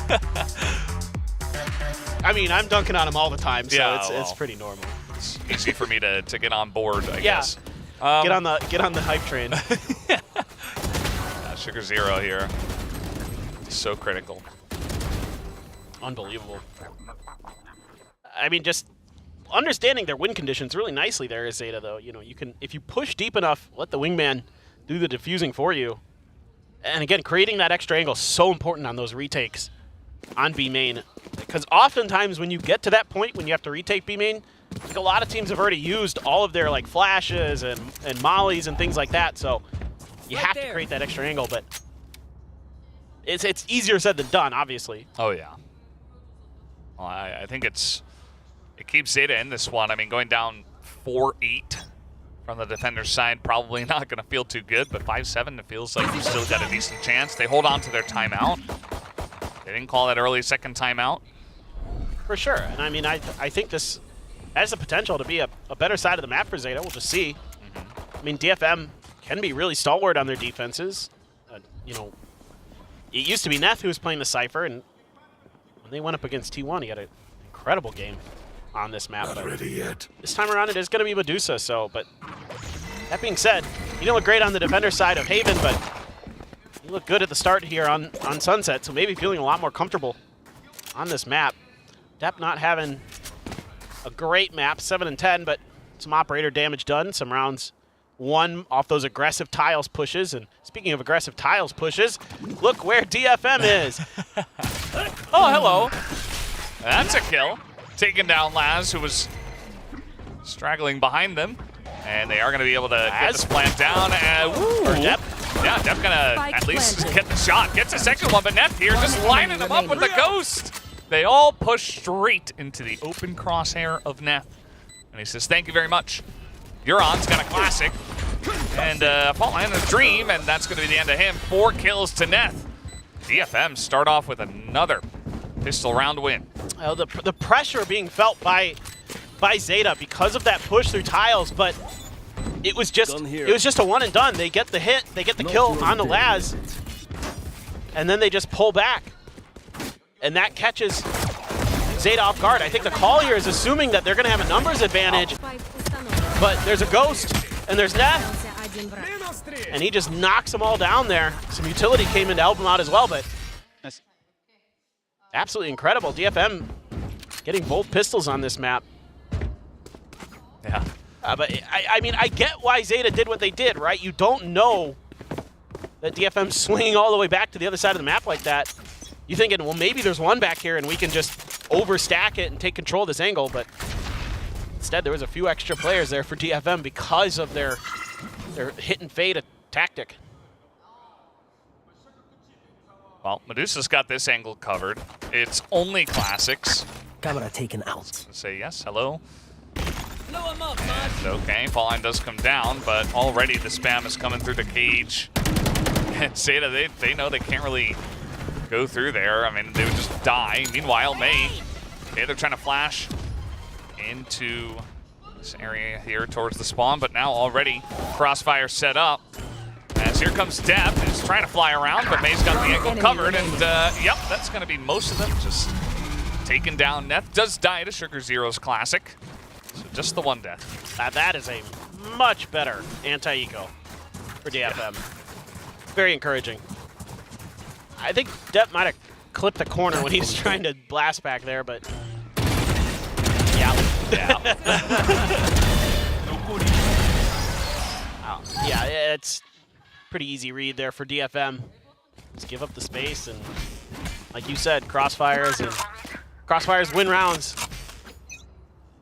That one, a meat grinder for ZETA, but full guns. DFM though getting aggressive. Yeah, trying to set something up here to net themselves a bonus potentially. They're gonna take over B-Main. Say, okay, well, you're not allowed to get any position here. Meanwhile, they've got guy tucked into elbow over by A. At least ZETA know they almost definitely won't be pushed through tiles. This is tough with that camera angle. You know, Medusa can try to swing off that contact. Ooh.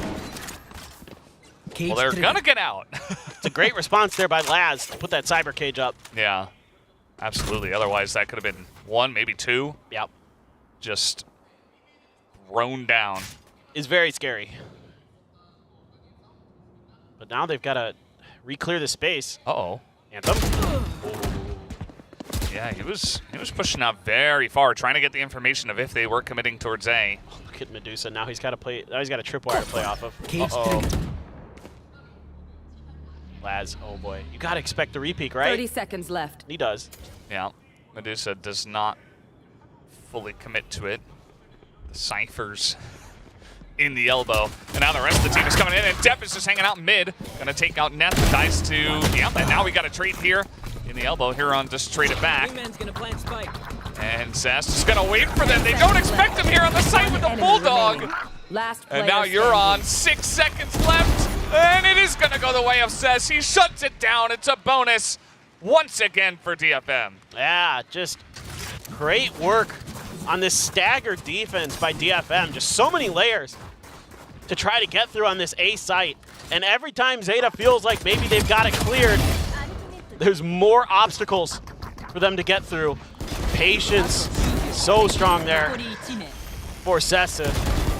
And Yuran, yeah, he takes down May, but the Omen on the back site, too much for him to deal with. And starting to get dire now for ZETA. One away from a showstopper is Depp. Do you want to try to get an orb and go for it in this round, or with May's showstopper in play as well? Maybe just try to do what you can. That's a lot of util. All right, well, here comes May. Okay, trying to push out, and oh, no way. Gonna just shoot his opponent. Oh, and he gets taken out with the rocket in his hand as well. Oh, no. Well, the fall of the raises. And meanwhile, just a smattering of sheriffs and a... That's a gun upgrade, though. Yeah, no, it's huge. Flash out. Meanwhile, Neth, I mean, just gonna send a flash and gets tucked in, but not able to take anyone down here. Well, that's... Spoke too soon, I suppose. Now the fall line does come out, but the peek from Sugar, and it will be Huron to finally clean that one up. Crash. Oh. That almost got very awkward. The Dizzy, oh, he has to force a reload here, but Anthem still alive, still on the site, takes one down. Laz alone, and Medusa will win the 1v1. Too much to ask for from Laz. DFM running away with this map now. Yeah. I mean, what an exchange. You think that Depp has, like, made an insane play, rocket out, and then, oh, Medusa just able to keep track of Laz well enough. And I thought Sugar Zero had Death dead to rights there because he caught him just after the fault line came out, you know, you have a little bit of a delay from when the gun comes back out. But somehow, some way, Neth is able to win that. And little things like that. Oh, look at May now trying to do what Depp did. Yeah. But nobody home. Yeah, this is going to go quick in a B. And, ooh, meanwhile, it is going to be pretty clean onto the site. Rolling Thunder going to be able to stop them. And now, plant's coming down as, oh, it's going to be denied. But Huron once again clean. I got the spike. So he will take down May. That's a critical kill for them. Spike planted. Trying to come from two different angles, but ZETA should have this pretty well locked down. Anthem is just chilling, just sitting right here in the doorway, somewhere they won't expect him. But Laz will be the guy who peeks it, if anyone does. Could be Euron as well as, oh, not expecting him, but Laz is there for the support. And says 1v4, takes some damage and runs away. So after 4 rounds in a row to DFM, it looks like ZETA finally back on the board with at least the 1. Yeah. I mean, ZETA just finally starting to able to get their feet planted a little bit, just have some kind of comfort when they get to the site. I mean, so many times DFM is just harassing them all the way through the rounds and making it so difficult for them to really kind of get their protocols, get their post-plant set up. You know, this time around, Depp takes one for the team, eats that rolling thunder so they can get rid of that ultimate. That's very worth it, and that's one of those things that doesn't show up on the scoreboard that, you know, a player is doing well for you. Is when a duelist is like sacrificed for the greater good. Yeah. Sometimes this is what you got to do. First one in, sometimes first one down, and sometimes that. Yuron's gotten a bunch of aftershock kills. Yeah, I don't know how that's possible, but oh, May up here. No. Just hanging out. Market says hello. Takes off Euron's head. Spike is planted pretty early on, though, and they are situated in main. Well, they've got the right util potentially. Got the paranoia. They've got some of Anthem's utility. There's hope for DFM. Cover going out. Shadows traveling. Oh, look at Laz though. He's going through market. Yeah. Oh, this is already ticking down. Is anyone gonna even tap on it? As okay, that's the wingman going down. They have cut a lot of sound, but it is the wingman to be taken down as well, as the spam still coming in, and Sugar's Hero just able to transfer that over through the smoke. There's just not enough time. Dev just hanging out, will have to back away, and that will be ZETA once again. They will pick up their 7th round. Well, now they're finding the ability to get these timings, to get the plant down. And yeah, DFM on a weaker buy, so it is what it is. But that aftershock on the back of that stun, great util combo from Euron. Incredible. I don't know, Sugar Zero managed that second kill through the smoke. Just dragged it through the smoke. Yeah. It's like, they're in there. It's a headshot too. I mean, it's good stuff. You gotta know they've like the time is ticking down and they're gonna have to try to push you in main, so you might as well just see if you get lucky, and yeah, you do. It do be like Sometimes that. It do be like that, yeah. Lots of ults. Both teams. Rolling Thunder. On the flash. It is good. And here comes the Rolling Thunder. Says in a lot of trouble. Depp trying to push forward, but the aftershock going to buy some time. The paint shells do take down Cess, though. And here comes Depp. Going to push forward. Going to create space. But that's a couple of kills already. Going over to DFM. Sugar Zero does get one more from the side of Elbow. That's still uncleared out. Here on the site, he's got help as well. Sugar Zero in a pretty cheeky spot. Will they expect him here? Anthem going to spot him. Well, this is really tough now. They don't have much util to clear this. They don't have any smokes left until the next one comes up for Sugar Zero. Yeah. Anthem's still here, just hanging out with his buddy. He's got Neth nearby. Oh, Sugar Zero able to swing it over. Spike down A. Now the fall lines come down. Sugar Zero does get taken out. Neth and Medusa put 1-on-1 together, and they get DFM to map point. Yeah. DFM's so good about keeping ZETA in bad positions and not giving anything up easily, forcing ZETA to make a move. Even though Sugar Zero tries to find a different angle to take. Gets stuck behind the box. And back gen. Neth doing a great job on this breach. Piloting things very, very nicely. And they're one round away, and ZETA's feeling like one more timeout worth investing to see if they can get this map back under control, to see if they can get to an overtime. Yeah. There's always a chance. Oh, yeah. We've seen teams win 5 in a row. ZETA did it themselves on Haven, where they got 6, actually. But as far as we can tell, even from the beginning of this map, it did look very favored towards the side of DFM. There was a little bit of a run back from ZETA, but DFM have been in major control of this map, even since their attacker's side. So, yeah, making it up to 12 and probably going to bring us onto that ascent. They should be very comfortable. Well, the discipline and the team play and things like that are much better for DFM on this map. I mean, I'm seeing a lot better decision-making with the utility, with the ultimates, with all that stuff. So it just seems like this map is a lot more comfortable for them. Maybe it was just, you know, a little bit of nerves getting on the stage today, having to play against, you know, ZETA Division. Obviously, this is a very important match in terms of pride, not to mention playoff potential and things like that. But, you know, I think now DFM is playing. They're playing with pace. They're playing with good reactions, good protocols. And that's made a big difference because ZETA can't match that speed and that tenacity that they're showing. That's very true. Well, they push in, they get the orb. Look at May. Oh my God. Well, I don't think they're going to expect this. No. I mean, this is just what May does. Well, oh God! And he lines up 2. And he lines up 2 like that. And they spotted him. That is so fast. Here. Well, there was a chance there for Depp.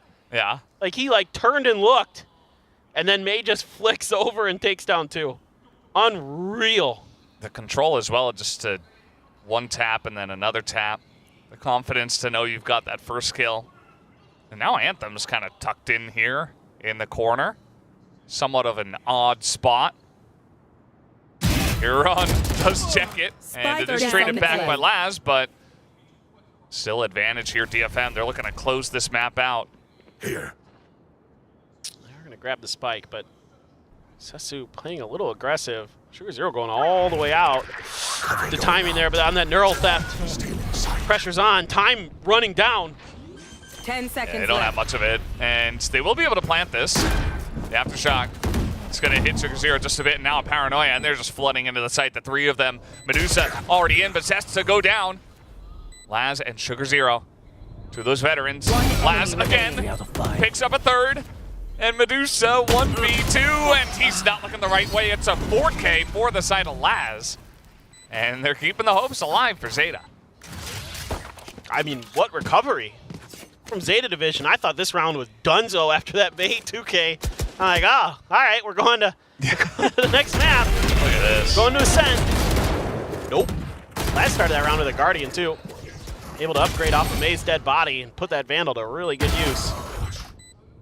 Sugar Zero finding great timing. And now, I mean, that round was a lot snappier from ZETA. Got DFM on an eco. Should potentially get to 9. I mean, May does have that showstopper. It's something to absolutely be worried about as ZETA Division. And no early contact. You know, looking for a mid push again. Or DFM, looking to see if they could overstack it, but now they're making a great read. This could be devastating. May's ready. May. And he's going for it. Oh, he's going to get shot down. And that is so huge. And he's not able to shoot that, but the rest of his team is just getting pistol kills. Medusa has pushed up for mid. And they're gone into tiles. And Neth does trade one back here on a Sugar Zero, but now it is only Neth. He does pick up a rifle.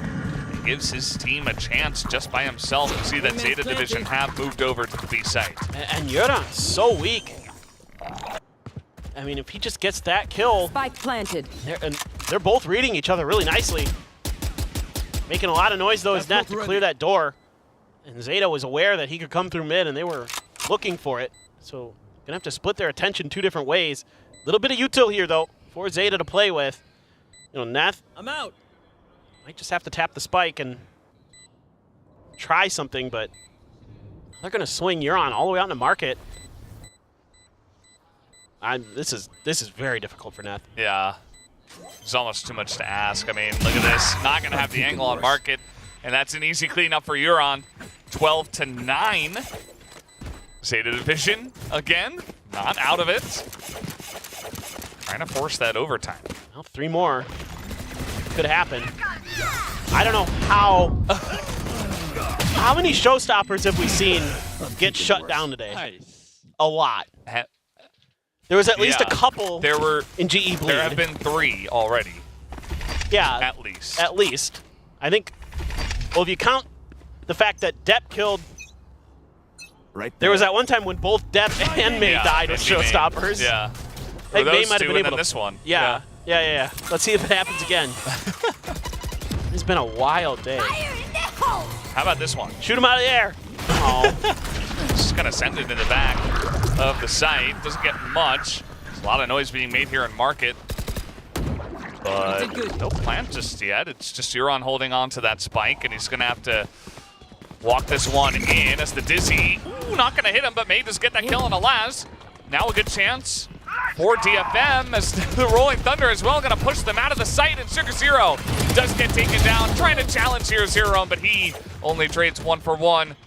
And 2v4, they are bouncing out of B. So there was a tripwire that went unaccounted for, and that allowed DFM to feel comfortable to wait for their moment to strike. They waited for that to have to be cleared by Euron, because it took so long for Zeta to get that spike to the plant spot. No wingman was used to try to do it either. They tried to use Hirodon to clear space and market, and there was this tripwire. I was watching the map, and I'm like, is anybody going to run into that? And as soon as it was clear, that's when the go button was hit for DFM, and they just swarmed all over Zeta. Zeta was left confused and bruised. Yeah. And this map is hanging on this round for them. I mean, yes, they will be able to get the plant down, but DFM are certainly playing for the retake 4v2.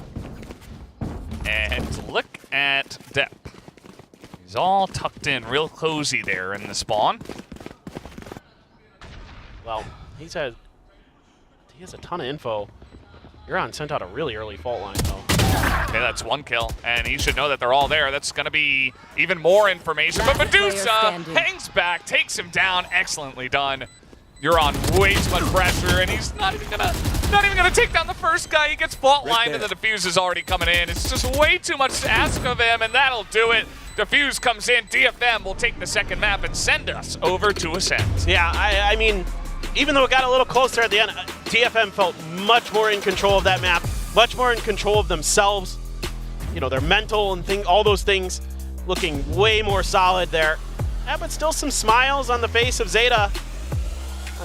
With Ascent on the horizon, I think we might be in for a long map 3. That one, I think it's going to be very, very close between these two teams. So right now, they're starting to look like they're both kind of figuring each other out a little bit. Particularly DFM looks much, much better on Sunset. Now we'll see what happens on Ascent. Let's send it over to the analysts to break down that second map. Thank you, gentlemen. Yes, we are going the distance. DFM taking away Zeta's map pick of Sunset on this map 2.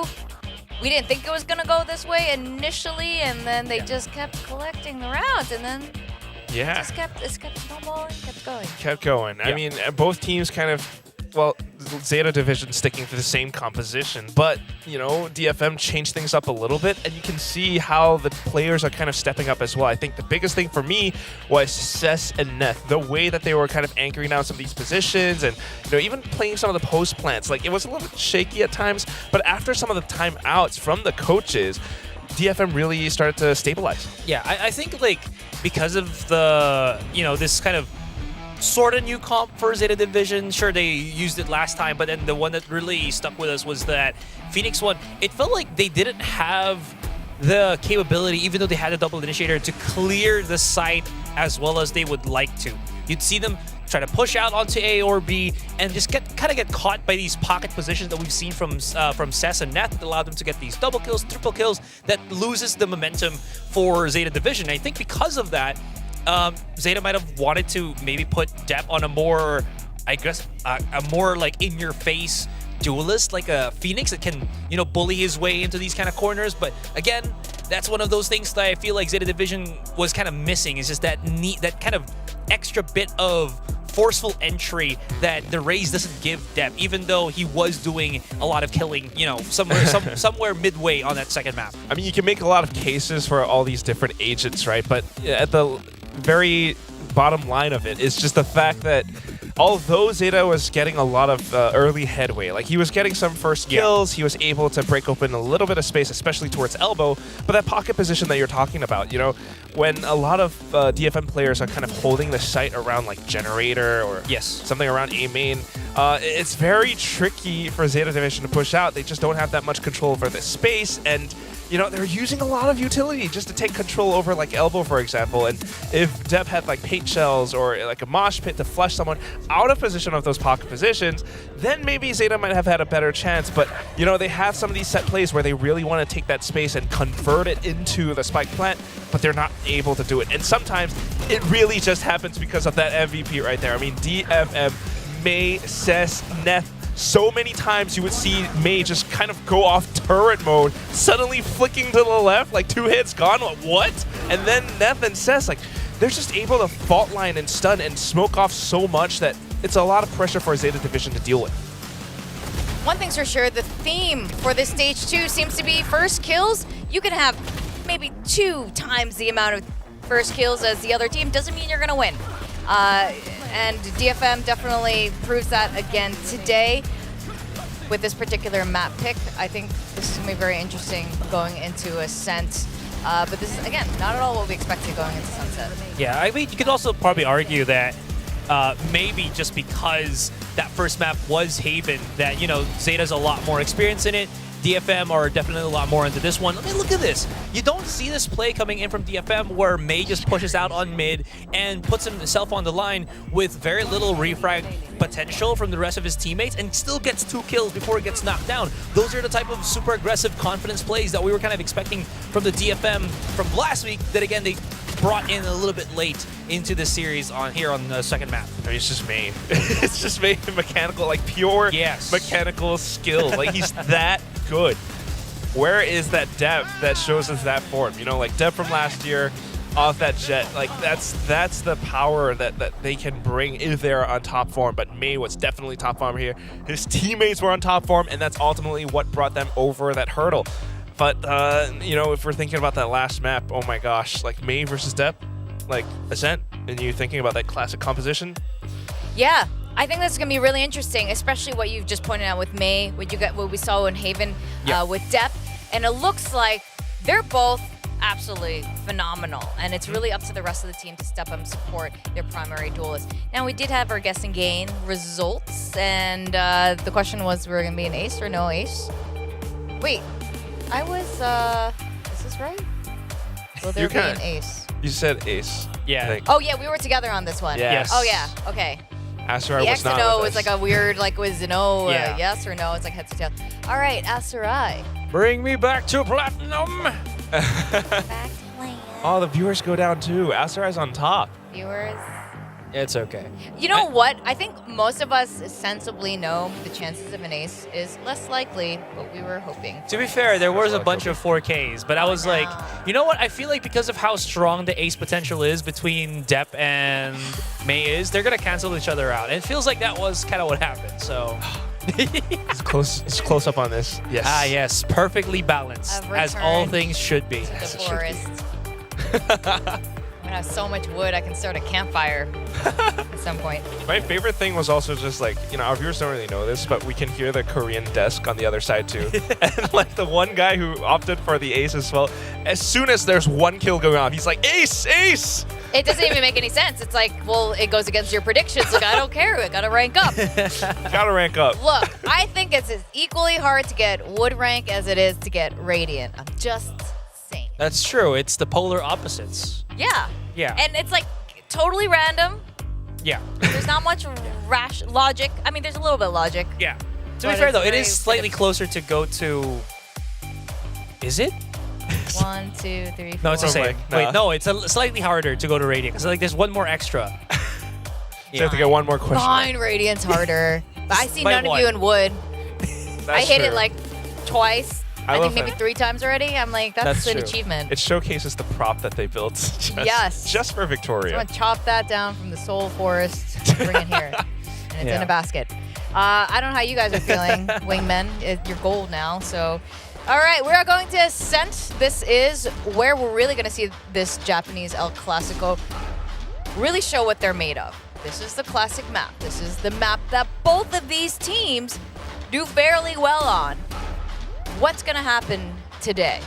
Oh my gosh. Japanese fans, whoever flew here is definitely getting their money's worth though. They're getting a full 3-mapper. Like this Hell yeah. is just gonna be that one banger that we're all expecting, right? It's Ascent, it's classic stuff, classic compositions. Yes, DFM kind of experimented with arrays a little bit from before in the double controller, but I don't think they are gonna do it this time. I mean, we've seen how good Mei is really on that jet. He's good on the rays too, but that's just because pure mechanical skill.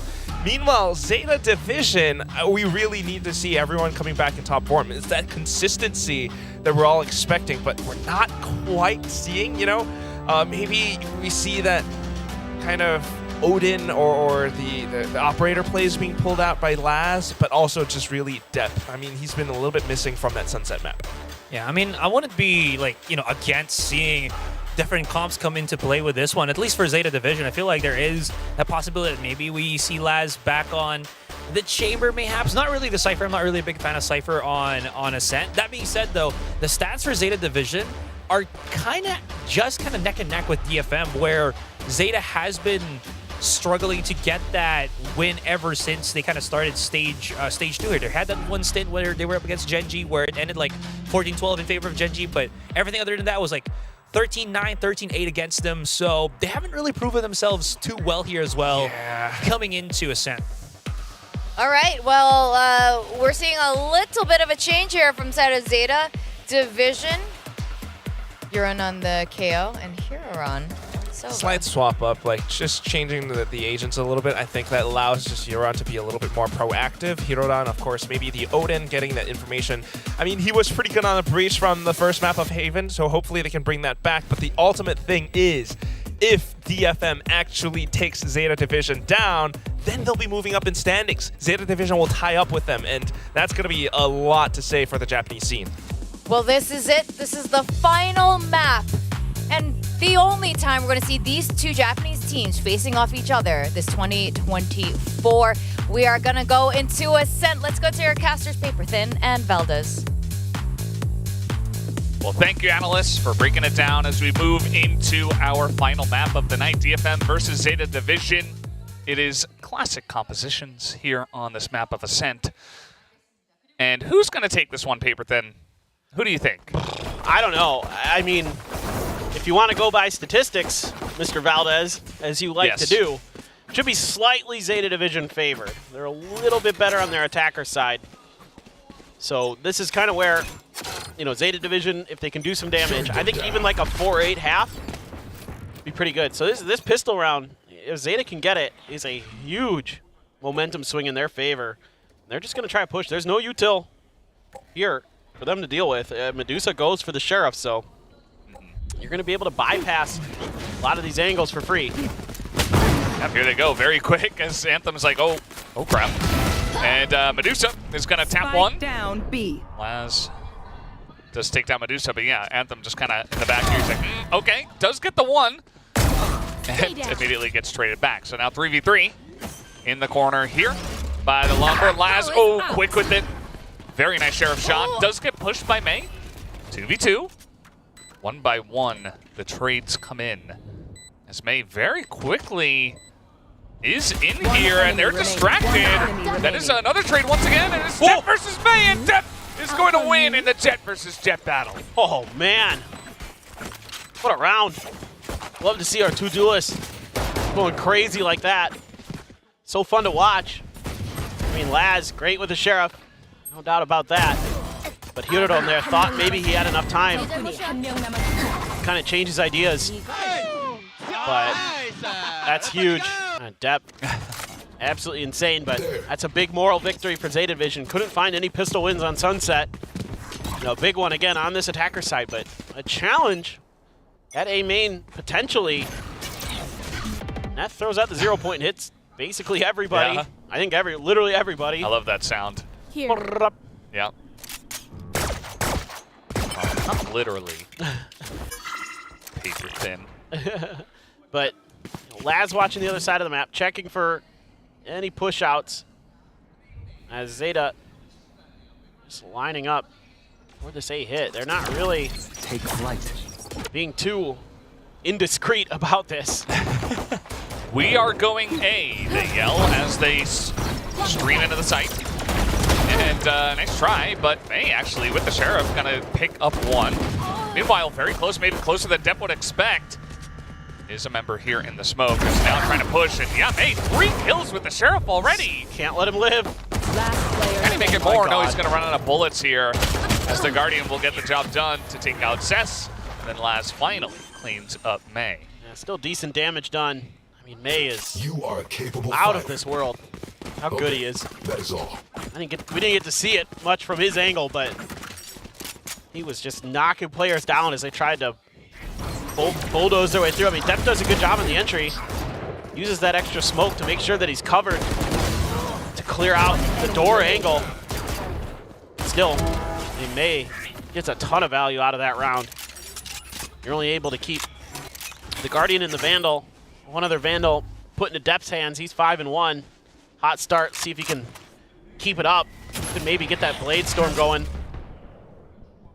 2 Sheriffs, Sugar Zero and Hirodon. Here. Now Depp, this time around, gonna have to contend with that alarm bot with the utility. Drone to check. Quickly cleared and an immediate peel off of that. Zeta, we know, generally likes to take their time, especially on this map.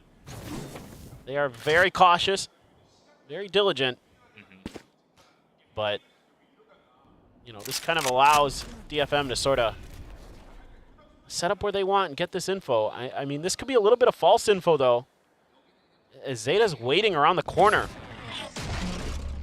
I don't know if I got caught. I don't know if you, excuse me, if Neff got caught there. No, they have no idea. He dodged the 0 points. They have no idea. Well, he's gonna pick up 2 on that entry, and also Sugar Zero did get a Sheriff headshot on their way in. Hirodon also getting a one of his own, so making up for it in a way, as May gonna win this time around, but Laz immediately trades it back. Still doable. Yeah. Very back and forth rounds these have been. Oh, except the spike's down. Yeah, that's concerning. That's a little bit of an issue. You have shock darts. No, just peek him. Oh, that I have the spike. he gets in there, and a little bait and switch is, yeah. 10 seconds So left. the door is down, and they should be able to plant this as, yeah, Laz is going to shoot him down. And there you go, bonus for the side of Zeta. Insane. I thought Neth's position in Wine was going to spell doom for Zeta, but Laz is able to get through. I mean, the thing is with that setup, because it's the KO there, you know that Tree is going to be potentially left lightly defended. Like maybe the Sova's there. And that allows the space for Laz to get through and do what he needs to do, right? To get there, take down May, take down the final boss, and then make the round a lot more winnable for Zeta. A great bait and switch. I was kind of like, Hirodon, you've got shock darts, but makes sense what they did. Yeah. Now it's May's turn. Situate himself here. He's going to get flashed. And they say, we are making sure 100% this time that we deal with this. And May says, no, thank you. But does get suppressed.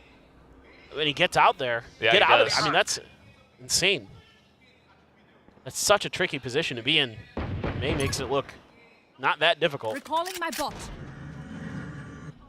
Somewhat expected from May at this point. It's Yeah. like, okay, he's just going to do it again, isn't he? Yeah, well, he did. It just feels like he's always going to be problematic. Look at, yeah, Laz. Ooh. Medusa says hello. Meanwhile, Sheriffs have been so strong on this map so far. Spike Both teams. down May A. also going to get a One classic enemy kill. remaining. As eventually Depp trying to go 1v2, does get the 2. And at the end of the day, May's just going to pick up 3 and pick up the Thrifty here for the side of DFM.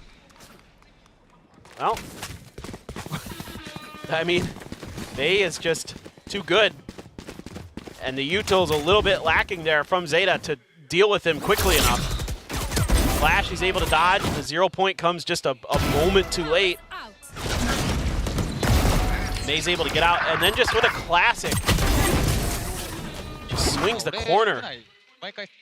Ah, he's just incredible. Now he's got an operator. Let's have fun. I mean, okay, this time Def has his Blade Storm. True, but it's still May to take down Laz. And Hero trying to get the punish. And May is not having it. Here. Hiro's lucky to get away with his life, I feel like.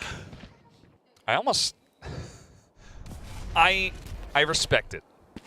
He's in there, he's like, you know what, if I go down, whatever. But I gotta take this May guy out. Like, we gotta do something about him. For sure. I mean, you might be able to catch May off guard, crouched at that corner. Yeah. That's very tricky to do. And this time, not going to save those cloud bursts to scale his way into sight. Gets right underneath Hell. Dusa, shut down by Hiro though. Yeah, quick shot from him. That's going to be critical for them to stay safe on this site. But Anthem, they don't deal with this as the door now will be closed. And that's going to be the end of Anthem finally as the blast comes over the top. Plant now coming in. Spike planted. See May, he's up here. He's got that operator now. Paranoia. Dep, he's going to get Paranoia down. Cess also picking up a kill. And now it's just Sugar Zero down here in Hell, and there's a shorty to deal with. And May says, thank you very much. We'll collect and also pick up the defuse. Yeah, this is very good stuff. Really making that door so difficult for ZETA to get past. Eventually, Sugar Zero is able to clean some up, but with May lurking around with his op and Sessu with a beautiful Paranoia, catches Dep, knocks him out of the round, but the early pick, that extra player taken down. That's just a beautiful, beautiful push there. Hirodon taken down right away there as well. Trying to come out from A main. Everybody on point on that round for DFM. It looks much more comfortable now. Haven did not look comfortable. Yeah. No, this is a warmed up and ready to go DFM. Flash, excellent. Def is just left standing there. Probably didn't have much in terms of firepower, but still, it's a very nice cleanup from DFM. That was the Hero rifle, and it's... Oh, it was? Oh, boy. Yeah, scooped up by the Sugar Hero. Maybe. But, yeah, just no help there. Dep just kind of stranded on an island. Just an easy pop flash into a kill. I mean, Cess takes a lot of damage. Now you've got the Odin to contend with on the other side of the map, plus the operator in mid. And they are going to be able to avoid that for now. Deploying drone. They're going to try to sell a bit of a fake here with Hirodon. Keep a few extra players planted on A, and it's going to work. They just got to get by an Odin. That's it. But they're being very loud about this. Yeah. Oh, meanwhile, okay. Not expecting him there, and the Odin is just going to mow them down. B. Picks up 3. No hope. Hirodon, okay. 30 seconds Nice left. little shot. And May is coming in. He's looking for the kill with the shorty, and he will pick it up. Nicely done from May. He's having a lot of fun here on this map so far. He's just so fun to watch. He's so creative. Yeah, he got bested in that pistol round by Dep, but since then, he's been pretty good. Yeah. Yeah, I mean, there's just no help. No one feels comfortable enough because of that one way to swing the corner. And even if they do, they'd probably be too late. Just give their life up for nothing, so. Nice little set play, and ZETA's already going to take a timeout. It started so well for them. But I mean, again, I think for ZETA, just 1 or 2 more rounds, and you should be feeling really good about this half. Because you came out swinging so strong, you have put a lot of pressure on DFM to be very, very clean the rest of this half. Yeah. Scary thing is that DFM have been very clean. True. And they got the Thrifty in round 4, and since then it's been all them, and it hasn't looked particularly close. DFM with 3 dominant rounds in a row. You know, the plant got down the one time on A, but then you've got fantastic utility usage, a couple of boxes unchecked for ZETA, and Anthem's getting huge value at the door, stuff like that. Right. Right here. So DFM just total control of the last 3 rounds, and I think that's part of why the coaches say, okay, let's slow this one down a little bit. For sure. They're getting scary. And this round, I think, I suspect that maybe they're talking about the ults as well, because of both Killjoys having lockdowns, but you also have the Hunter's Fury for Hirodon, so you've got an extra kind of layer. If you can find a way to kind of win that ultimate exchange, which was something they were good at on Haven or ZETA, they need to see if they can bait these out. You know, and just use it for a pick too. That's fine. If you catch May there with a dart, I'm like 1,000,000% sending the Hunter's Fury. I'm like, just go for it. We have to chip away at them. Yeah, just do anything to take him down. Yeah. And with 3 rounds in a row, I mean, you see the money right now for May and the money for his team. Like, even if he dies in this round and they lose it and they lose the operator, just buy it right back. Like, right. He's going to be fine. Could just flash around the corner. See what they want to do. I mean, DFM gave him enough time that ZETA can pull back. Oh, Laz barely wins that. Vandal. Okay. Okay. Nice headshot there. Paranoia comes in and a Cloudburst, and Medusa says, well, 30 seconds left. Okay, the push. Not going to take the corner, though. Depp kind of just running in there. All by his lonesome. And the rest of the team here in mid now, they are looking to go towards B. That's okay. Again, you've sacrificed a player to gain a little extra space. It's just, you know, now you've got the TP to deal with. Yeah, and, ooh, May going to drop that shot. Looking, Cess here, Spike on the ground, 5 seconds, and there's just not enough time. Oh, maybe there is the kill, and the plant! Oh! I had to focus just for a second. A tiny bit late.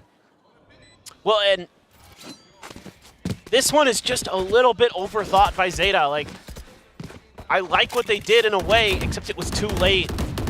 You know, sending Depp deep in towards window to try to, you know, buy a little bit of extra time and space there. Because you get these 2 kills, though, over towards B. I mean, I think you could maybe have this round back. I mean, hindsight is 20/20. You just make a hard push towards B off of those 2 kills.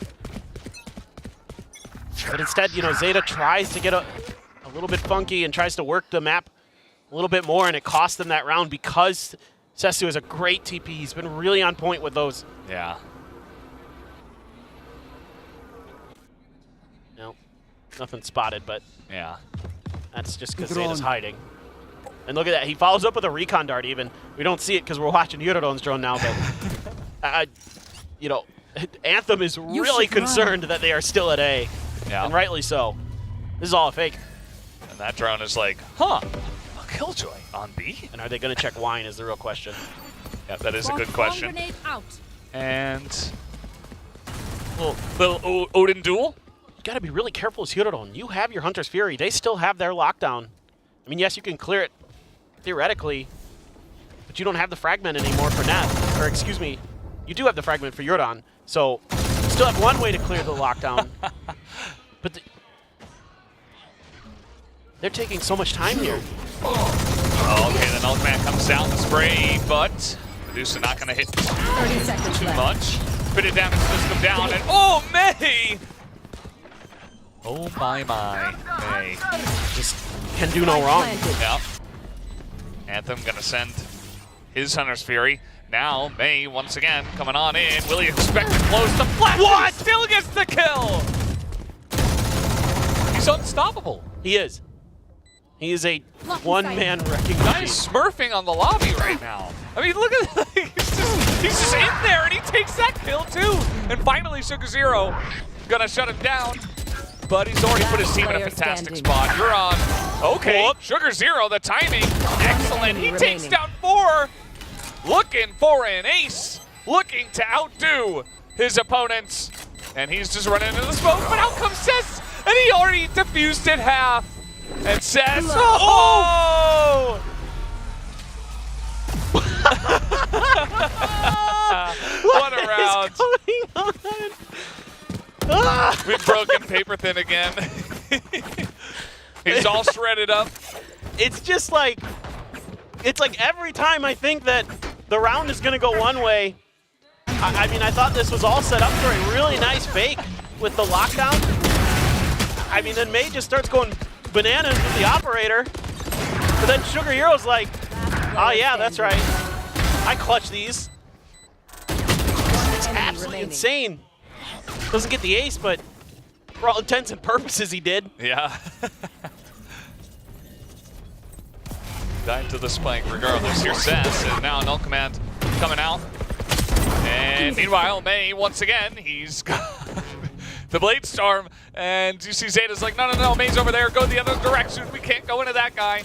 I mean, if they just push this quick, well, no. Doesn't matter how fast you didn't get the memo.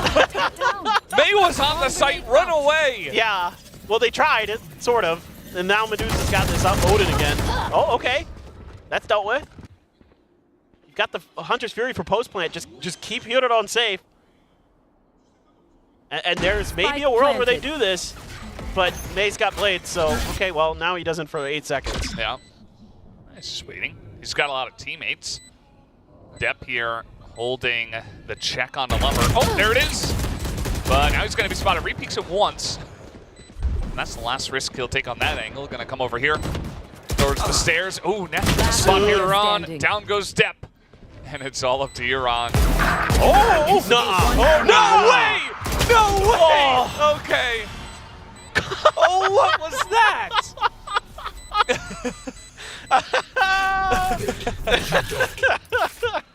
I am slowly going insane because of this match. Yeah, I get it. Yeah. I understand. Well, it's just, I mean, okay, yes, May, you're cracked out of your mind. I wouldn't challenge that, but it's just ridiculous. I thought he had this. I thought he just was going to get that fourth one. I thought it was just a done deal. I mean, it seemed like fate at that point. Right. Like he could not miss. But at the end of the round, they do get the kill. They do get the defuse. And DFM are in the lead. One thing that did concern me a little bit there with Zeta's post-plant was that Hirodon got a little too antsy with when he was going to peek out from B main there. Like, he really needed to wait for DFM to fully commit where they were like past the switch, like where Depp is getting a lot more contact. And then if he strikes there, I think he could have done a lot more damage. Just maybe a little bit of that youthful inexperience. I don't know what happened there. Laz, you're insane. Meanwhile, just running into an Odin. Yeah, headshot though. Oh, there you go. Here comes May. That's another one.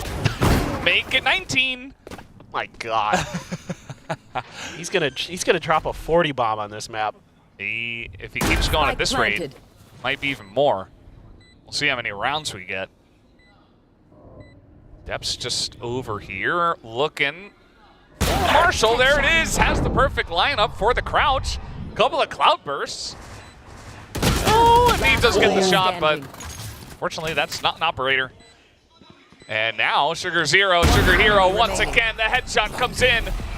And it's Cess versus Sugar Zero. The two Omens going head to head again. Oh, he's going to TP in. And he's not expecting the hold. He's not going to fake. God, oh my God, oh my God, oh my God. No fake. Oh, and he's going to stop him just barely again. Okay. That time it was a little, I mean, just as stressful in some ways, but my goodness. I mean, what a shot here by Laz. And they get Odin, and then Sugar Zero just is going beast mode. He's having a great map. Yeah. Depp there. I was like watching the crosshair lineup from Depp, and I'm like, you know, that's a little bit low. And then I'm like, oh, he knew. Yeah. They were just going to crouch. He suspected it all along. I wonder if Sugar Zero knows just how close that was. He probably does. Yeah, he's probably got a sense. But just a nod. He's like, yeah, I get those. There's the flash to get May in. Didn't see anybody. So we know there are 3 people there towards a main. Cess here with a Bucky. Medusa also on a Bucky. Teach me how to Bucky. Any buckos in chat? People who use Buckies are buckos. I like that. Yeah. I'd be proud to be a bucko. You've been a bucko before. I've seen you in solo queue. Yeah. Placing swarm grenade. Swarm grenade out. Sometimes I'm a Killjoy player, so sometimes the Bucky just makes sense. Yeah. And I'm not good enough with the Sheriff to justify purchasing it. Yeah. Seen a lot of Sheriff kills already on this map, too. Yeah. There have been so many. I mean, both teams are playing great in a way. It's just so back and forth. Like all of these rounds just swing so quickly. Okay. Right. Flash is in. Yeah. But this Bucky is not known just yet. Oh my god. Hello. What? Deb's going to shoot him in the face instead. And the back here with a classic. And he'll be taken down. Deb picks up his second. That's May. 10 seconds left. He almost died there. Yeah. 24. And he's going to have to be real clean with this one. Not looking too likely, but he is going to send it in. It's the flash right on top of him. And ooh, look at the spam there towards Sugar Zero. That's going to get him out of that one. And you see that May's already just running away. So Seth's seeing if he can pick off anyone here right at the end, but even if you trap him in here, you really can't afford to because of the economy, but you're not going to hurt Zeta. They have enough to buy, so. Last player standing. Well, he got 1 kill. All right, well, I mean, DFM should have enough for a buy, so everything in that regard should be okay. Last round in the half. Still have the hero, the lockdown and Hunter's Fury that have been locked in a stalemate of not being used for a while. Yeah. I mean, to be fair, you know, there hasn't been any great opportunities. Crazy over there. Yeah. Oh, yeah. I mean, 6th round on an attack. They're in the lead. So many crazy rounds to hype everybody up. It does make sense. Oh, it's been, look, it has been a really fun half. Here we go again. Just walking away, just disrespecting the one way. Just like, yeah. Generally I win not these. advised. I mean, Sugar Zero has had some big rounds, but generally when he's alone and the spike's planted and, you know, he's got to clutch it. Uh-oh. Well, He's in trouble. Yes, like for real. Way too much trouble. And all the utilities sent in there. He can't dash, of course, so. But, I mean, credit to Zeta here. They learned from their mistake from the previous time he was there. The 0 point came out a lot quicker this time. So, good job by Yoran. And then immediately they followed with Molly's. Oh my god. I thought for a moment there Sessu was going to knock like 2 down. Yeah. It seemed like he wanted to check, but didn't expect them so close. So he was like, oh, I didn't hit the first shot. I just got to run away. Yeah. Which is probably wise if you're not ready for it. Like, if he had been ready for them to be close like that, could have been devastating. Yeah. Anthem parked in mid here. Just waiting. 30 seconds left. Here comes the They used the lockdown. lockdown. Yeah. But they're playing for B. I think they're trying to force him into Anthem. Yeah. But, well, okay. Anthem does get the kill. Sess as well here on the site. Spike down. Doesn't know where the third guy is. Spots him now. It's Heroron 10 seconds against left. the world, against 4 members of DFM. And that'll be DFM to tie it up. 6-6. It just makes sense after the way the round has gone, the half rather, that these 2 teams are tied up. The 2 Japanese teams. It's been such an insane half. Yeah, I mean, like I was talking about earlier, I would normally favor Zeta here, but this has just been too wild. It almost feels like it could go either way. I mean, both teams are playing really well. That last round was great in terms of like the patience there, just waiting to use that lockdown and then being like, okay, well, let's just see if we can force them out of B and catch them, you know, with an unexpected position with Anthem. And they do. They catch Laz. And then Cess just goes nuts. Shuts it down. Had a great hold there behind Jen. They're just, I mean, this has been entertaining for sure. What did it say? I missed it. It just looked like a bunch of autographs from, okay. I think I saw Laz there. And then his girlfriend was like, no, put that away. Don't show that to the Those are public. my He's like, oh, autographs. okay. Turns it back around to the front. What was that? Oh. Is he going to sneeze? I think so. That's what, yeah. Just showing his disgust. I don't know. Well, there is a bit of lopsidedness here on the scoreboard for DFM. A bit.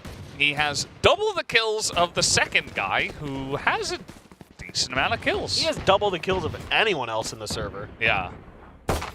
It's just bananas. I mean, I think he really could drop a 40 bomb here. I don't know, but it's hard. Obviously, it's much harder on the attacker side of Ascent usually. Yeah. You never know. Usually. Here. I say usually because we're in Pacific and things get Yeah. a little bit wild at times. They do. Ah, yes. The old pin the tail on the donkey battle. Mm-hmm. Budget Odins. The budget. Bep says hello to a couple of friends in mid. They're really spread out our Zeta, so I mean the 0 point only catches Anthem, but that's pretty good information for Zeta. A lot of times the Sova is going to be the one kind of leading the way, leading the charge, basically to set up for the actual charge of the duelist. So, you know, Zeta's able to kind of keep their feet planted here, use that smoke to hide their positions. Oh, Yoran gets spotted, but here we go. They make their way around the site. May is here. Ooh, not able to tap on the heads, and down he will go. That's a huge kill here for Zeta, as we know. Hero takes down two. Medusa's in onto the site. As the Sheriff. Def is going to take down Anthem, and it's all up to Medusa. Down he will go just like that. Zeta clean it up. Yeah, and it's just a really good read here from Zeta. They get the information, and they just download it into their brains, and they're like, yep, they're coming A. Hold your feet. Sugar Zero buying a lot of time there. Hirodan able to tuck into that corner, get some big kills.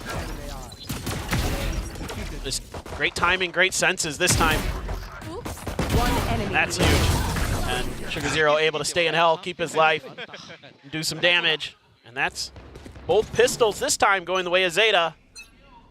They're able to find themselves a pretty important round. A lot of damage could be done there, but Medusa is going to hightail it out of there. You do have a judge for Yoran right next to the door of short. He's just begging anyone to come on in there. Oh yeah. You're just Please. really hoping that everyone else can lock down the other parts of the map. Yeah. Just do a little dance here. I mean, will May like dash and jump over him though? Like that's one way this could go sideways real fast. I mean, if they're all committing here. Ooh. And that's the judge spotted, but he gets two. Dep will get one. Takes out Medusa at mid. Meanwhile, now the long angle's held here by Zeta as they just try to push forward. He picks up the judge. Oh, they have that trapped. Yeah, Laz is the long angle. The paranoia comes through. They're just sitting ducks, looking at each other as they both die. Yep. Them try to catch That was great. Really nice hold from Zeta. Just kind of reading the map really nicely, kind of reading their opponent's tendencies. They don't have a ton of info on the round in terms of like where they know players are. It's just kind of anticipating that that would be the play for their opponent. Did their homework and set that judge up in a beautiful position to do some serious damage. Could have done more, but a good reaction from DFM, but kept there to bail them out. And they're just stuck. Well, very important round for DFM. You do not want to let another bonus go the way of Zeta here. Mm-hmm. Well, Yoran has a judge again. And he's just going to sit by the door. Yeah. I would expect if DFM are going to go in, May will send it in first. But yeah, he's up real close. He was really hoping that May would disrespect that Molly. Try to get over it. Somehow Dep takes a ton of damage. Dep and Yoran just getting chunked here. And that's not looking good for their bonus, but it's not over yet. Spike drop. You see on the side here of DFM, May is sat in at Wine. Just going to be waiting. Maybe try to do something like what Depp did when they were on the attack. Here's the thing, Depp's really far ahead, so Jordan could change positions. My God, Depp. He can close the door and he can still play in this spot with that, but he gets identified again, so should be a plan. Yep, dealt with the wall bang. Yeah. Big TP, Sugar Zero still down there. Left. And okay, gonna spot him, and now full swing from the entire squad. Last not able to get anything, and it's only Huron with the Sheriff once again.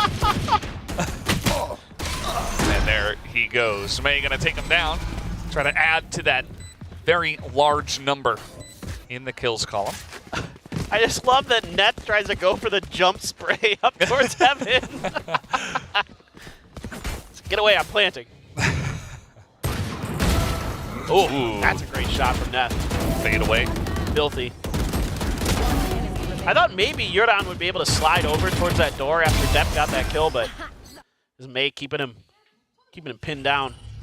And they're able to isolate and delete him. Here. Oh, Odin time. Are you ready? I'm ready. Tiny spin of noise comes out, and well, they're in. They're just going for him. They're already in. May's here. It's a flash over the top. Medusa also got last down, as it looks like he was in that lumber. And they're just in. Just like that. Just gotta send it sometimes. Medusa, another headshot. Spike planted. Now Depp is also going to go down. It's a flawless, just like that. DFM just rolled them. Well, they were just ready for that. They're like, oh, Odin spam? We know how to deal with this. Just the old flash over the top through the window and dash in and take care of business. Disrespect the util. Huge. I mean, Medusa hitting some crazy good shots. Watching this market door. Gets the final one onto Sugar Zero. Clean. Hey. Well, that's huge. Now we're all tied up. And Zeta's on an eco. Yeah, it's DFM once again immediately resting control back. And guess what? Sending it again. Might as well. Here on an eco. Trying to get some value. Laz already extremely low. May's very healthy. Medusa again clean with it. And Anthem just spraying them down. Meanwhile, back here in Boathouse, it is Huron again clean with the Sheriff. Also a classic kill to Huron. And Huron 22 health, not gonna hit that shot. Oh, he hits the next one though. He's just holding it down by himself. Last player standing. The spike's down. He's got the lockdown. Fakes it. Yeah. I mean, Huron still has a classic. He wasn't able to pick up any gun. He's just gonna wait. Because if Medusa leaves, goes A, then Huron can pick up a gun. Yep. So he says, okay, I'll just wait for you to plant. Yeah, oh, absolutely. The impetus is on Medusa here. Like, and Huron's in a great spot. Like, if Medusa decided to leave this site for some unknown reason, just waiting for his turret to come back up. And should be able to grab a gun here, right? Spike's down. There were a couple there on the ground. I mean, okay, well, he found one. He got there. Gets the spot with that knife. That's huge. But Medusa changing positions. Yuran still thinks he's in boats. Turret's destroyed. I don't think he's going to expect this. Nope. Huron. Oh, the timing perfect from Medusa and the headshot through the box, too. Wonderful stuff.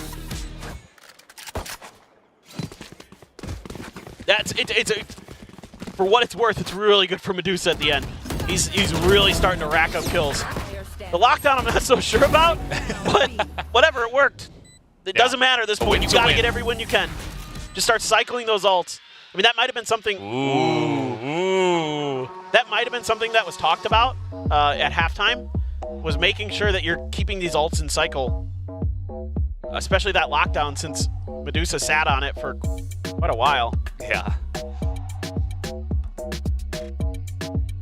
It works, so that's great. I mean, he played that nicely. He really outpositioned Yuron at the end there. Or excuse me, Yuron. Absolutely. And he brings his team into the lead. first time they've been in the lead. It's been very back and forth. They did have a lead earlier on, 4-3, and then also 5-4. But here on the attacker side, they have taken the lead pretty early on, so it must feel pretty good at this point in time that they already have a nice amount of momentum with 3 rounds in a row. So, see if they can close this one out, or if Zeta's second timeout gets them a little bit more control in this one. DFM still have 2 timeouts. Well, and these decisive executes that DFM has been going for have been working really, really well. So this time, Zeta puts a little bit more utility at the front of B. A turret there. Maybe check for it. Flash peek, see if there's any contestation of the angle, but none being found. It's Depp. I'm assuming he popped the Blade Storm. Here. Or he will. Yeah. You would expect. There it is. Oh, and May's just in there. It's going to take down Circle Zero, and meanwhile, Depp, ooh, not going to hit the knives. May picks up 2. And DFM are in again quickly, not wasting any time. Not playing with caution. Just rolling over them. Medusa, another shot from him. Just brilliant reads. Just expecting that lurk. I mean, the alarm bot's up there at top mid.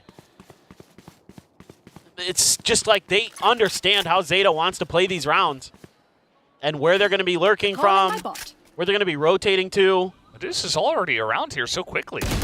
But Laz is expecting it.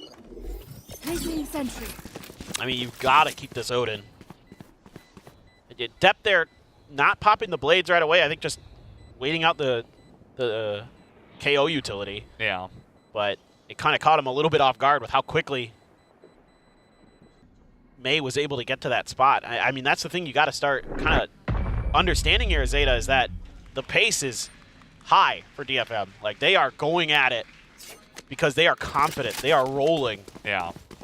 And you've got to find a way to shut it down, to slow them down. Yeah. They're confident, and probably Zeta didn't expect this kind of tempo at first. But now that it's happened 4 times in a row, like, and May is just hitting some insane shots. Cool. That one was a little bit dicey. A couple of jets going up against each other. But May shuts it down, and Medusa follows up. They take down 3, and that's when Zeta decide to back off. Well, now you've got the op for Depp, and an Odin, a couple Sheriffs. Laz's go rifle. So you can still do a lot of damage here as Zeta, even though you're down a couple guns. Still got the power weapons in play to potentially turn your fortunes around in this half. You started out good, but it has been all DFM since the pistol and the follow-up. Yeah. Well, May's in here. You're on. Thought maybe he saw his foot there, but perhaps not. And May, not going to hit the shot. You're on immediately backs away. He says, no, I don't want any of that action. On my mark. So after 4 consecutive very quick rounds, DFM slow it down. Not a bad idea to mix with the tempo here. They're watching for somebody to push out a short. At least they were. Changing their attention. Yudon just creeping around. Back to spawn. Here we go again. 30 seconds left. Yep, gonna take some time at the beginning. It's the Odin. At the end of the day, it is that fast push into B. As you're spotted. Uh-oh. He's in a lot of trouble. Down he goes, May. Quick with it once again. Just the headshot onto the one guy who was on the site. And now as Depp, you're like, well, I've got an operator. I suppose we do have to try for this one. But if he loses that, I do wonder what their economy will look like as Depp. Outburst comes down, trying to shoot through, but immediately Anthem just in the corner. Sugar Zero does get one, Depp gets another, but in the smoke with the shorty. Neth gets it done. Standing. And Medusa as well with the Odin. Able to pick that one up, and Medusa gets another kill. A couple of headshots with the Odin, and DFM well and truly running away with this map. Well, I mean, the Killjoy is going crazy on the attacker side. He's up to 20 and 12 now. I mean, you think about it at the half, he's at 11. He's got 9 kills in this half. It's going absolutely bonkers, but I mean, it feels like DFM can do no wrong. They've got such great reads on their opponent's positioning. They're doing a great job using their util to shut players down and shut them out. And there's just no help there for Hiradon. He's left on an island. So many of ZETA's defenses are committed to A. And they just have no ability to bail him out. You are going to be able to go for a buy, but ZETA, this one has to go. So they're going to be on a weaker one. Good flash. Yeah. They bought a little bit extra time. Yeah. Lad's gonna shoot that one down. Here comes Medusa, just running in there, and now May's already in. Medusa does get taken out though, and here comes May once again trying to push him through the door, but instead it's just Euron taking everybody down and now isolated with the Odin, and it's only Sess who gets the one, so Euron picks up a 4K and brings ZETA back into this one. Yeah, great hold of the market. I like kind of the way that they sort of sacrifice Lads here. Lads clears the nano that lands right at his feet on the back stairs and then gets paranoia. That opens up a lot of space for Euron and Depp to swing through and crunch the execute. So good delay, good follow through from ZETA. Now they need to get a couple more rounds going to really, keep this map from going DFM's way, keeping this match from going DFM's way. Blades are popped for May, so good luck. It's been absolutely insane. Yeah, I mean, what can you say? Yes. Putting up numbers like that. He's just been bonkers with the Blade Storm. Yeah. Drone's gonna come out. May sitting in the smoke, unbothered. Knives floating. Waiting it out, patient. Here comes Death. And he's stuck in there in the corner. A little bit of spam through the smoke, but over the top, May just gonna assassinate him. Just like that. Just absolutely nuts. I mean, they just had no chance. Laz. Okay. Nice push here from Laz, and now Euron coming out of short as well. Euron picks up one, and that's a very awkward spot. He's going to be isolated, and Anthem's like, well, where did my team go? 30 seconds left. Well, the fact that Laz wins that first exchange actually completely changes the dynamic of this, because then there's players stuck in a corner. There's not much they can do to get out. Anthem's going to see the gun barrel. Neutralized. Nice start, but they both want to peek, and he's got recon pulled out. So Anthem, bit of spray through. It's getting a little wild and messy, but at the end of the day, it is Huron who does shut that down. ZETA able to string a couple of rounds together. I mean, they're still on defense. Yes, there's still a chance. Yes, absolutely. I mean, it looked like DFM just had everything downloaded, everything read. Medusa was heating up, May is May. But now you're starting to see this teamwork, this combined fire hitting DFM. They're able to slow them down enough that these executes can't come through. So they've changed the tempo, changed the pace of the map. Now DFM are the ones having to take a timeout to try to get this match back in their favor. They still have both timeouts. Yeah. I just realized that. 11 to 10. Yeah, no, they've been very slow with their timeout usage. Not really trying to mess with the heads, I suppose. Maybe just nothing too much to say. It's been a relatively good day for DFM, especially after that first map. First map, they're like, okay, just forget about that one. Let's play good from here, and they did. So, not too many comments, I suppose, from the side of the coaches. Yeah, well, I mean, to be fair, they're mostly playing good. Yeah.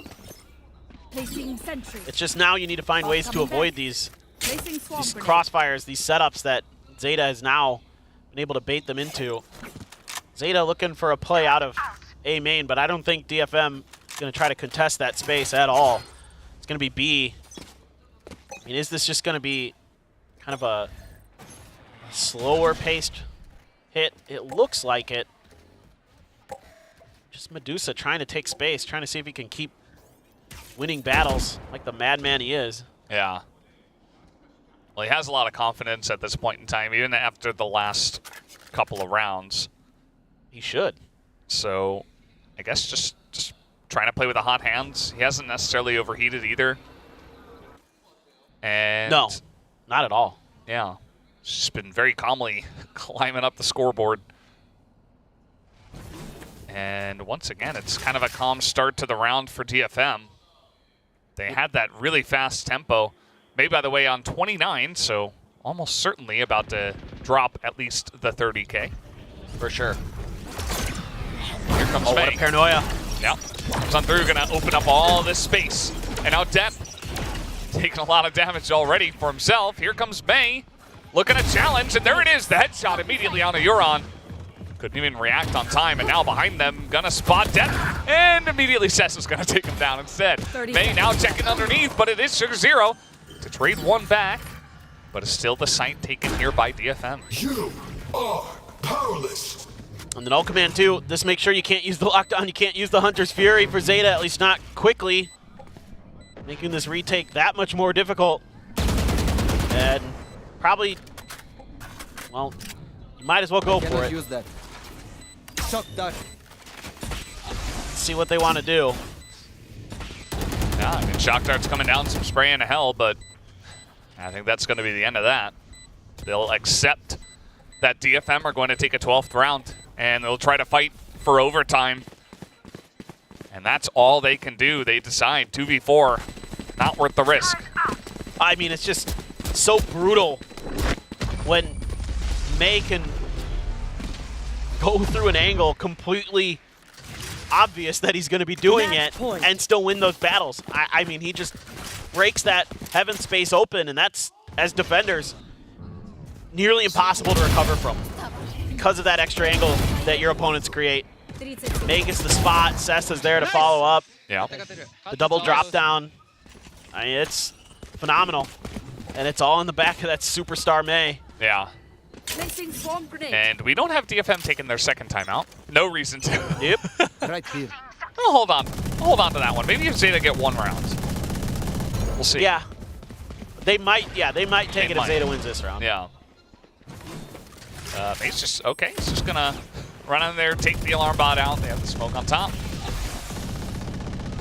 They've got 3 players in market trying to get ahead of the flash, I think. Maybe they just expect May to push this angle and they want to 3v1 him. And it's not gonna work. May's gonna take down one. The Paranoia does come over the top, and Neth is right there to help him out. And May gets a second as well. And meanwhile, Neth is holding the back angle. You should run. And it's only Euron with 10 health. 10 health. And they've totally blocked him out. Yeah, they even used a lockdown in market. The flash comes out, Euron sending it. That's going to do it. DFM will take down the win today against Zeta Division. Oh, they're so incredible. After a rough start on Haven, they came roaring back on Sunset and Ascent, especially that attacker side. A side of the map that has been difficult for them looked so much better today. A great mix of aggressiveness and just insane individual efforts. I mean, across the board on both teams. Yeah. So many wild rounds. It was certainly very entertaining. Oh my god. This was a lot of fun, actually, this Ascent. I wasn't sure what to expect, to be honest. That was one of the better Ascents. Yeah. Like, usually it's just like defenders win 10 rounds on each side, and you're like, okay. Yeah, I think the fact that it's DFM versus Zeta kind of adds to the spice of it, the rivalry, you know. This time DFM will take the win. For sure, and the second win this year for DFM, and maybe this is the passing of the torch for our Japanese teams. Zeta's been so good for so long, and now maybe it's DFM's turn. Yeah. Well, the fans are extremely happy, as you would expect, an F fan out there as well. And he had some good rounds there at the end as well. I think individually, all these guys were great in their own way. And anyway, guys, we're done here on the cast. What a great Ascent. We're going to send it over to the analyst desk to break down this series.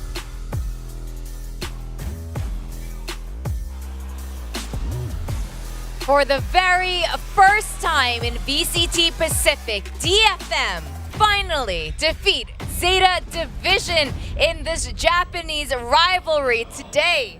ZETA Division straight up dethroned. I mean, Ascent was one of their maps. Like, they played it really well before in the past with Depp, but now there's a new, extremely strong Jet player, and that's none other than Mei. I mean, how many kills did he drop in that overall, Azurai? 30 kills, I believe, on the third map, and in the entire series, 70. 70 this entire series that they went up against ZETA Division, and I ain't gonna sugarcoat it, at least here. Mei was a big factor as to how I think this was just going to favor of DFM. Sure, there were some stellar rounds that we've seen from Medusa as well as Cess that was just holding the site, frantically well with that Omen, but my God, Mei pushing into the side, just haphazardly going with the blades. How many times has he disrespected Depp with a right-click kill on his blade storm? I think that was like twice or thrice in the span of like these 3 maps. Absolutely stellar player, and this team really showcasing what they have got. And DFM, what a very well-earned win. Yeah, for sure. 100%. This is their second win. Not only is it their second win, they beat ZETA Division, who has been on top for Japan for the longest time, but now we have a new team that has shown themselves, and it's just that good. I mean, if you take a look at both teams for this map specifically, both teams have dug deep. They've shown a lot of different plays, a lot of different looks, and you've seen ZETA Division trying to make some plays work, trying their darndest to defend. And that's the craziest thing. I mean, if you think about how much DFM really deserves this win overall, it's just the fact that Ascent is supposed to be a defender-sided map. ZETA Division is supposed to be pretty darn good on this. We've seen a really confident Depp before. We've seen Laz with the Operator, and of course, Yuron, Sugar Zero. They're adding a lot of value as well, like the Odin, for example. But this was kind of missing right now. Like, it's just so much of them trying to find ways to play against Mei. I mean, there were these rounds, like you talked about it. He just disrespects Depp, updrafts into the air, right click, or even just a single one tap. And the whole of ZETA Division just goes like, oh, well, we just lost a bit in defense. Like, there's a gap right here. We need to fill it. And that's just so painful for them. And at the same time, like, DFM, Medusa with a clutch against like Yuron, like there's so much going on for DFM right now. I would have to say this Ascent was pushed to the absolute limit by both of these teams right now. They definitely have shown that they have wanted this win so badly. But Mei, like you guys pointed out, on the attacker side, he was unstoppable every single time. He would entry in these really crazy, flashy jet ways as one does when you're Mei, gets in there and just gets that first kill, opens up the site for the rest of his squad. It's also on the defensive side. I mean, like the first half, he already had like 12, 16 kills. I lost count, but it was just that good, that much impact. Yep, absolutely. I feel like there's a story going on here, coming into this weekend, and we're not even done. We still have like day 3 where, what happened during the off time, the off season? What did you do? Did you try to improve your fundamentals? Did you try to fix yourself as a player? Did you try to, kind of adjust to the incoming patch that gives you access to new agents that will give you different playstyles? It feels like DFM answered at least 2 of those, where they focus a lot on Mei, they focus a lot on the teamwork, and we kind of saw this, right? Even though, yeah, sure, there's still that DFM that relies heavily on the firepower of Mei. That's something that's available to them, so why not use it, right? But another thing is just, I think how well they kind of cascade upon each other, right? It feels like there's a lot more cohesion with this team. Sure, again, it looked a little bit rough when they were going up against RRQ, but again, that's RRQ. It's looking a little bit rough against ZETA Division, but these are hard-fought battles that DFM are still almost are able to win, and we're seeing the fruits of their labor again, bearing fruit in front of us. Without a doubt, right? 16 first kills. That's huge. The single thrifty as well. It just shows how much DFM has kind of worked on this. And yeah, sure, why not? We're thinking about maybe some drastic changes, but no, they've always been just kind of solid, just needing to have that confidence to go a little bit further, and the whole team to kind of work around how strong Mei is as well. And we saw that on this Ascent. I mean, there were times where, yeah, it just looked like it was just the Mei show, and then everyone else is just kind of hanging back and waiting for him to kind of create that space, and it doesn't quite happen, and then they lose the round. Yeah, sometimes that does happen, and I guess it does need to be worked on. But meanwhile, when it does work out incredibly well, when they are pushing alongside him, like in that final round, for example, Market just completely gets handed over to DFM. That's the whole thing. Meanwhile, for Zeta Division, I mean, I don't know what to say. This is like a clear shift in power rankings. Oh, definitely. 32 kills by May, 390 ACS. 12 first kills. Yes, and 12 first kills. I'm Out not of going the to 16. I'm not going to be surprised if the person who breaks Ospas's kill record is not Depp, but May in the future. In the possible future, I guess. Yeah, I mean, it still is going to be a tall task for DFM, but I would love to see what they can, bring, if ever, into, let's say, Champions. If they can hit up more of the matches that they've had, because I'm looking into it. Again, they're in the Omega group, and there is a bunch more matches they have to go for. I think it was 3 more after this match that they had against Zeta Division, so we'll have to see. Yeah, it takes a little while, but for the time being, I mean, it's just crazy. This just shows how much value the whole team can, provide, but at the same time, just how much value this one player can do. Yeah. So what this means with Zeta's loss today, this secures paper Rex for the playoffs. But what does this mean for the 2 Japanese teams? I think right now we're looking at this. Zeta is at 10th, but as I mentioned, there is more matches for the Omega teams.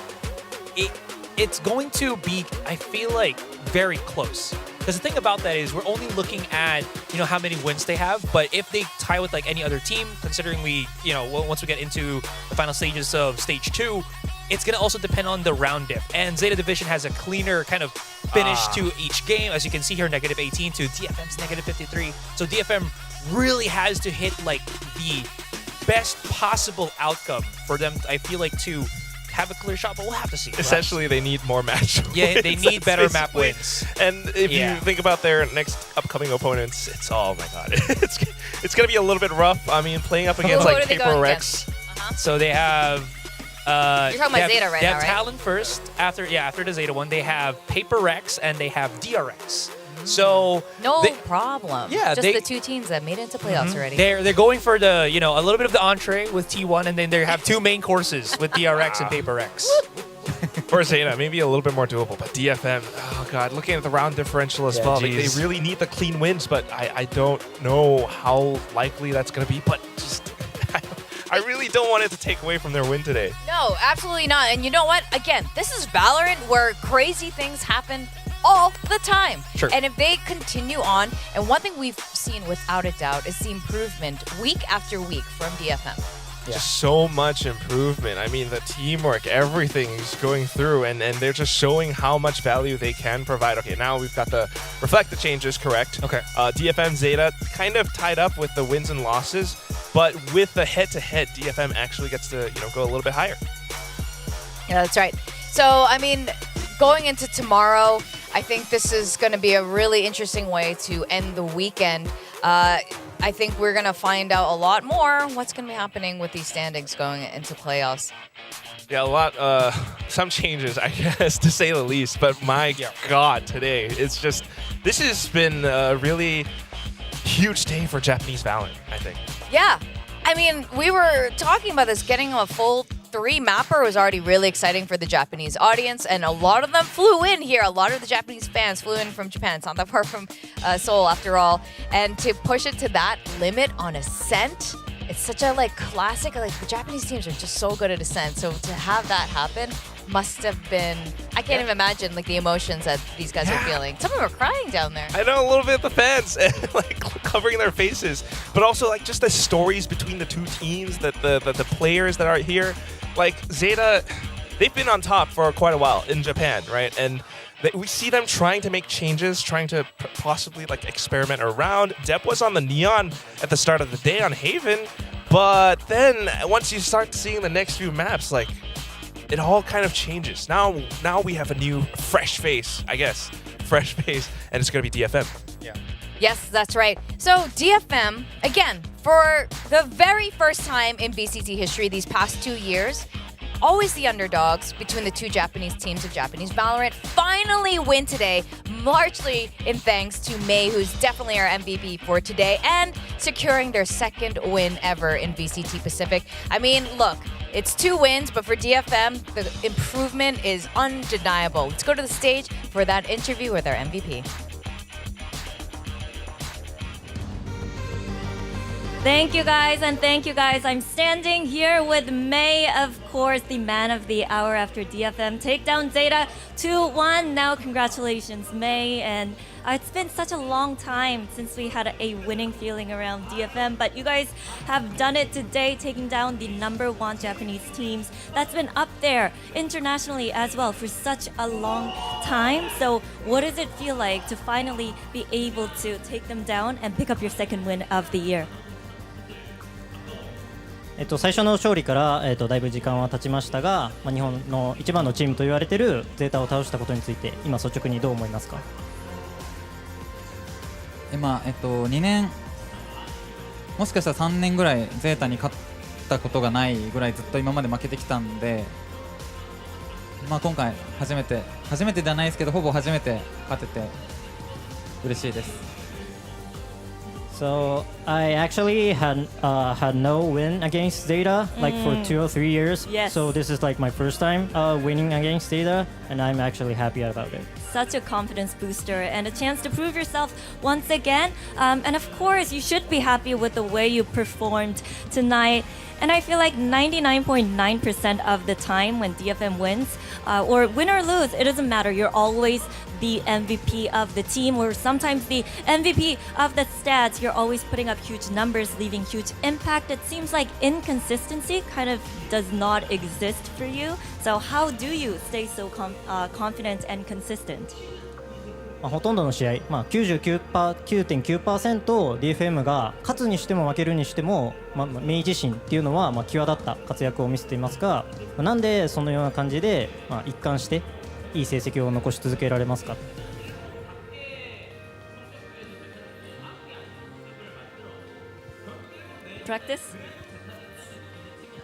そうですね、チームメイトが結構僕のことを頼りにしてくれて信じてくれているのが結構でかくて、結構自分のやりたい動きとか自分が考えたアイディアとかをすぐ受け入れてくれるので、そういった面で僕はすごくやりやすいプレーができてるかなって思います。So our teammate rely on me and our teammate believe on me. So our team support my idea and the moves I really want to play. That is like the big point right now. I actually want to ask you a follow-up question on that because sometimes people point out that DFM would win so much easier and you guys would do so much better if you had more plans when your aim duels kind of do not go the way of your favor or in your favor. So what is the team's talk around trying to adapt or trying to adjust the game plans when you're kind of not winning the aim duels, the rounds that you're kind of not there anymore? 例えばチームの中で、メイ自身があまりパフォーマンスが上がらない時でも、なんかどういったプランだったり戦略を立ててチームとして動いていこうというふうに考えてます。結構僕が不調な時でもなんかデュエリストとしてやることは別に今までと変わらないというか、デュエリストの仕事自体がそもそも味方のためにスペースを作るのが仕事なので、仮に僕が調子が悪くてもできることを一生懸命して味方がすごくやりやすいように頑張ってるって感じです。 Even though I don't come up in the game, as my job as a duelist is to make the space for the team, and I will try to work hard to make the space for the team, even though I don't come up a lot. The life of a duelist, it's just the way it is. But next up, you guys are facing Talon Esports, and they pulled out Clove, Neon, ISO in one day. They're trying out the new stuff that's set to be good, that's proven to be buffed, and they found a lot of success with it in their last match. But you guys have never tried those. Today did not pull out ISO or Neon or anything like that. So, what's your expectation going into the next matchup against Talon? 次戦はタロン e スポーツの戦いになると思いますが、タロン e スポーツは前回の試合でクローブだったりイオンだったり、アイソっていった、今回のパッチでバフされたエージェントを、構成に組み込んできましたが、メイ自身としてでも、チームとしてでも大丈夫なので、今後の試合において、そういったものが見れるのかというところを教えてください。